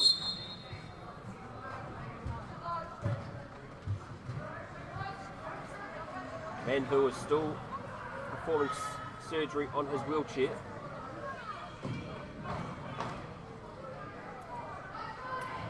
Here goes Mitchell. This has been a catalyst to the Bay of Plenty attack this afternoon is this man. There's gaps opening, he's going to go through! Tie it all up, 1:52 left. Oh, this is going down to the wire. Now, you would know, Bevin, if it's a draw on full time, does it go to extra time? It does, 3 minutes of overtime. Well, that time Lucina couldn't do it, and Brown goes over for try number 17. if we don't have a result after 3 minutes of overtime, we go to a second one. Oh, there we go. And then we just keep doing 3 minutes till there's a winner. So Mitchell looks, Lucina's up there if he can get the ball in time. Tito looking to cut off. Does well, and Mitchell, there's some gaps. Has he got to get there? He's got to do it again. 39 all. Where's Brown? 1:25 left on the clock. Brown, Mitchell's getting back after him because he's already scored too many with that advantage. Here goes Tyson. He's lost control of the ball. A mistake by Jonathan Tyson. Basically bench, not a criticism of them. They've been quite a weekend, but except for the last few minutes of this game. They've got up for it. Wow, and they're bringing on some power now, and Nicky Broughton. Probably fresh arms. Oh yes. To be honest, yeah. But he also brings the physicality. As Michael Manville has his chair fixed. Well, what a time for him to come back on. Two of the best players out there in Manawatu. There's Mitchell, and already he uses his fixed chair and slams it into Mitchell. Mitchell looks, Broughton, oh, she just gets it just in time. There is Lowry. Can she get the ball away? Or she's going to go herself. She will. 40-39. And Bay Plenty in the lead. 53 seconds now. 40 seconds generally for a possession. So, Manawatu, they've got to use it smartly here. Oh, Mitchell. I don't know if they would just curse them there, but yeah, it is turnover, Bay Plenty ball. Oh, that's another costly one. Manawatu again. The thing is, Bay Plenty have to score though. They can't just sit on it. No, they've got to score here. This throw from Tito to Mitchell, and they trap him in. One bounce, looks. Broughton's there if he can get another bounce. There's Lowry. Can he get it over the top? He does. Lowry reverses, and they've got a lead. Now by 2. And look at that Bay Plenty bench, appreciating it like anything. And the Manawatu bench is getting nervous, but this man here is going to show they're not giving up just yet. They're still in the fight. 41-40, 32 seconds left. All it hangs on is one turnover. Oh, what a thrilling finish we've got here at Ruaparaha Arena. And folks, this is the first of 2 finals. Oh, this is brilliant. Oh, Mitchell, he just reaches in time. He could have lost that. Is he just going to run this clock down as much as he can? Uncles is getting in there with his hand. Just Uncles is getting... Oh, what's the decision? timeout called. Great game management there from Bay Plenty. They had those timeouts to their effect. And this is what I was saying earlier, Brad, is that those timeouts, using the timeouts earlier on in the game can really cost you. Yeah. And if it stays the way it is and Bay Plenty win, I think that was the key. I think that is the key if it does go that way, taking those timeouts. Manawatu not having those get out of jail free cards. But they do have the right players on the field here at the moment, Manawatu. Particularly their 2 big ones, and Jack Brown and Michael Manville.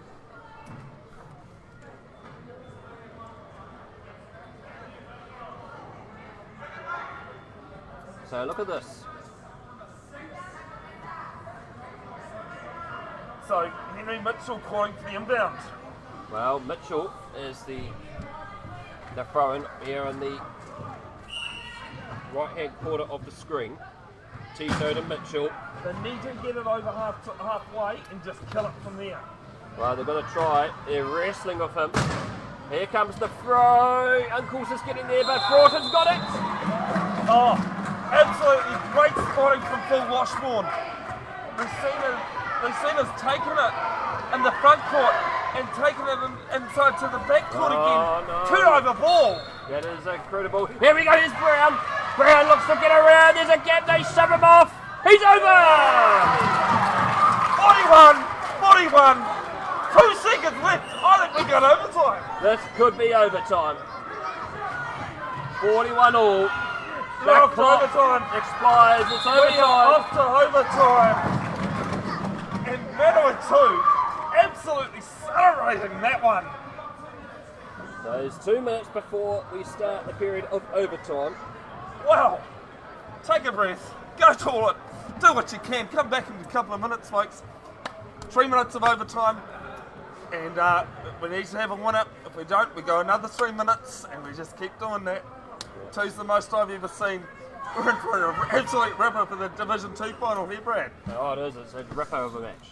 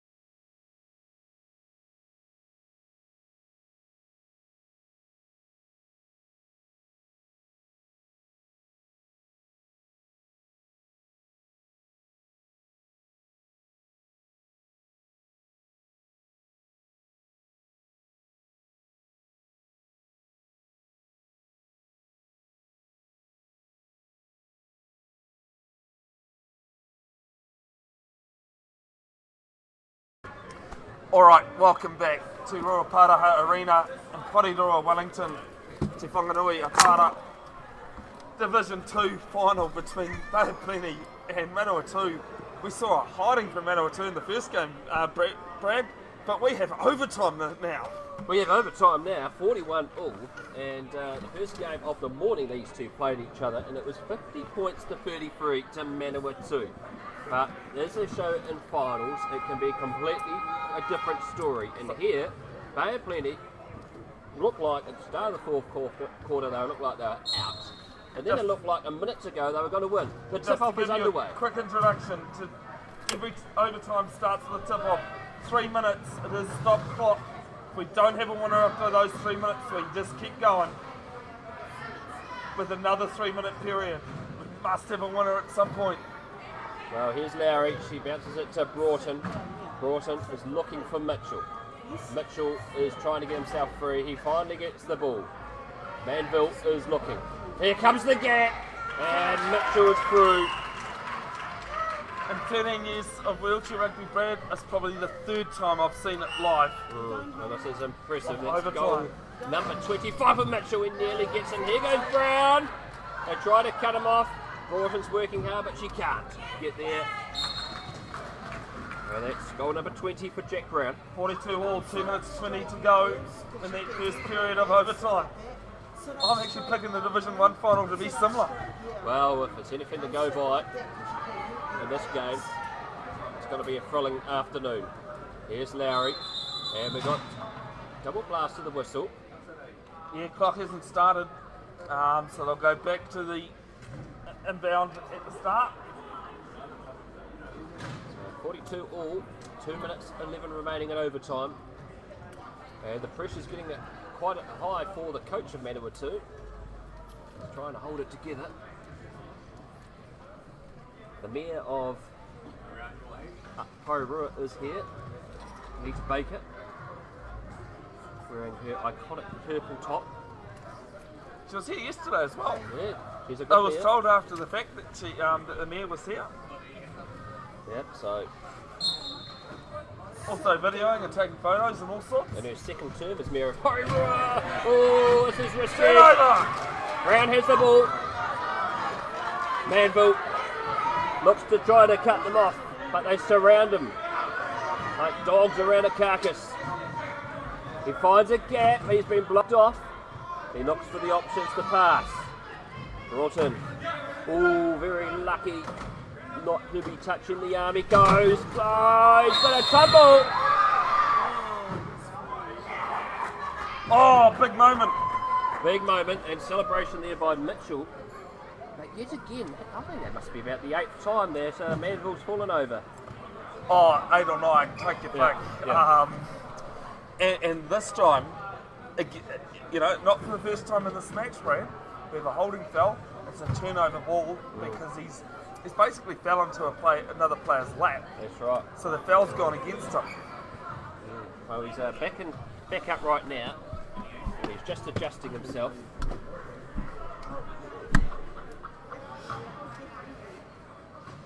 And it's going to be Bevin ball with Tito to throw this in. And he gives it out to Mitchell.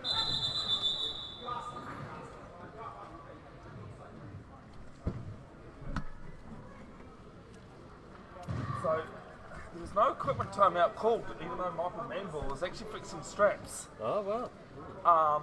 You've got to call the equipment to have that break. No. So here we go. Mitchell with the ball, cuts open a gap. Can he go all the way here? Brown's got enough pace to get him. Manville slides again and blocks him off. There's Lowry and Broughton. Tito is there. Mitchell still manages to get around. Tito's blocking off Uncles. And Mitchell takes the lead. 43-42, Babe Plenty, 1:16 left, first overtime period. Can they hang on this time? Uncle's under pressure. All the balls come loose and it's going to go over the line. But Manawatu ball. Yeah, Manawatu won't mind that. Give them a chance to reset. They're a bit under pressure there. And Henry Mitchell managed to get his arms out. Did very well. Here's Manville. Passes it to Brown. Brown hangs on. Broughton can't catch him. And we're locked up again. 43 all. 1:05 left. Manawatu keeps getting in behind their team as well.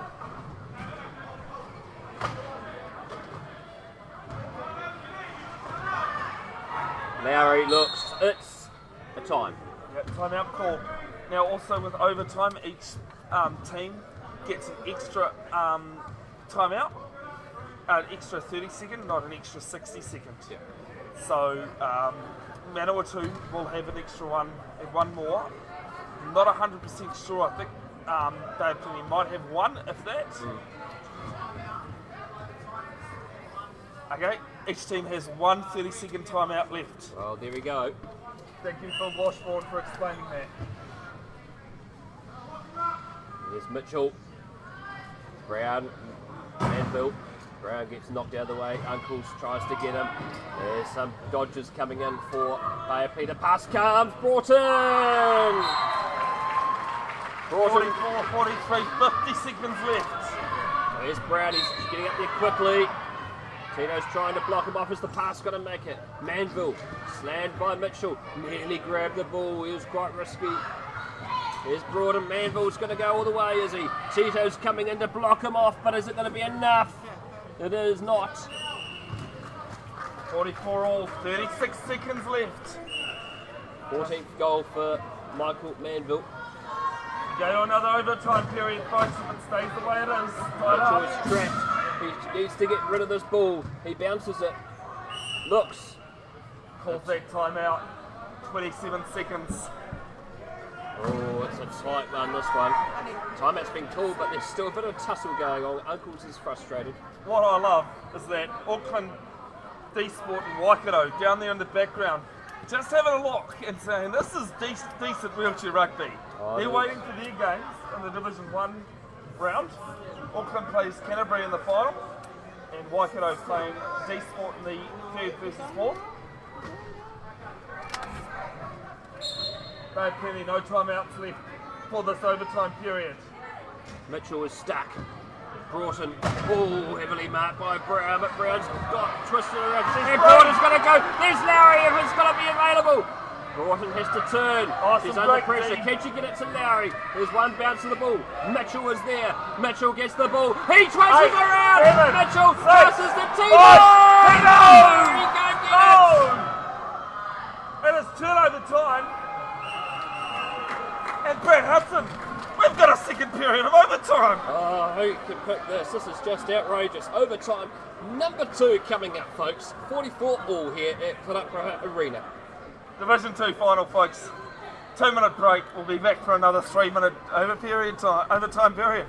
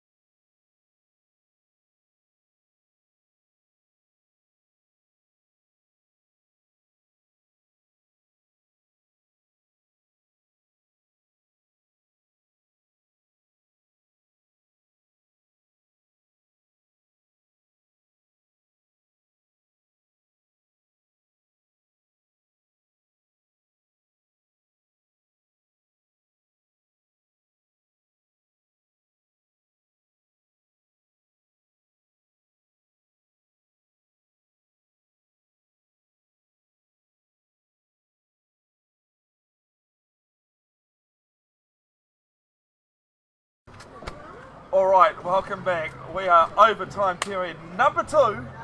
We've been locked up at the end of normal period, at the end of the first overtime period, Brad Hudson, and now we've got another 3-minute period coming up because we need to find a winner. Well, we nearly had a winner, but Plenty couldn't quite get the ball right there with a few seconds remaining. But we're here, the tip-off is about to happen.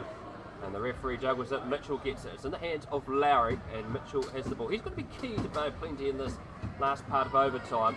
But Bo Plenty just have to find a way to shut out Manville and also Jack Brown, who are both electric on the counter. Mitchell looks around. 24 seconds left on the shot clock. And there's a gap. Is he going to get around it? He will. That's a gap for Mitchell, and they're in the lead by 1. There's Brown. Can he get back in time, Mitchell, to block him off? Uncle's overbalanced there. He just had to readjust, but luckily for Manawatu, ball's still alive for them. Oh, it's risky. It's going to be a try to Manawatu and Manville.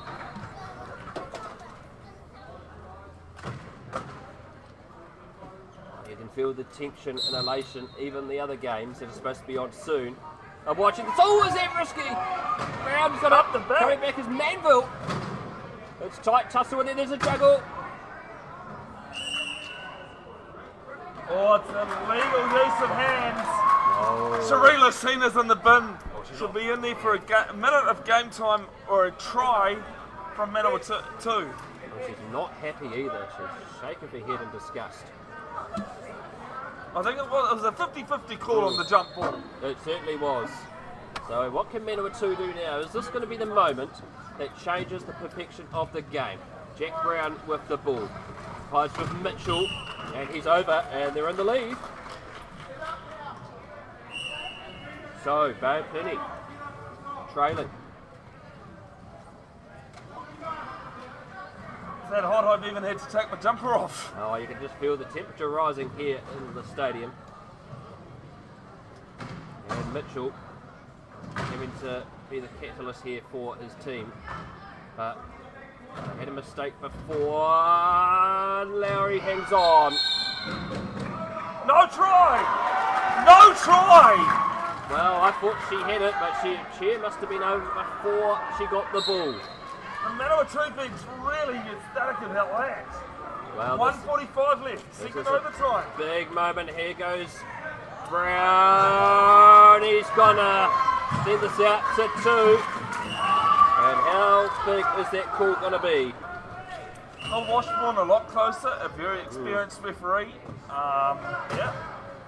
Well, here they go. They're going to try risky stuff now. And can she go all the way here? Lucina. Uncles is doing his best. But she gets over. It's back to 1. I'm thinking about this time last year in the same venue, but it wasn't a Division 2 final, that we actually did have a double overtime. Here's Manville. Gets the ball from Uncles. And he's looking to exploit them down this left-hand side of the court. Mitchell can't do it. And the margin's going back to 2. Should just point out that Bo Plenty, after that last earlier Manawatu try, back to 4. Mitchell passes to Lucina. There's a player up if she can get the pass there. Brown's coming back quickly. Lucina might try and do it herself. She can't. She bounces. She looks for Mitchell. He's tracked. 1 minute on the game clock coming up. 22 seconds Tito. on the try. Tito! Oh, he's just going to be short. He needs to find it. Can he get it out? Mitchell's got it. It's a try. Great work from Henry Mitchell there, just picking it up off the ground and sailing over. Oh, extremely lucky. Manville. No one's home for Bay Plenty. He's got to hold up here. He's got to hold up. And he's Waste just gonna as much time. Oh, he's stuck. Bounces again. He's going to get some help though from the Bay Plenty players. They want him to score quick, and they do. 2 points, 39 seconds. A reminder, we need a result. Well, Tito and Uncles are having a real tussle down the other end, and turnover time. Huge moment. well, The Bay Plenty player spent 10 seconds in the key. An attacking player can't spend more than 10 seconds in the key. Well, key to that was actually Uncles. He actually He did all the work down there. He did all the work there, and Tito couldn't find an answer. So if Manawatu can score a try here, I believe that will be the game. Actually, it's within 40 seconds. Yep. So they can just take their time here. Mitchell is charging forward. Yeah, Bay Plenty coach Neil Cudby just saying pressure him. Get that turnover. We can't win it if you sit back. 8, 7, 6, 5, 4, 3, 2, 1. And Brad Hudson, what an absolute end to the Division 2 final. Well, we thought that Bay Plenty did enough just before full time in regular time, but Manawatu struck late to send it to overtime. Twice. They couldn't separate each other until two big calls. A mistake by Bay Plenty and Lucina being put in the bin. And those were the turning points for Bay Plenty, and Manawatu have taken out the Div 2 title for 2023 here at Ruaparaha Arena. Alright, congratulations to both teams. Both definitely deserved that one to win. Only could be one winner. Congratulations to Manawatu for winning it. We're going to have the presentation very shortly and very quickly. Hopefully the mic will pick up the speeches and that. And then we will have the Division 1 final. And folks, if you enjoyed that, stay tuned for the Division 1 final. Auckland, Canterbury, 45-44 yesterday in pool play. I'm picking something else like this one that we've just had. Oh, who knows here at Ruaparaha Arena. It's going to be a thrilling final. Sorry. Alright, so the presentation's about to take place. Robbie Hewitt, down court side. Bring it in, guys. Al, good Johnny. Bring it over, bro.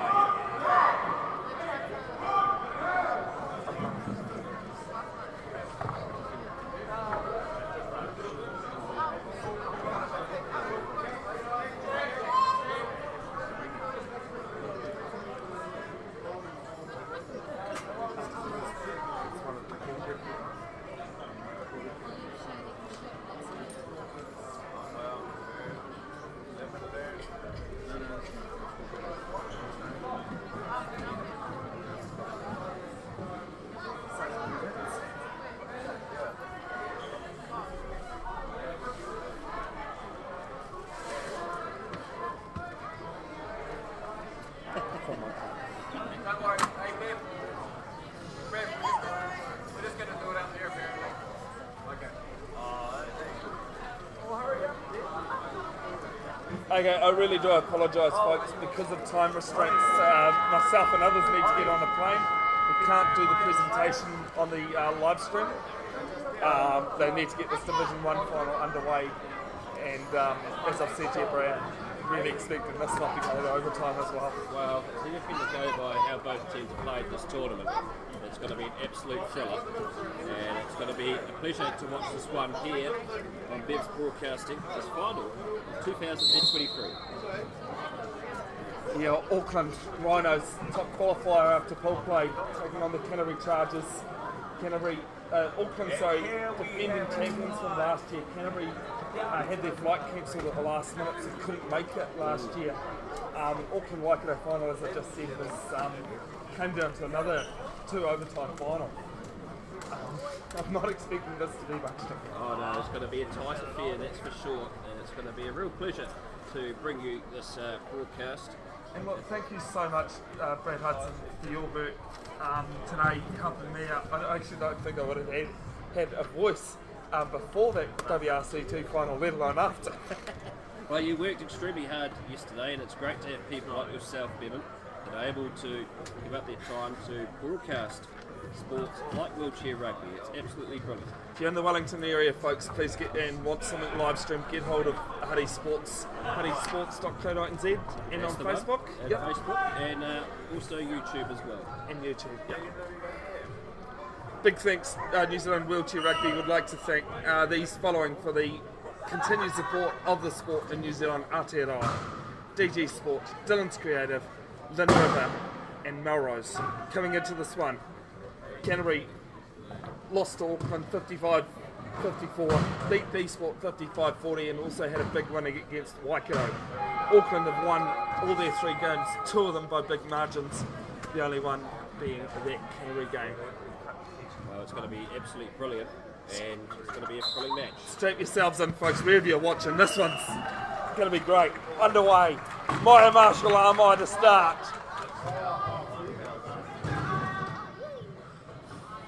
There with Hayden Barton Coots, HBC, and Brad Hudson. Do you see what I mean about the imposing figure HBC is? Oh, he's a big human, and you can see why. Here's Canterbury, not Todd with the ball. Now it's Greg Mitchell. Mitchell working. Seems to be okay after that fall. Ball falls straight into Lafono's lap. Back to Barton Cooch. HBC, as John O'Farr coined him a few years ago, bumps Everson out of the way. Still with it, just taking up time here. Getting Lynch to work. You can see Lynch just to the right of him there. Ball over the top to Marshall Armai. And Maya Marshall Armai scores 2-0 Auckland lead under a minute gone, first period. Well, you can already see the physicality of how Auckland played this game, and Canterbury are going to have to adjust very quickly. Now, here's Mitchell. Now, Mitchell was outstanding in his game against Waikato. Scored 35 points, so he's going to be kept here. And we've got a flatty. And it looks like it might be flat tire. It might be Lafono, actually. Yeah, it is, actually. One gets out to Mitchell, and he'll sail over and score his first for the match. And we're going to have a bit of time here to deal with the flat tire.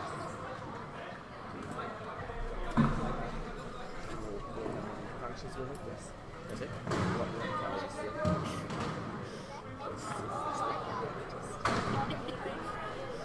You have a minute to get the tyres changed, and if you don't, you need to make a substitution or call a coach's timeout. Lafono, they quickly changed. Play on as the call. Marshall Armai over to HBC, wins it. Don't know why, but I was wondering who actually won the tip off. Never seen HBC lose a tip off.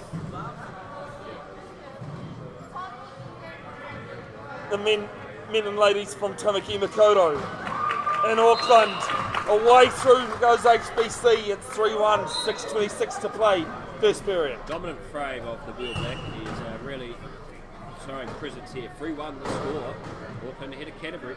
And here's Mitchell with the ball at hand. Yeah, just giving it a couple of pushes and just looking for his open spaces here. As Mitchell will get round the corner, Lafono can't stop him. Some great work by Everson as well. A lot of Auckland supporters in the crowd here. And as Gareth Lynch takes it, I think that might be Lisa up the back there. And the held ball is the call. Referee for this one is Lloyd and Kelsey. Good officiating team. And it's turnover too, because Auckland won the turnover. Held ball goes to Canterbury. Oh, fantastic. Auckland, unless there's a held ball, will get the start of the second period. And Lloyd just had to go over the bench to just double check on something. Daryl Manville, Yvonne Mackey, and Stephanie. I can't think of Stephanie's last name because she's just recently got married. Stewart. Because she's married to the referee, Lincoln Stewart.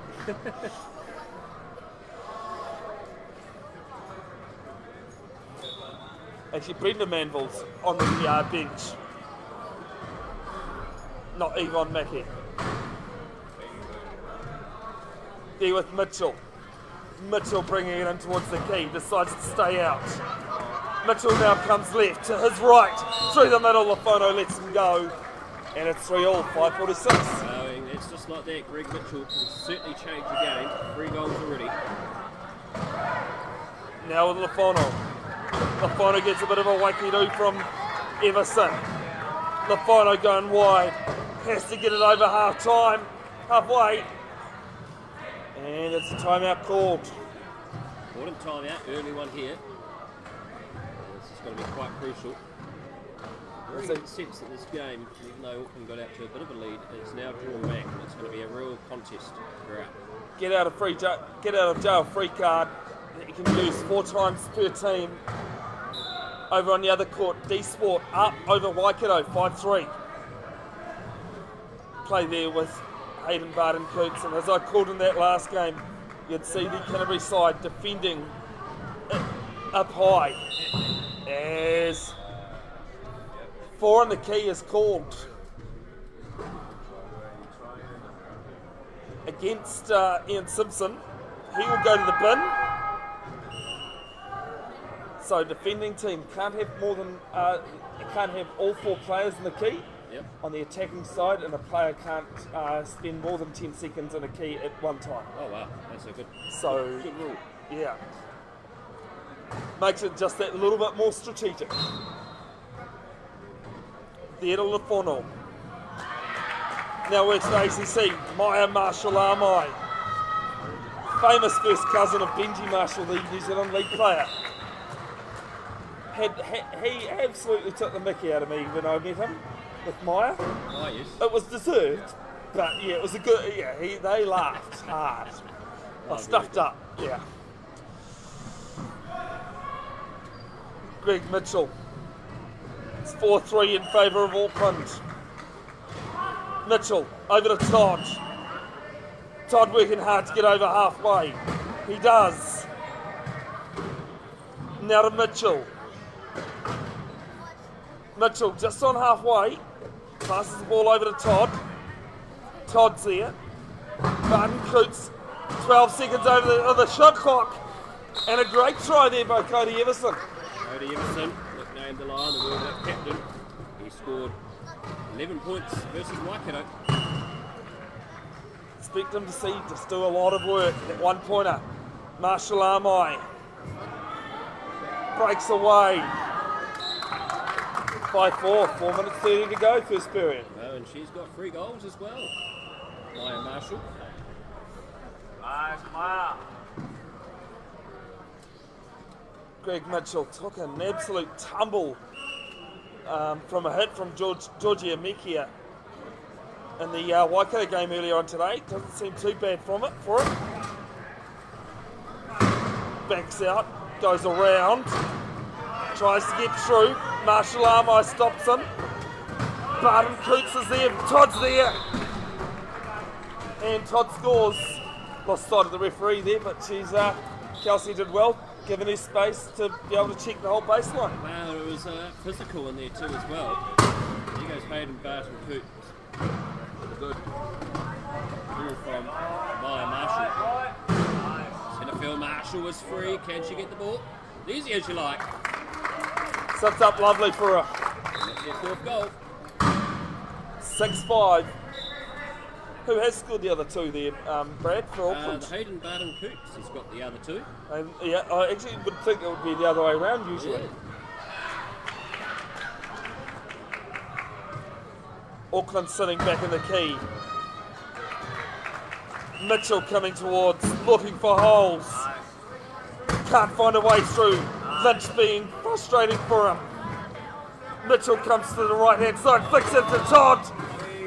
And back-to-back goals that same way. Just flicking play around and then flicking to Todd in the middle. Oh, it's a very good play indeed. And it's good that they're really working as a team here, Canterbury. This is going to be key. And here goes Maya Marshall again. And she's just going to be too much down that right-hand side, and she'll sell in for goal number 5. 7-6, 3:12 left, first period. 4 8-minute periods, folks, with a stop clock. This game going according to script at the moment. Try for try. Nothing in it. Mitchell tries to bash his way through and does. 7-all, 2:56. Well, it's the Mitchell and Marshall show at the moment. Marshall with 5 and Mitchell with 4. Great to have your company, folks. Bevin Jenkinson of Bev's Broadcasting, Brad Hudson of Huddy Sports, bringing you the action from WRC2. It is Division 1 final. Auckland taking on Canterbury. 2 minutes 38. Hayden Barden-Coops, really good user of the clock.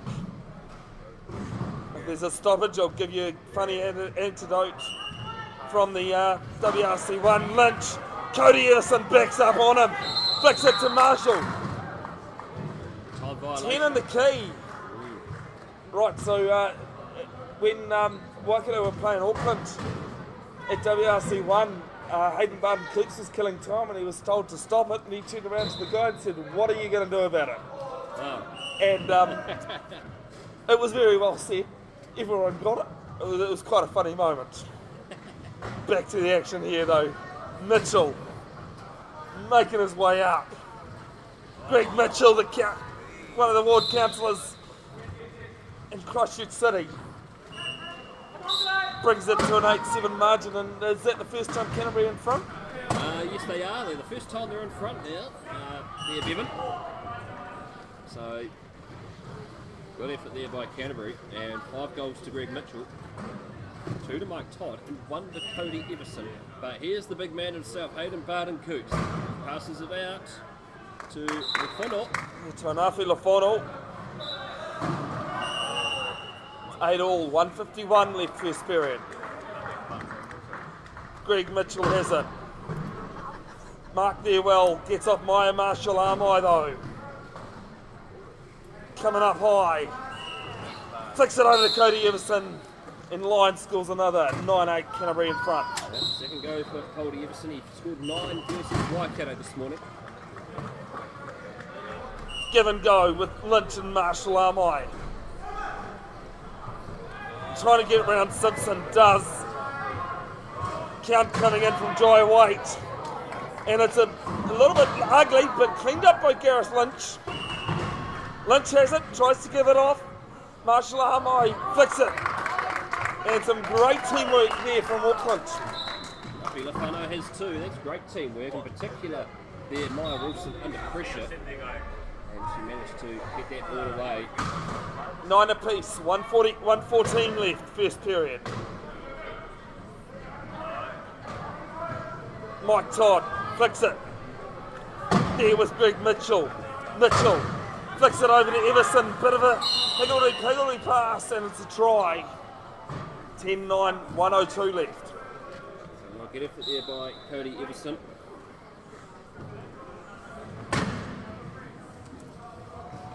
Flicks it to Barden-Coots. Barden-Coots with all the go room he likes down court. And we're back to 10 apiece, 55 seconds Nice left. scoring first quarter. 10-all. I think we had 11-9 at the end of that first period in the Div 2 final. We did. It was 11-9 to Bay of Plenty in the Div 2 final in the end of the first quarter. 10-all here. There's Mitchell. Mitchell looks to cut it open, slams into Maya Wilson and Cooks. Looks to pass it in reverse. Goes Cody Everson, and he's got his 4th try in this match. 11-10. 43 seconds left first period. There with Barden-Coots. Coots flicks it over. Has some work to do, does Tainafi Lefono. And they're just going to waste some time. They want to score last almost. There's a 3-second difference between the game clock and try clock. They might even use a timeout here just to make sure they score last. Well, that'd be quite handy for them. And he's just surveying, he's looking, he looks at the gate, so the gate is open. And he's just going to hold and go. Allows 10 seconds left. That's his 4th goal, Hayden Barden-Coops. 11 apiece. Canterbury, I don't know if they're going to look to score here. Auckland will have the possession at the start of the second quarter, but that is all she wrote for the first period. Div 1 final 2023 of the WRC. Auckland 11, Canterbury 11. We'll be back in 2 minutes.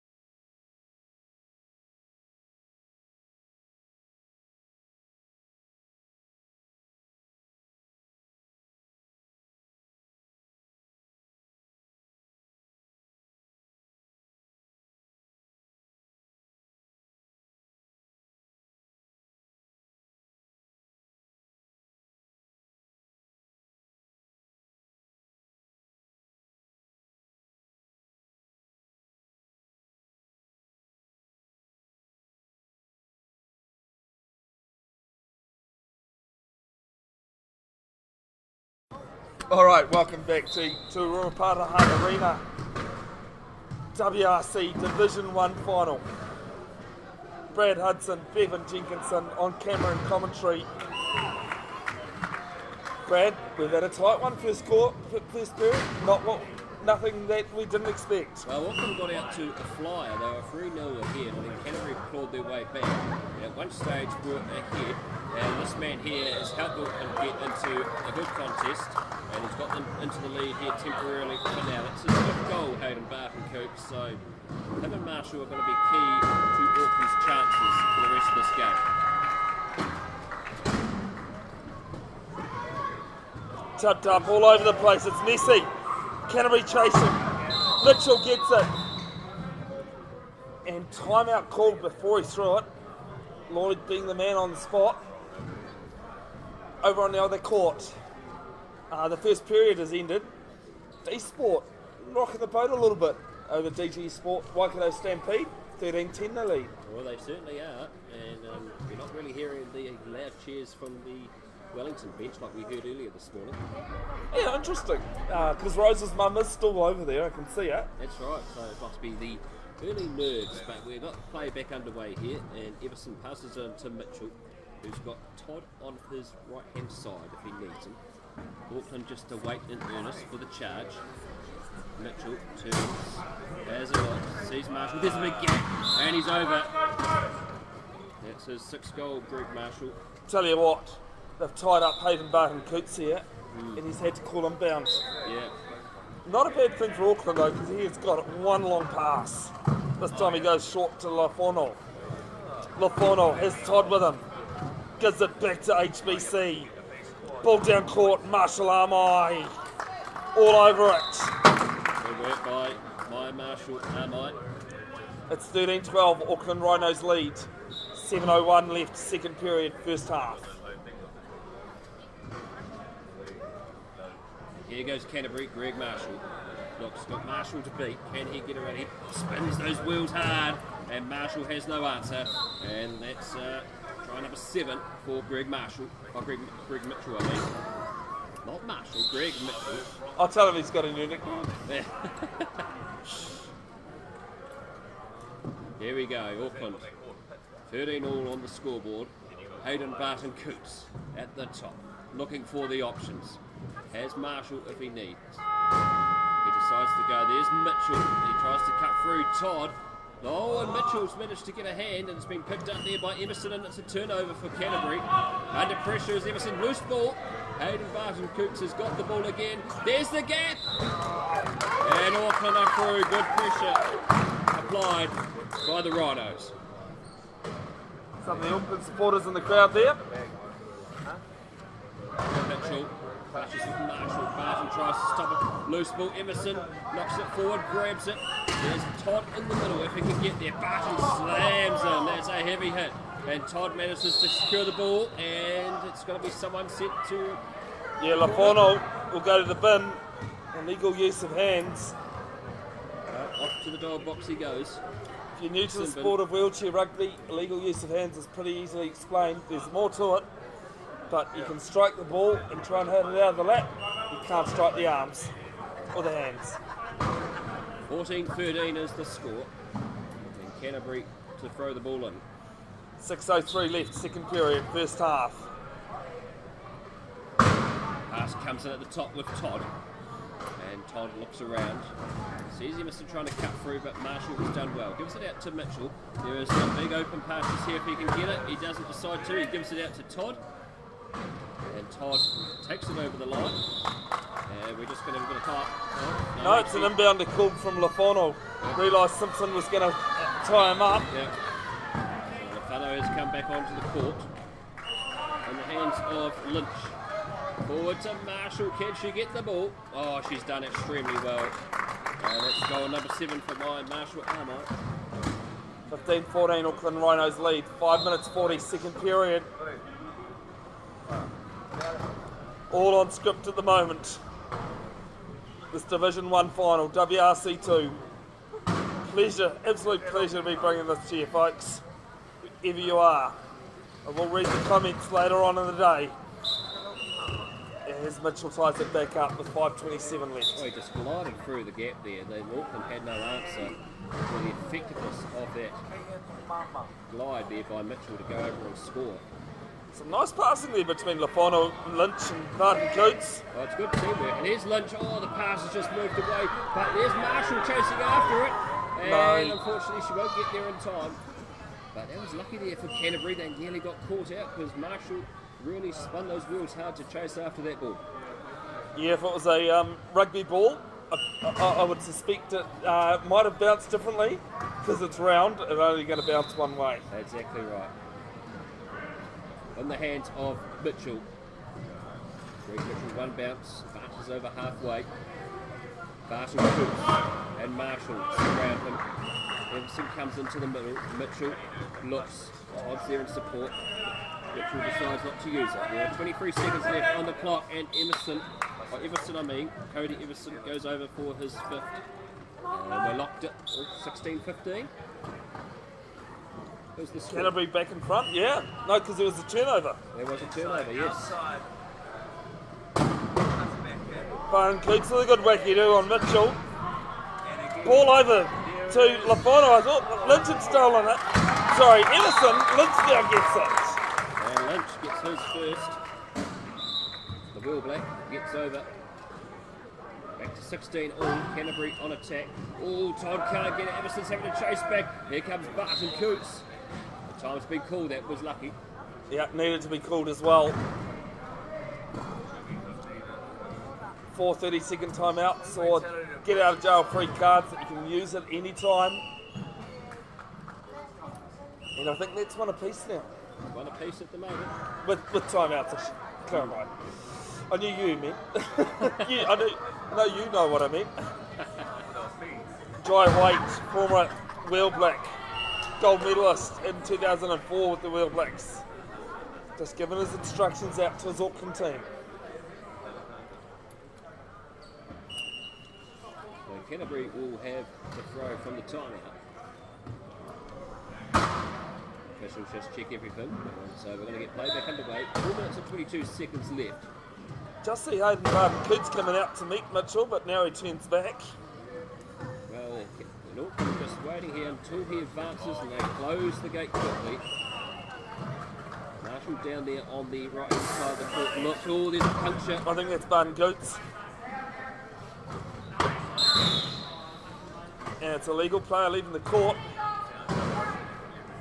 And it's a penalty try. It is Barton Coots on the punch-up. I think this is our second one, isn't it, in the match? Yeah, I think it's the third one we've had, but second for Hayden, Yeah. is it? Yeah, second for him, I believe. So, okay, so we're just having the quick mechanical change. Fix the wheel.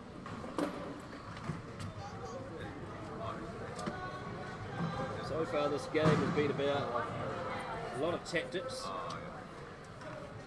a few punches. Not as physical as the previous Div 2 final, particularly the third quarter. There's all sorts going on in that one. Yeah, I think that will change.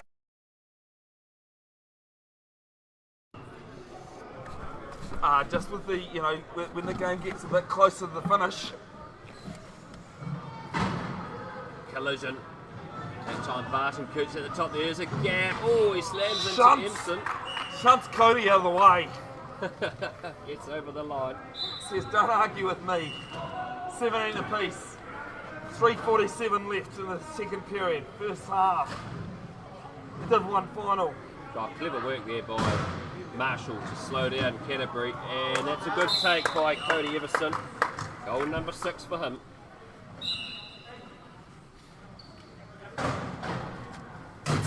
Ball there to Barton Coots, and I think the funnel might have punctured. Yes, he has. It's the fourth puncture. Well, you asked for a physicality, Brad, and we've had 2 back-to-back punctures. Yes, and the mechanics are going to be heavily worked here. Now they're going to have to place another wheel. Great work that the Auckland team are doing there.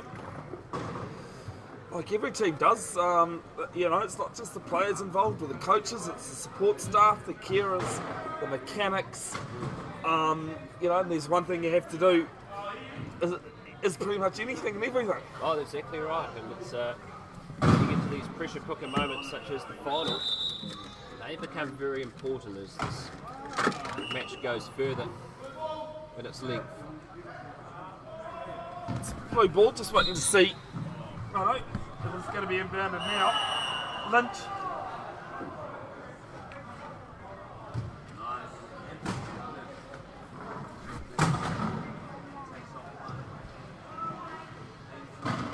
Barton Coots, up and down from Cody Everson. Gives it off to Marshall Armai. Todd gives up the chase. And that's her 8th goal. She's extremely quick on the counter-attack. 18 apiece, 3:06 left, second period. Everson just having to steady himself before he gives the ball off to Todd. Todd flicks it through, Mitchell in the middle there. Ball up and over, and it's going to be Canterbury ball, Auckland player out first from Lafono.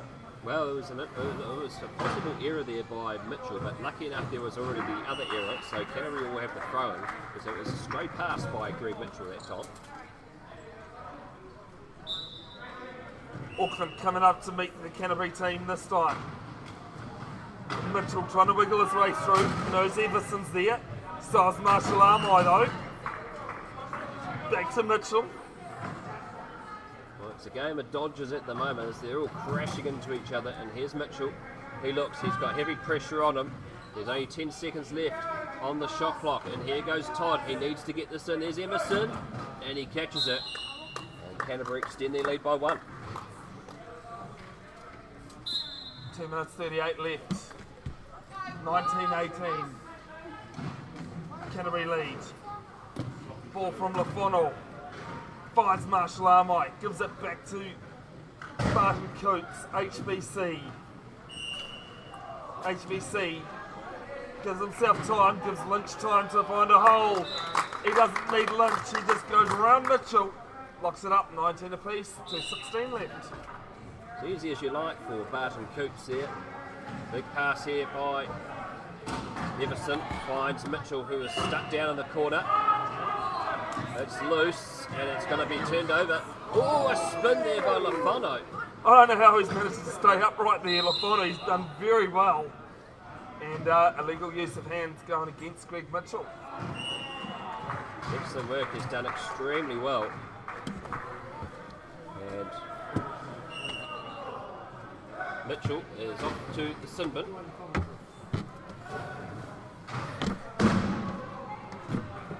So he'll be in there for a minute or a try from Auckland.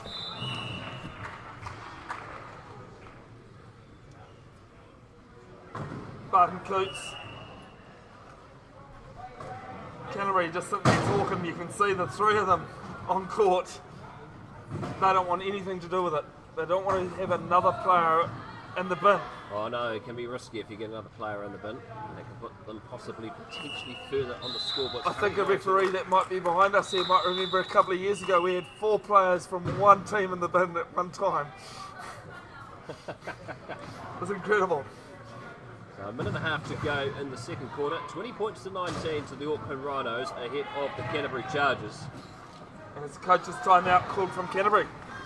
Well, it's probably an important one because now they trail by 1, and they did have the initial advantage after Auckland made a mistake.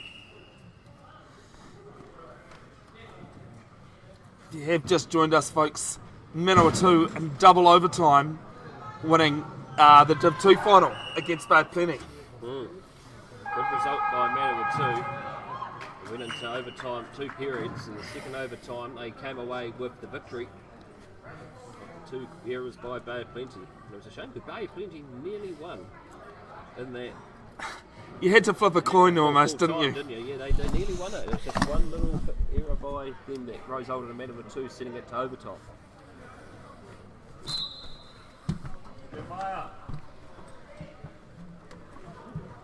There with Mitchell.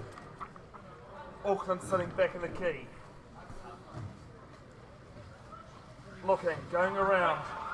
Backs out. Finding a hole, asking his low pointers to do some work for him. Find a hole. Mitchell goes through. Can't get past Lafano and HBC. And it's out. And it's gone to Auckland. Wow, and Barton Coots put the pressure on the referee saying that's our ball, and sure enough, the call came his way. 2019, the team in blue leading. 1:10 left in the second quarter.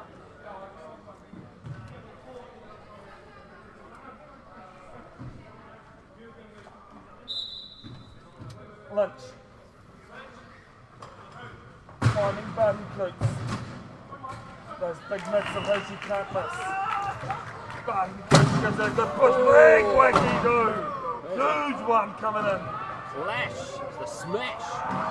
Flash and a smash, I love it. And that time, that there, Todd couldn't control the ball. So it's going to be an Auckland ball. Cody Everson showing why he's one of the greatest one-pointers in the game currently. I mean, no, but not many would be still in their chair after a smash like that. Oh no, exactly, particularly clashing with Barton Coots. Here he is with the ball. And Barton Coots looks around. Can he do it himself? He passes it through to Lafano and he'll sail over and score his third. And Auckland are ahead by 2. 21-19. 44 seconds left in this period. And Barton Mitchell is trapped down there. They're really putting pressure on him, slowing down his advancement. But he's got a breakaway now. He's got Todd and Everson if he needs, but he won't need them. He will just go over and score himself. And that will be his ninth for Greg Mitchell. Auckland have the possession at the start of the second half. Oh, they Have a sure look will. at the bench. The arrows their way. So Lynch out to Barton Coots, who is trapped down still as defensive end, and he does extremely one bounce, gets around Mitchell. Oh, this is brilliant play. Absolutely brilliant play by Barton Coots. Excitement in the crowd, and can he do it off, finish it off himself by travelling the whole court? There's a gap, he tries to, but he's not going to be able to, and Marshall will go over for our 8th goal. Good individual brilliance there by Hayden Barton Coots. 22-27 seconds on the clock. Really, Canterbury needs to score here. With Auckland having possession at the start of the second half. It's a long Hail Mary. A way too long Hail Mary from Greg Mitchell. It needed to be thrown. Well, I needed to, and unfortunately there was no one there in the latch onto it. The nearest player was Todd, but he wasn't going to get there in time. And so Auckland will head into half-time with a 2-point margin. 22 points to 20. Advantage the Auckland Rhinos ahead of the Canterbury Chargers at half time.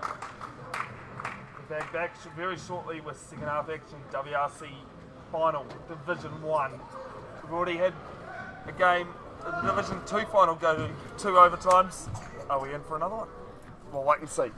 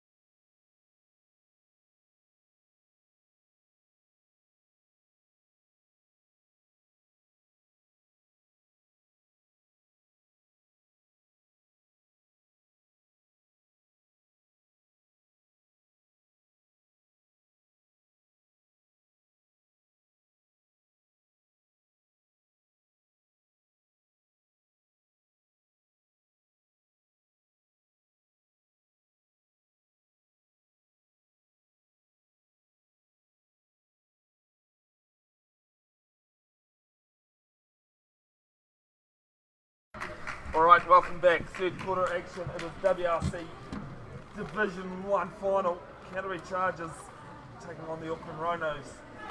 Brad, first half thoughts? First half thoughts, well, even contest, but Auckland just pulling away late there of 2 Canterbury mistakes. And we'll just to see how that will be, Canterbury adjusting to that. They've put one back. They have, Mike Todd getting that one there. So it will be interesting how Canterbury bounce back. They would need to be making sure they get Greg Mitchell involved a little bit more. He was pretty quiet in that second quarter, having to do a bit more on defence. He was kept quiet. So this man wasn't kept quiet.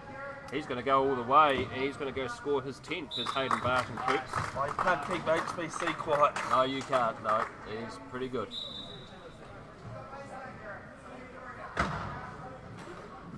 (23-21) third quarter action. Greg Mitchell. He says, "You want to call me quiet? I'll respond kindly." I think he heard me. I'm sure he probably did, knowing what he's like.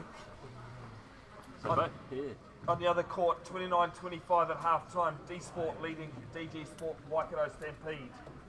And the third versus fourth match. Absolute pleasure to have you folks. If you are tuned in, if this is the first game this weekend you've thought, or you've watched all weekend, thank you so much for watching, and a try scored there from Maya Marshall-Armai. Oh, she's done well too. That's try number 9 for her. Just a quick reminder, you can watch all these games back to your heart content. Only the games on the live stream have been filmed, though, unfortunately. Well, a big pass from Mitchell, and it's been picked up well by Cody Everson, who will go and score his 8th. That's a good pass by Mitchell, and it was right on the money. 6:45 left. Still a 1-point ball game in favour of the Auckland Rhinos from Tamiki Makoto. Oh, down there with a final. Easy as you like. Canterbury not there on defensively that time. You take over lead. So here we go. Everson passes out to Mitchell.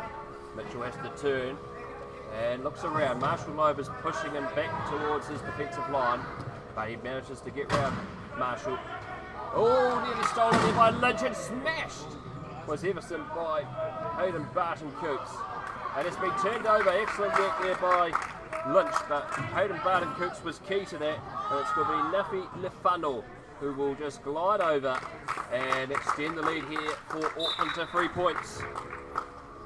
Dominant display in defence by the Aucklanders. When we said earlier on today that we both call the third quarter, the championship quarter.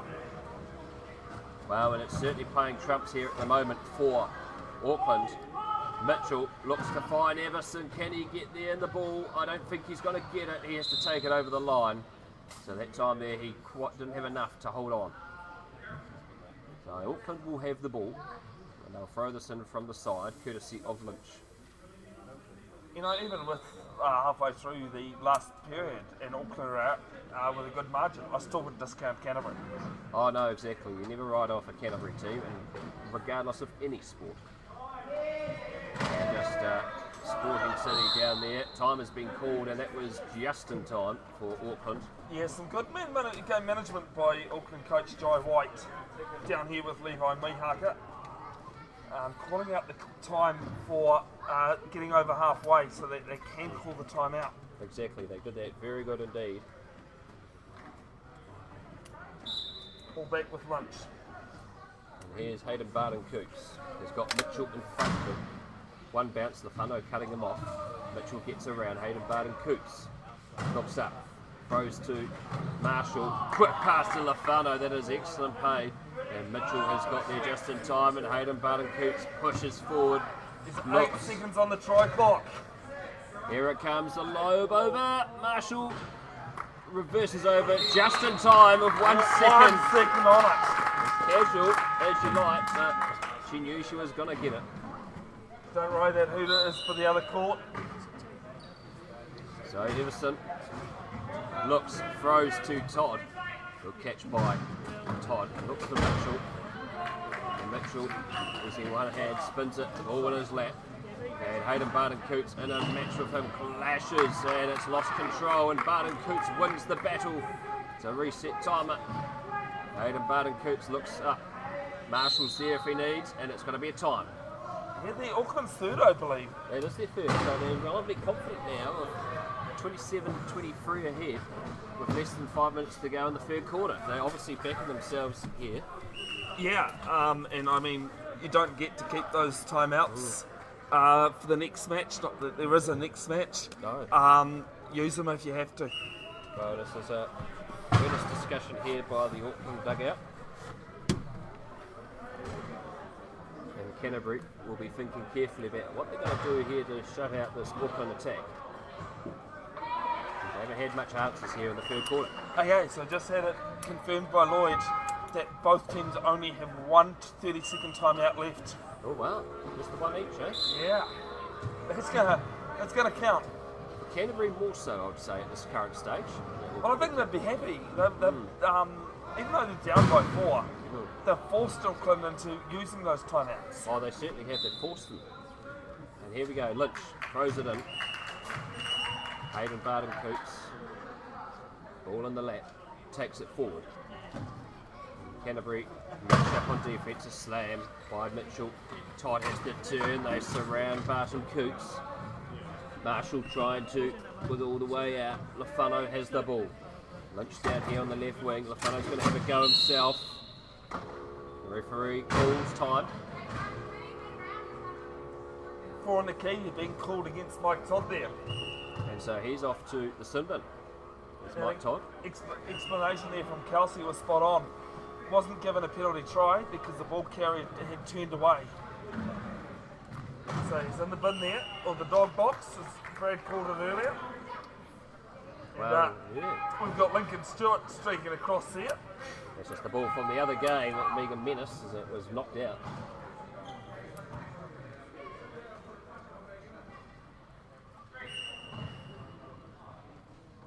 Bench just double checking that it was a reset. It was. Because it was a foul. Barton-Cooks just wasting time here. I think you got called out there, Bevin. I think I got called out. Hayden Barton-Cooks is not putting up for the Canterbury people. He's not putting up with you either, Bevin. No, he's not.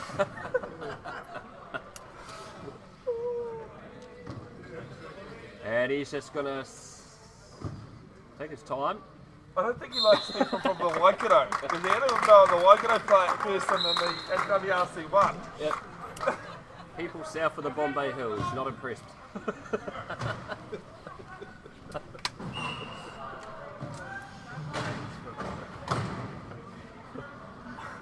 Slammed together as Todd by Lafano and HPC. And Mitchell has to come in and support. So squashed up here at the moment. 19 seconds. Ball comes down to Evson. And he secures it before Marshall Loeb can get him. He's under pressure. Mitchell charges in. And he has a go, and he's over, and reduces the margin to 4. Just quickly going on that, mate, Brad, it really does show the community spirit that wheelchair rugby has, you know, to fire something quick like that. Spot on. he knew I wasn't meaning it in a bad way, but saw an opportunity and took it.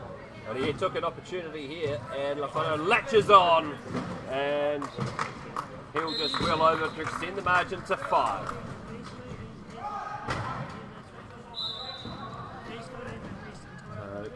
Lafano's 6th try here in the Div 1 final of wheelchair rugby for 2023.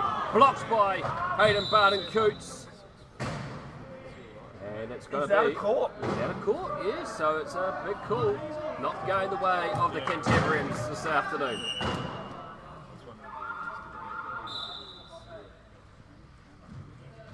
Passing from Lynch to Hayden Barton-Coots. 1 bounce. 3 minutes to go in the 3rd period. I'd say he's using time to his advantage here, I will rephrase. And he just looked at you to make sure you said it correctly. Whoa! He smashes Ian Simpson. He nearly went flying to Mars after that hit.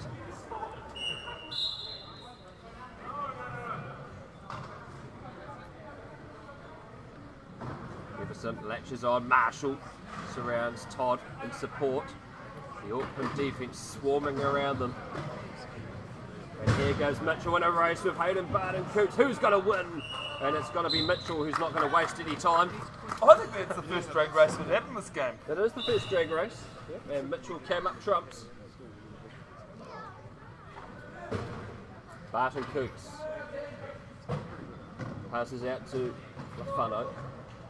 Marshall is there, and she surveys, turns, gives it out to Lafano, and they're just playing with Canterbury here. Hey look, there's 16 seconds left on the shot clock. And Lafano looks for Hayden Barton-Coots, and passes out to Masalamai. And that's good work by Auckland again. That's her 11th goal. It's a 6-point margin now, Brad Hudson. Oh, it is. It's a big margin. A massive moment now for Auckland. This quarter may potentially secure them the title. There's still a quarter to go, but the way they have dominated Canterbury in this 3rd quarter. They've just had no answers. Auckland's just dominated. Oh, they certainly have. Mitchell losing possession. They was knocked out by Marshall, so it still will be Canterbury ball.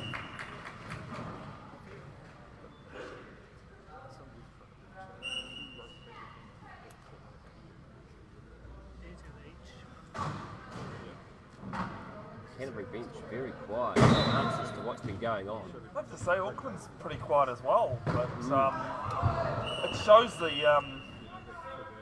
competitiveness of this game. Oh, it's competitive and the intensity Yeah. that's going on.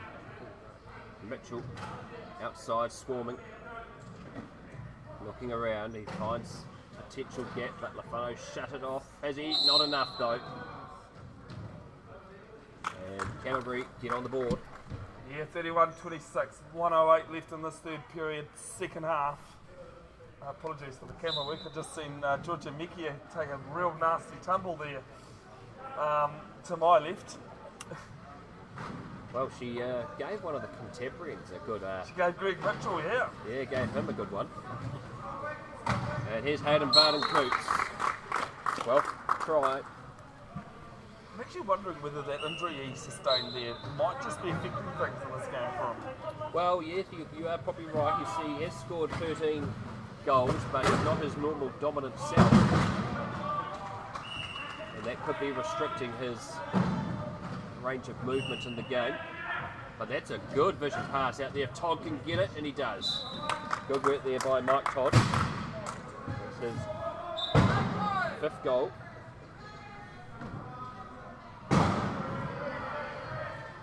Here goes Marshall. Advancing towards halfway. clashes in with Everson as the Wolves go around the crowd. Barton Coots sits down like he's having a Sunday roast. Bit early for that, I thought. And he's just playing with Canterbury at the moment. 12 seconds left on the game clock for the third period. Count coming in.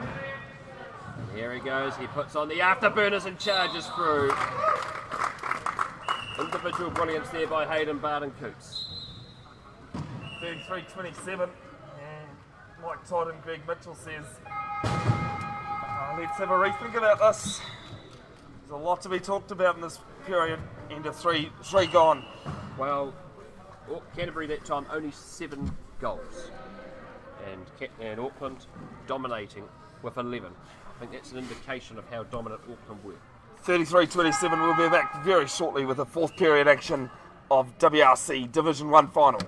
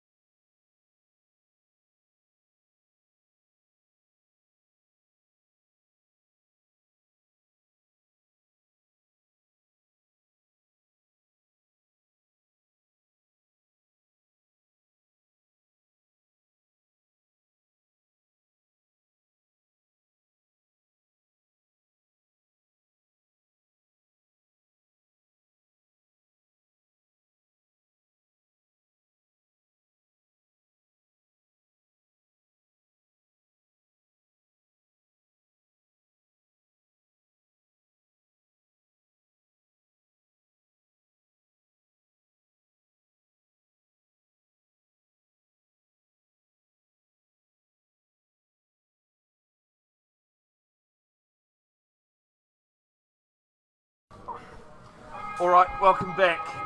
Fourth period action. It is WRC Division 1 final between Auckland and Canterbury. Auckland Rhinos 33-27. Brad? Well, Advantage Auckland. Advantage Auckland, a dominant quarter by the Rhinos. The Chargers not having much answer to the brilliance of Hayden Barton Coots, who has He's just done been, everything, even including giving a bit of grief to someone. Oh yes, he likes giving out grief, and he's just looking around the rim here to look for options. 16 seconds left on the shot clock. He has a go now himself, but he runs into a tumble of Canterbury chairs, and it's been lost out of his position, and it's still going to be Auckland ball. 6 seconds on the try clock though. Oh yes, big moment.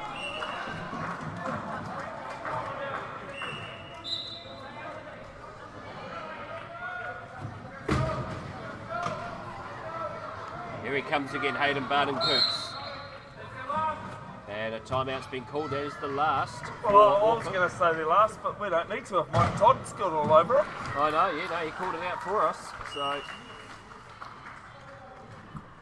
I'll come back and have a chat with Coach John Waite. oh, he looks pretty relaxed, does the coach. He knows that they are in total control of this game.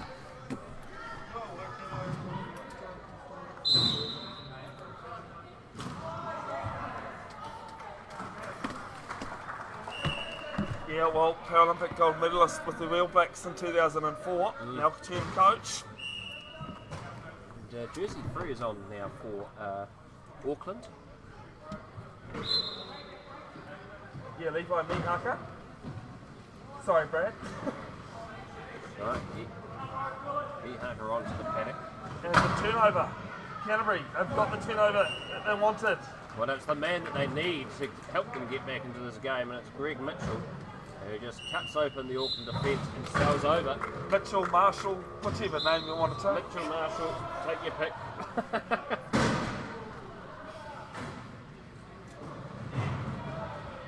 they go, Auckland. And here is Mihaka. And he'll sell over, score his first of the final.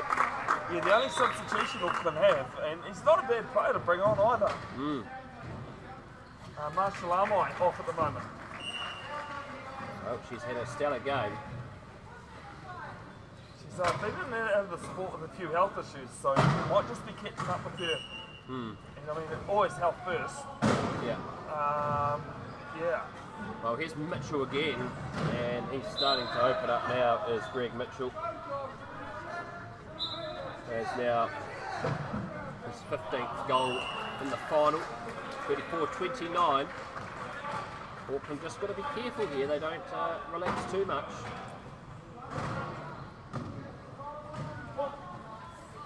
Oh, this is brilliant play. And Hayden Barden-Coote sails over.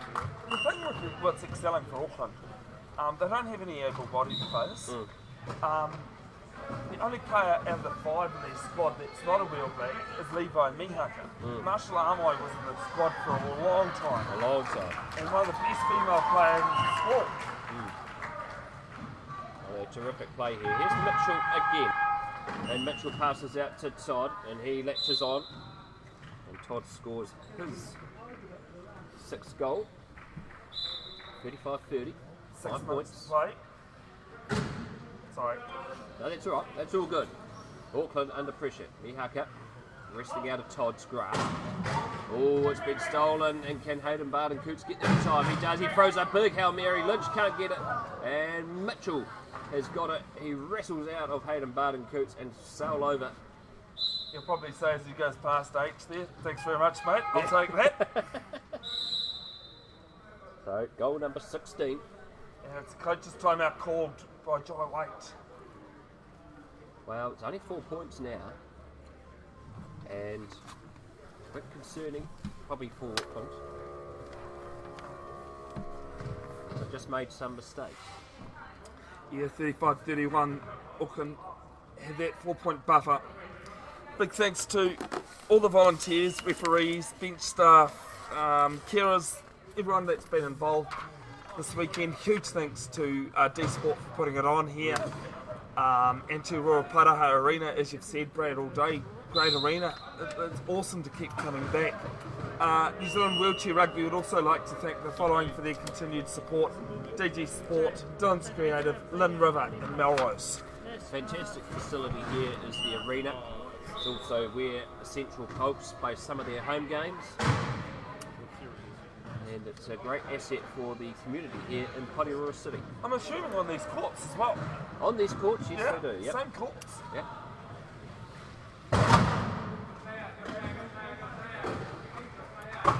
Oh, great pass. That's a Mihaka from Barden-Coote. 36-31. 5.5 to play.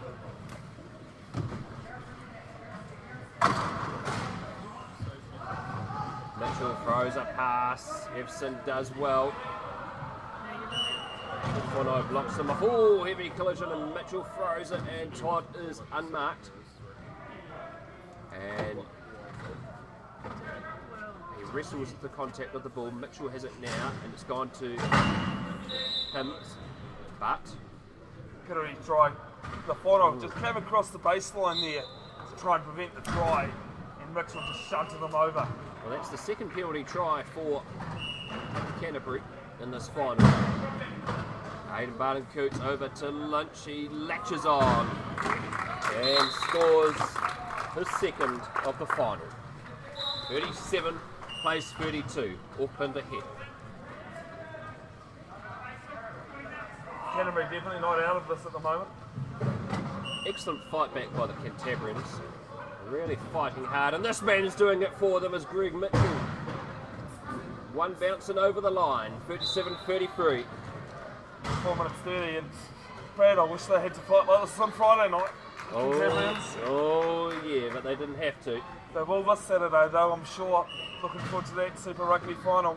Be a brilliant final.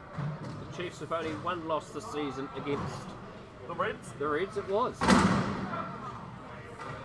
So, and of course it was the Reds that almost beat them again in the quarterfinal. Ball from Marshall. Picked up. Oh, couldn't hang on to it. So no try. That was all Greg Mitchell there. He just hit the funnel and just rocked his momentum. It was good to being able to get technical up. defense there.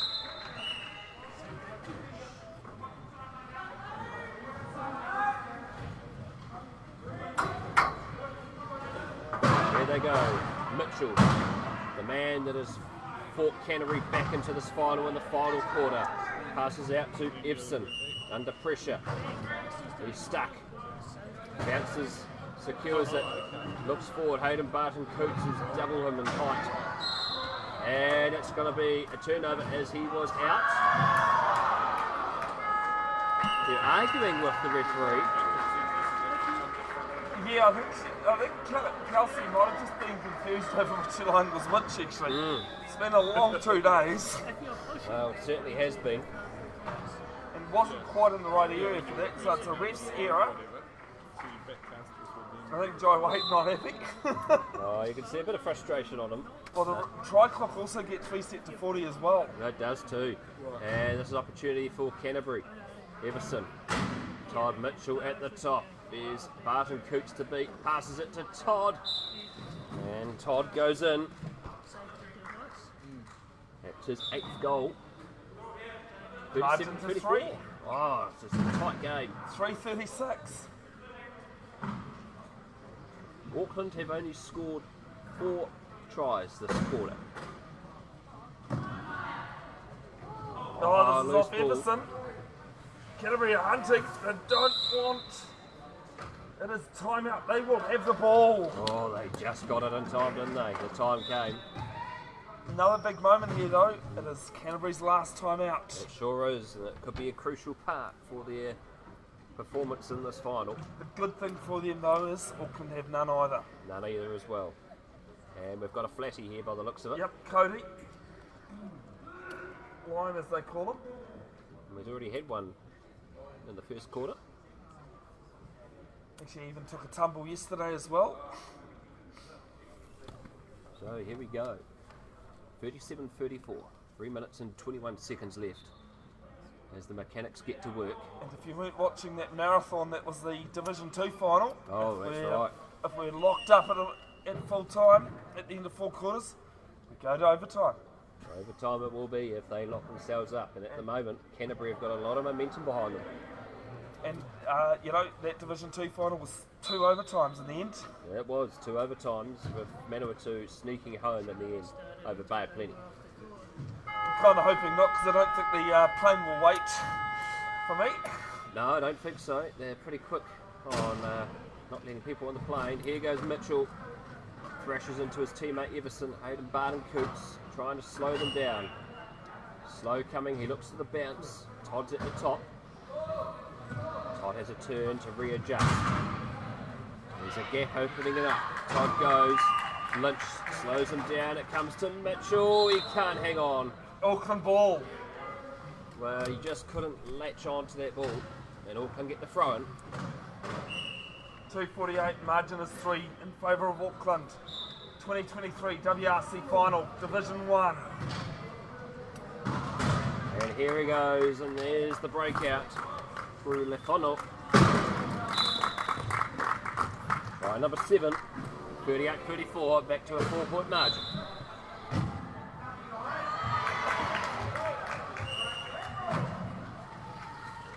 Quite close in the other game too. It's 44-39. And still D-Sport in front. And it's a heavy clash, and that time Canterbury score through Evson. Sorry, Brad, what was the heavy clash? My ears are still ringing. I know, it was loud. Boom, it was right in front of the mayor of Porirua. She didn't look rattled at all. There she is there. She's probably used to more loud noises coming out of the council chambers.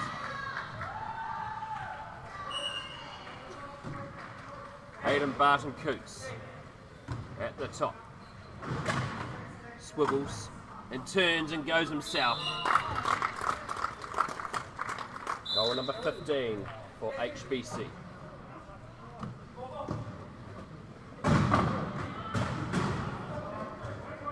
Todd secures. There's Evson down there on the left wing, but Marshall's got back in time. And here goes Mitchell. And he'll cut around and slide straight down.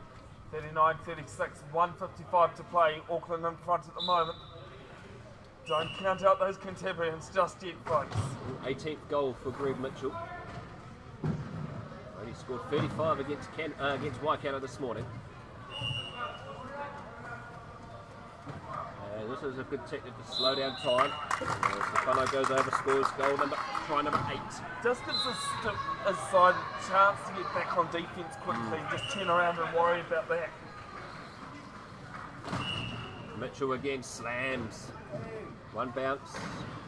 Hayden Barton Coote slows down his advancement.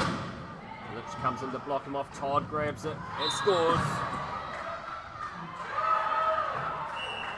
Try number 9 for Mike Todd. 40-37, a minute and a half. Still time for Canterbury.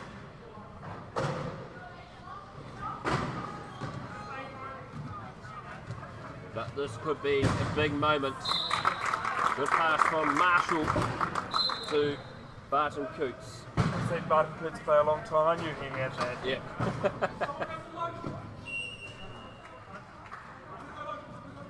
Here's Todd. Oh, big clash at the back. Barton Coots is just slowing down both Mitchell and Everson. Illegal use of hands coming in against the funnel. And he's off suspended play for a minute in the bin. Or try from Auckland. From Canterbury, sorry. 1:06 on the clock. Really, it is Auckland's to lose from here with 1:07. Oh, it sure is. Sport, it's a funny thing. Yes, the last minute often can be quite a crucial time for most teams, in particular if they get it wrong. And especially when it's a stop clock situation too. Well, exactly right. You see that with the NBA.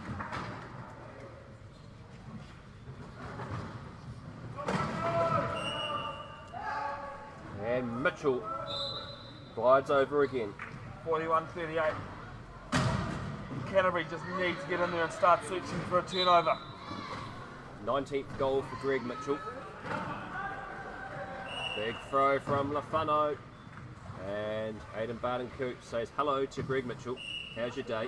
Has a turn and a swivel. Barton Coote, one bounce. Passes out to Lafano, and that pretty much, I think that seals it. Is signed, sealed, delivered. Oh, come on, Brad. You could not say that and me not respond. I know, exactly. Mitchell, one hand catch. Bounces, the result is not going to go out in their favour. They'll go down fighting. And here goes Everson. He's got Todd if he needs. Slams in. And Todd at the top. They box in Everson and also Simpson. And here's the pass. Oh, that time unsuccessful. And 7 seconds. Oh, yeah. 7 seconds. That's pretty much Auckland's game. I honestly wouldn't be surprised if they just took the inbound and just sat there. Yeah. I think it's not going to be a pretty end to the game. We're not going to have much contact. Not much contact. But they've proven wrong before. So, ball to Barton Coots. And he takes it up. Looks. 2 seconds left. The throw comes. Oh, it can't be latched on, and that is full time. And that ends it. WRC all over. Auckland Rhinos have taken out the final in normal time. Was not expecting it, really. Well, a normal time, and Canterbury with a late charge there in the early part of the fourth quarter, catching Auckland off guard. But Auckland, you could always tell they just had enough there, Bevin, to close out this, and they managed to slow down Canterbury and secure the title for 2023.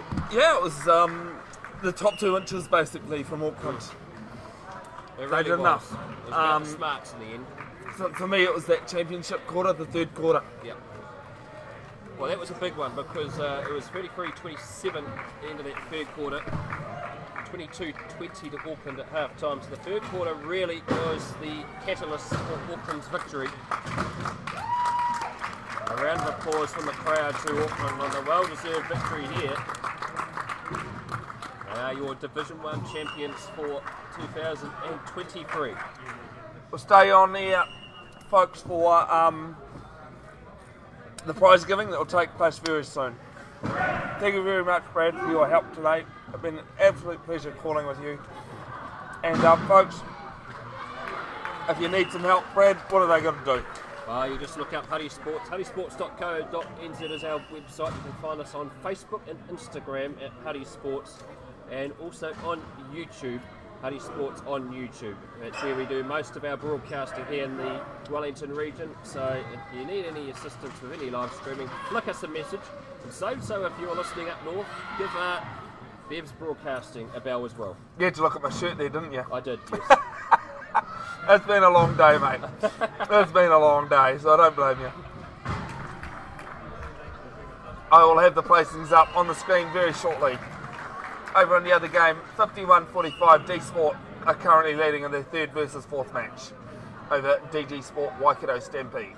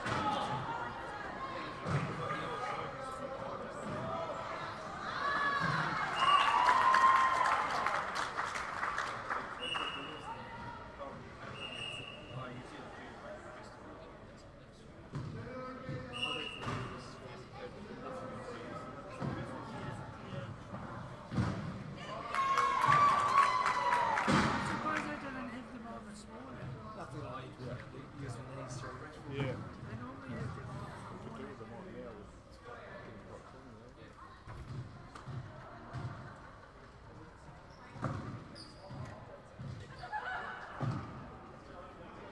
Or keep trying.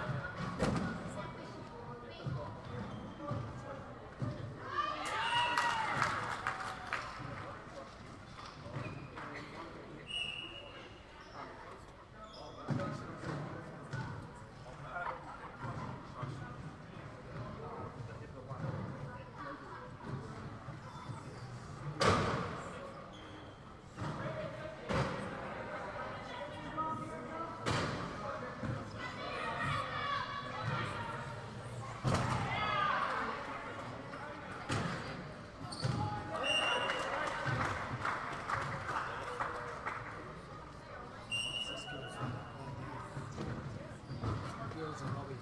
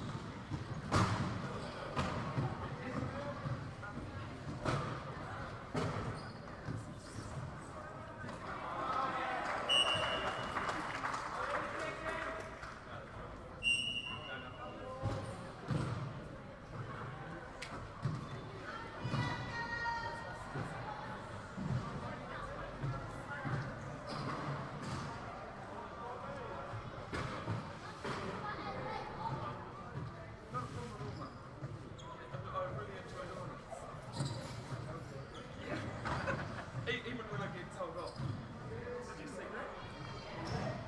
Yeah, well, hang on.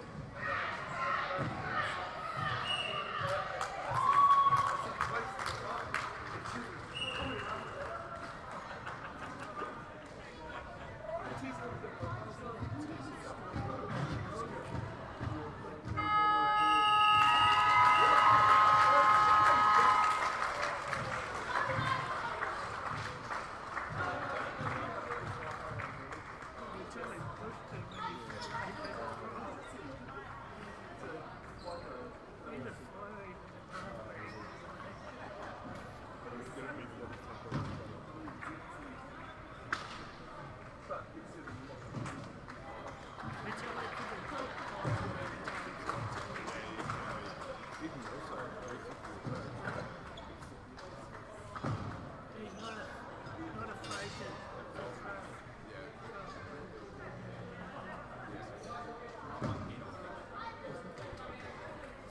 Not something that really wanted you sort of as a leader.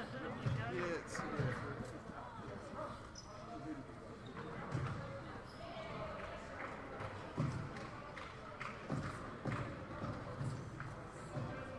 I suppose Dave was he didn't tend to ever really throw any hits.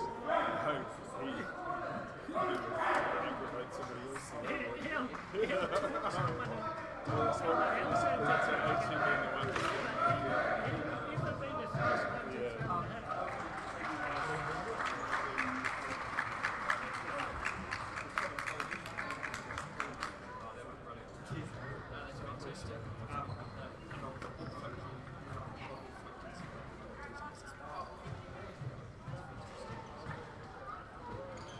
Get my stuff ready. Yep. It's just text.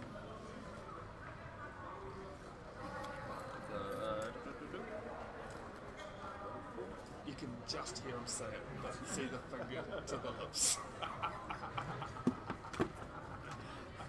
Oh, God.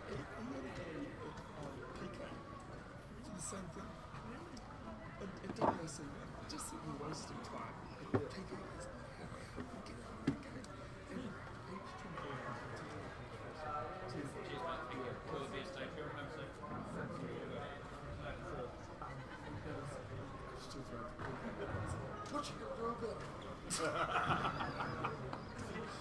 not someone you'd argue You've with got either, 40 is he? seconds Like, to score. It's up to you. I know, but you know, yeah. It was just, yeah, that's true. And then from to do it to me there.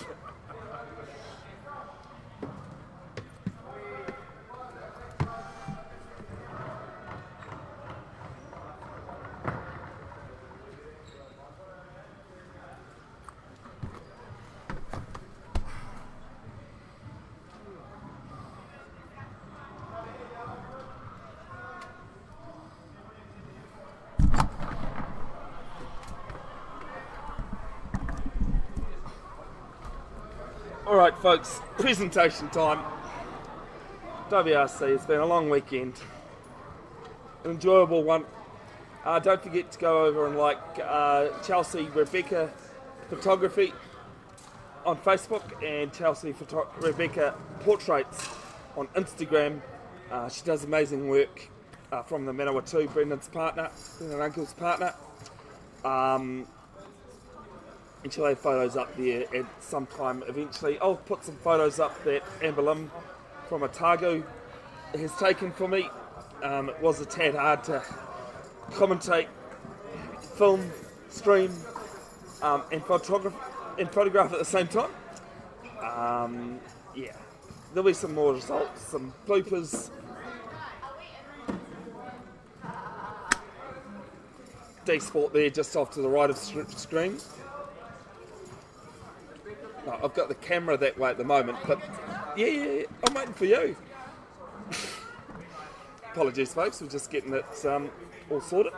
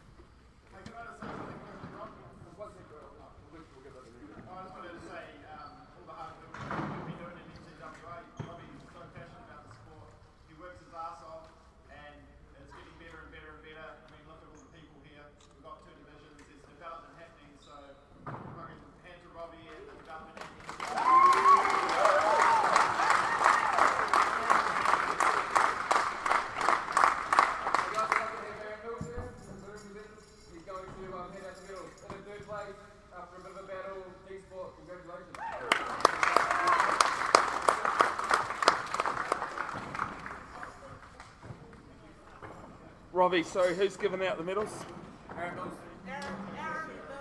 Aaron Mills. And well, looked like another nice close game like the first one. Unfortunately, it had to be a runner-up, and I'm glad that game did not go triple, quadruple over. So, very spectacle and a good representation of our sport. Congratulations, Canterbury for second place. Well done.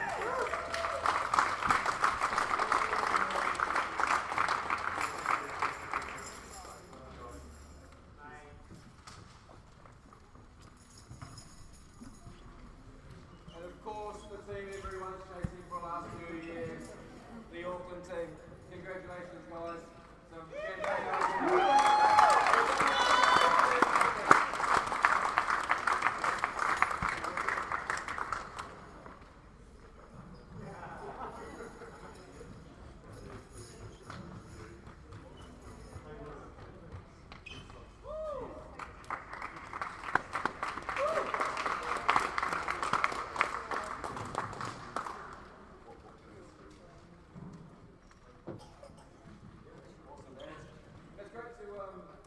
strengthen our relationships with our regional paratrooper organisations. And we have award, D4 Rugby Award that goes to Johan. Congratulations, mate. So Johan Galzer, if you haven't heard, the winner of the D-Sport Award for the year 2023. We'll just get a quick photo, but last before least, we, like Gab said, there's lots of spectators here, and it's exciting for us, and, we enjoy playing. I think the Div 2 final sounded like something we've heard overseas, so let's give a big round of applause to them.